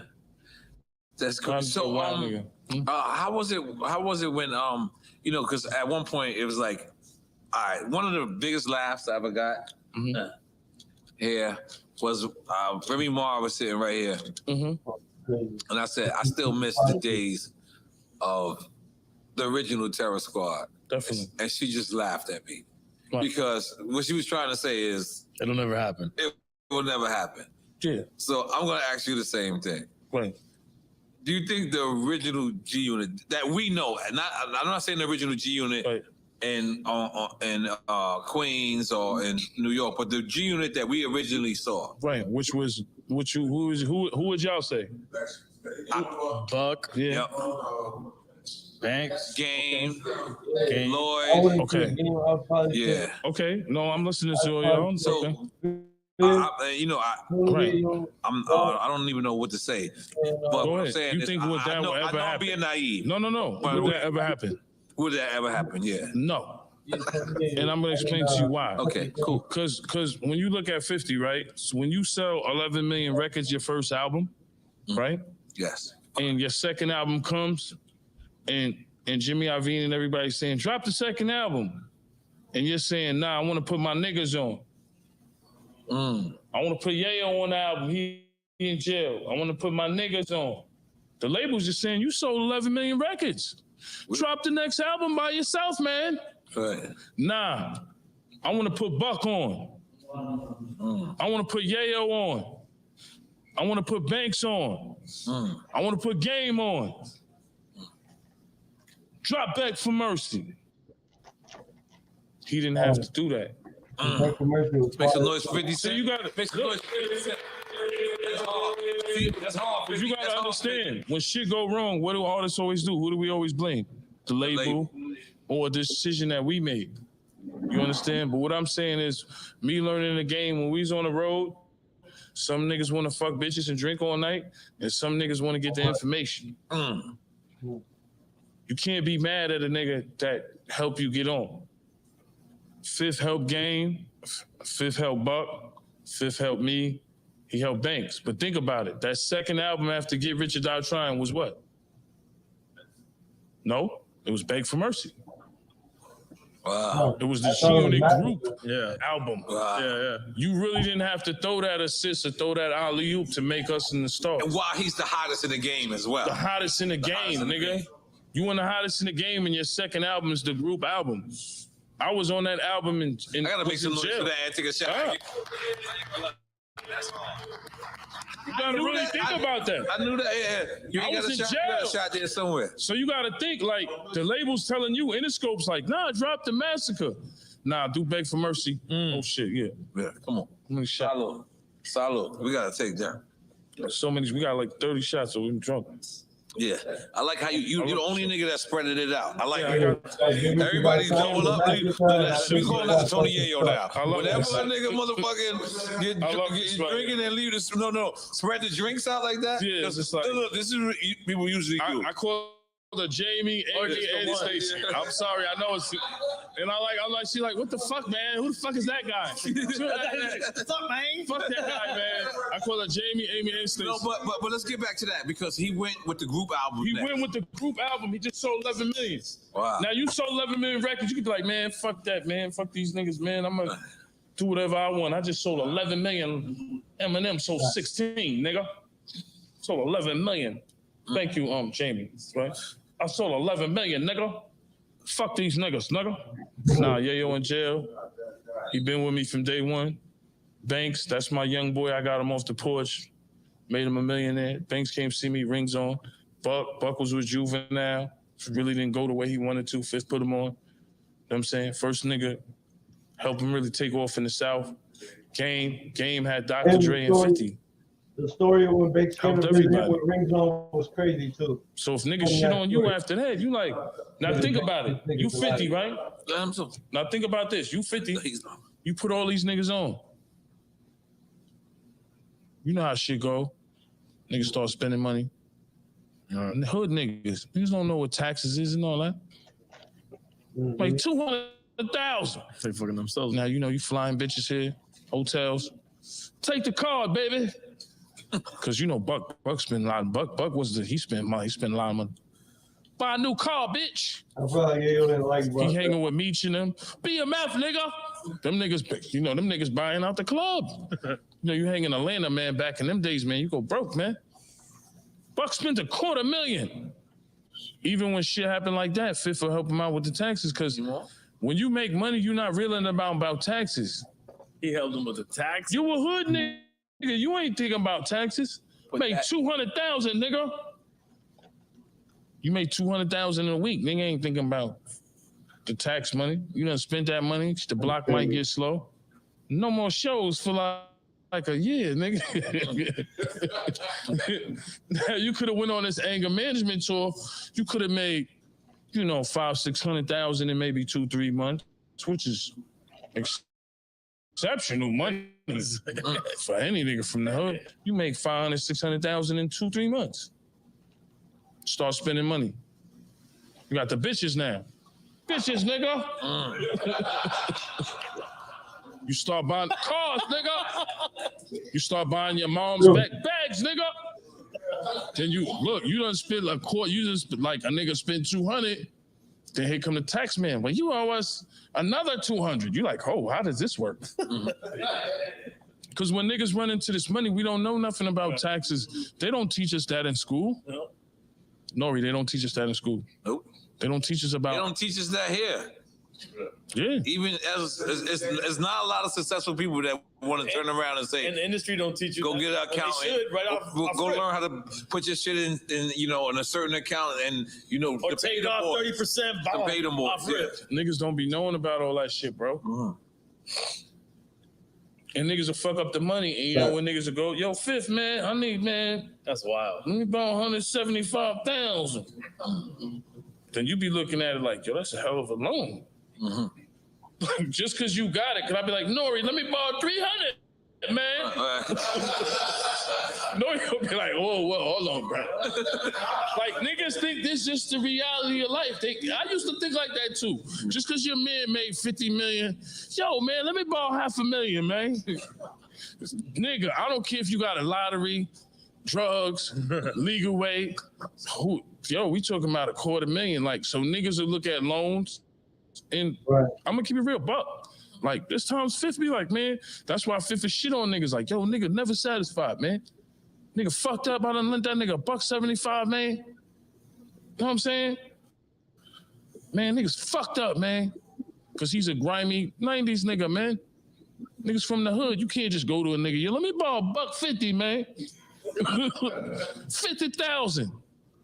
You think you could really ask a hood nigga for 50,000 and he don't want it back? I don't give a fuck what you do. Rap, trap, scam, rob. Nigga want that bread back. So I learned from Fifth. Like, he was just like, come on, bro. Niggas, he did a lot for everybody, man. I seen Shot Money 10, 20 cars, Banks, Lamborghinis. I'm over Banks had a Lamborghini, that should be in the snow, man.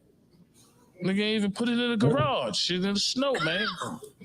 Buck, you know, when Dora Explorer came out, Buck had a whole fucking room for his daughter. Dora Explorer. I'm like, I couldn't believe this shit. Dora Explorer sent TVs coming out the bed. I ain't have a TV come out the bed. Buck had the TV come out the bed. Tennessee Titan, old schools. Jacob the jeweler, man. Because you got to think about it. Jacob was selling them watches for $75,000 back then. But when you fast forward, that shit ain't worth that. Them new shits he's doing is worth that. Yeah, they 500. Cause he got Scarface watches, and shout out to Jacob. And Godfather. Yeah. But he's now accepted in the Geneva Convention. Prior to that, he wasn't accepted. Yeah.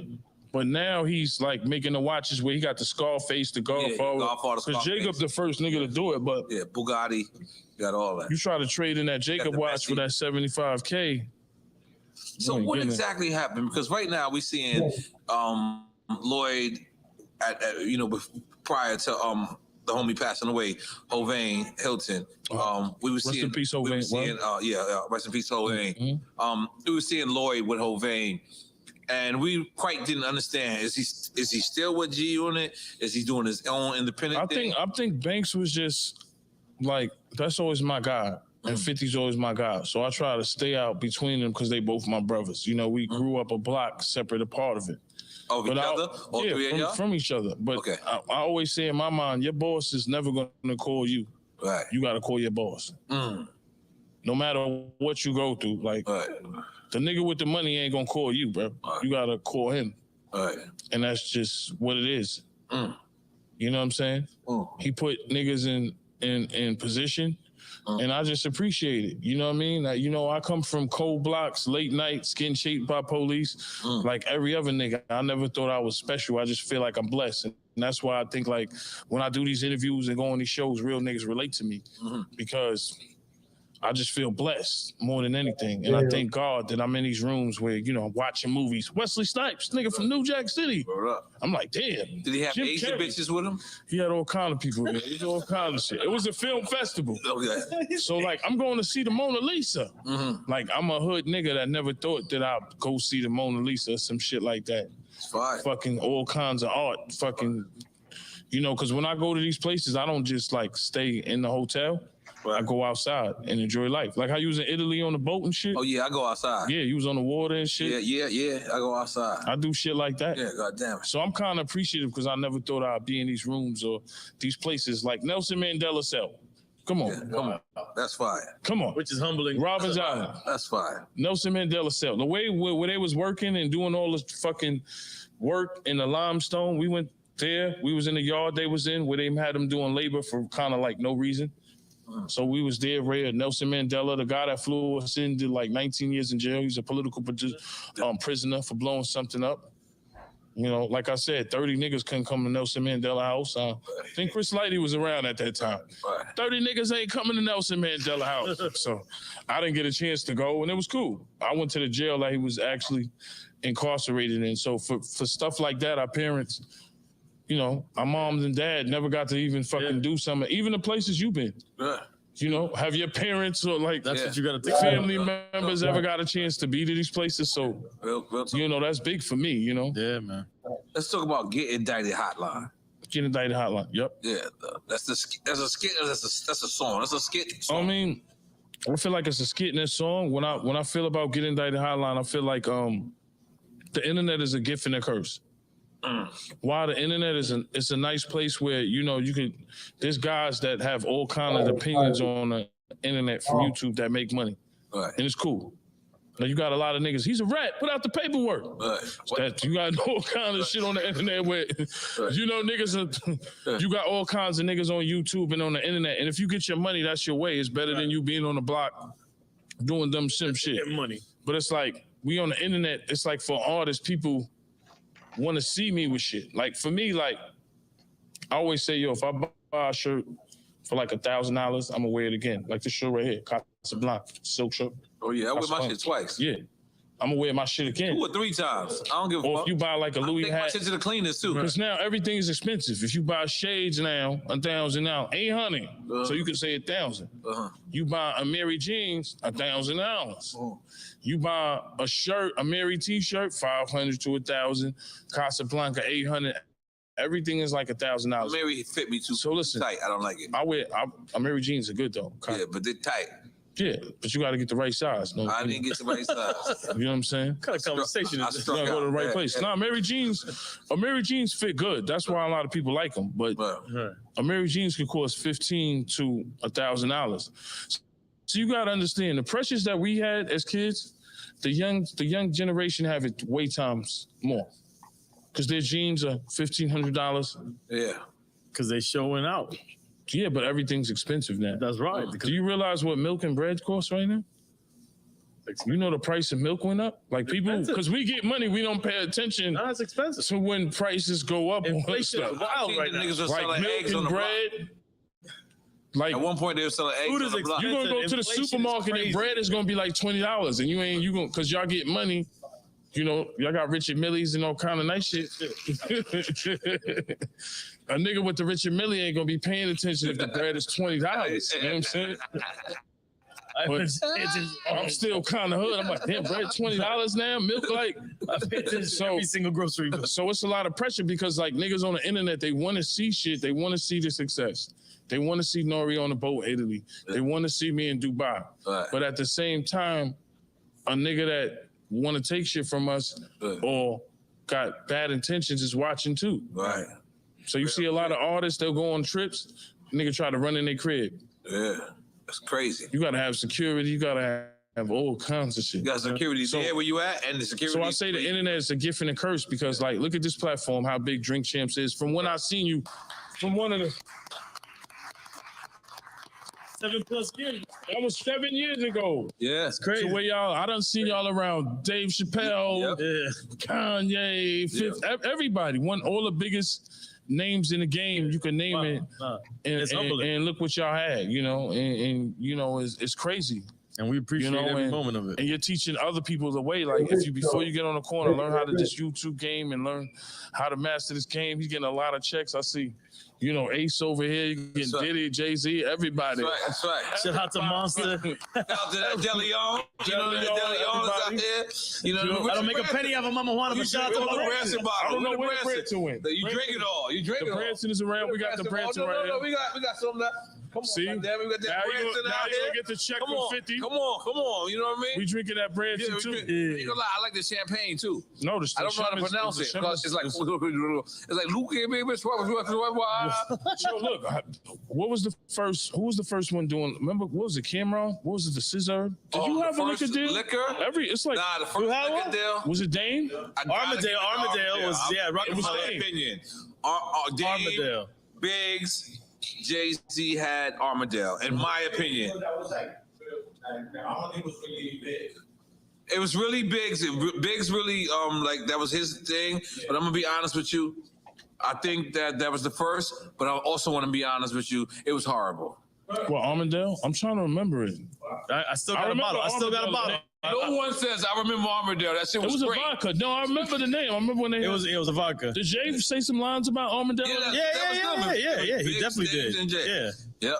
And then Jay went from Armadale. And then Cam, I think Kim had Scissor. Scissor after that, yeah. Yes. Because liquor deals was early in the game. I'm sure we're missing somebody, but to me, Ciroc was the first one to really go as big as it went. No, there was yo, when you think about it, there was a lot of like, I always say Fubu should come back. Yeah. Cause like there was a lot Fubu of owns Coogee. That's crazy. Damon's, yeah, he got a lot of because when you see our culture, like we always set trends. Like when you really think about it, like motherfucker ain't gonna wear Coogee, Louis, Hermes. Like you hear artists talk about that shit and it make you want to go get it. Right. So when you think about the culture, when you think about rap from back in the days, a nigga wanted a Dookie Link chain because he seen Eric B or fucking Big Daddy Kane on video music. That's why I always give Ralph McDaniel's Video Music Box because that was the beginning for me. Video Music Box, you seeing niggas. That was hip hop. See, that was the thing about G Unit. We was in niggas' basements. It was always hip hop. I was a nigga walk to Jamaica Avenue. I go to Hot Wax. I go see the white man with the beard. I forgot his name. Like we'll go by Grandmaster Vic, Dog Tom, Dirty Harry, whoever. Ron G. I always say Ron G. Number 10 was a classic. Because Tim Dog was the first. Tim Dog was the first nigga to get at Cali niggas. Remember he had fuck Compton. Remember back in the days. Absolutely. Ron G. Number 10 was like a classic record. So we was niggas that used to go to Jamaica Avenue, Queen shit, and buy mixtapes. All the bootleggers was there. You had Hot Wax. Like it was a high for us. It was hip hop. So when I see, I met Kane and Coogee Rap, nigga. Niggas was groupies, nigga. Together? Nigga, nigga. As you should have been. They came and shit with 50, nigga. The 50 call him out. Those are icons. I was a groupie, nigga. Big Daddy Kane. It's fire. And I always tell a story. NLE Chopper was there. And I was like, yo, you know what's going on? Nigga was like, I don't know what's going on, man. You know, South nigga. Everybody has a Memphis accent. So I'm like, yo. That Yayo been on his accent shit all night. Just make noise for Yayo accent. Yo, Yayo's podcast would be amazing if he just accent. I'm trying to invest in Yayo podcast. I'm like, that's Big Daddy Kane. Yayo cast. I'm like, yo, that's the first nigga that fuck with Madonna. He like, for real, man? Who'd you say? Big Daddy Kane. Oh, yeah. First people figure Remember out he was in Madonna. modeling magazines, nigga. Except Eric B. First Black Benitez. I'm sorry. DJ. I went too far. No, the nigga was Jelly like, Bean Benitez. Look, the nigga was like, yo, Tupac. Gotta give it to Jelly Bean The Benitez. nigga was NLE Chopper like, yo, I thought Tupac messed with Madonna. I'm like, nah, that's the first nigga Big Chains.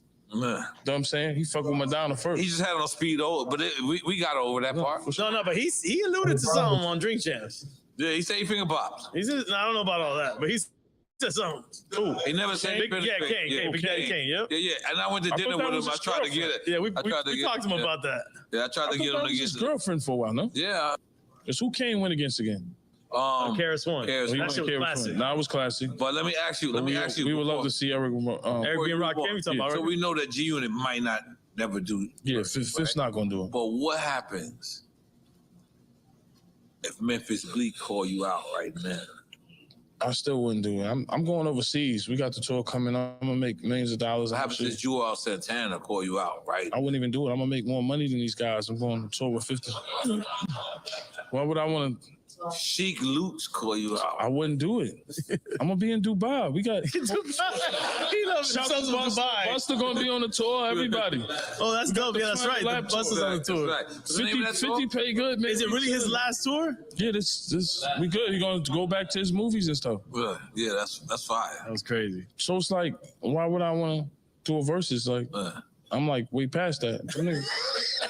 They might say, yo, we're gonna give you a $250,000. Yeah. Like, make that in a couple of days. I'm just saying.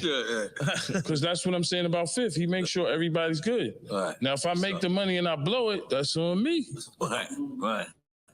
You make a $250,000, you know, some people, if they get this type of money, they'll look at, this is why people look at rappers stupid. They be like, this guy was making $250,000 in a couple of days. You know, Jamie would be like, I'm investing that in the business. But they look at us as stupid because they like, yo, he bought a car, he bought a chain. You look dumb, bro.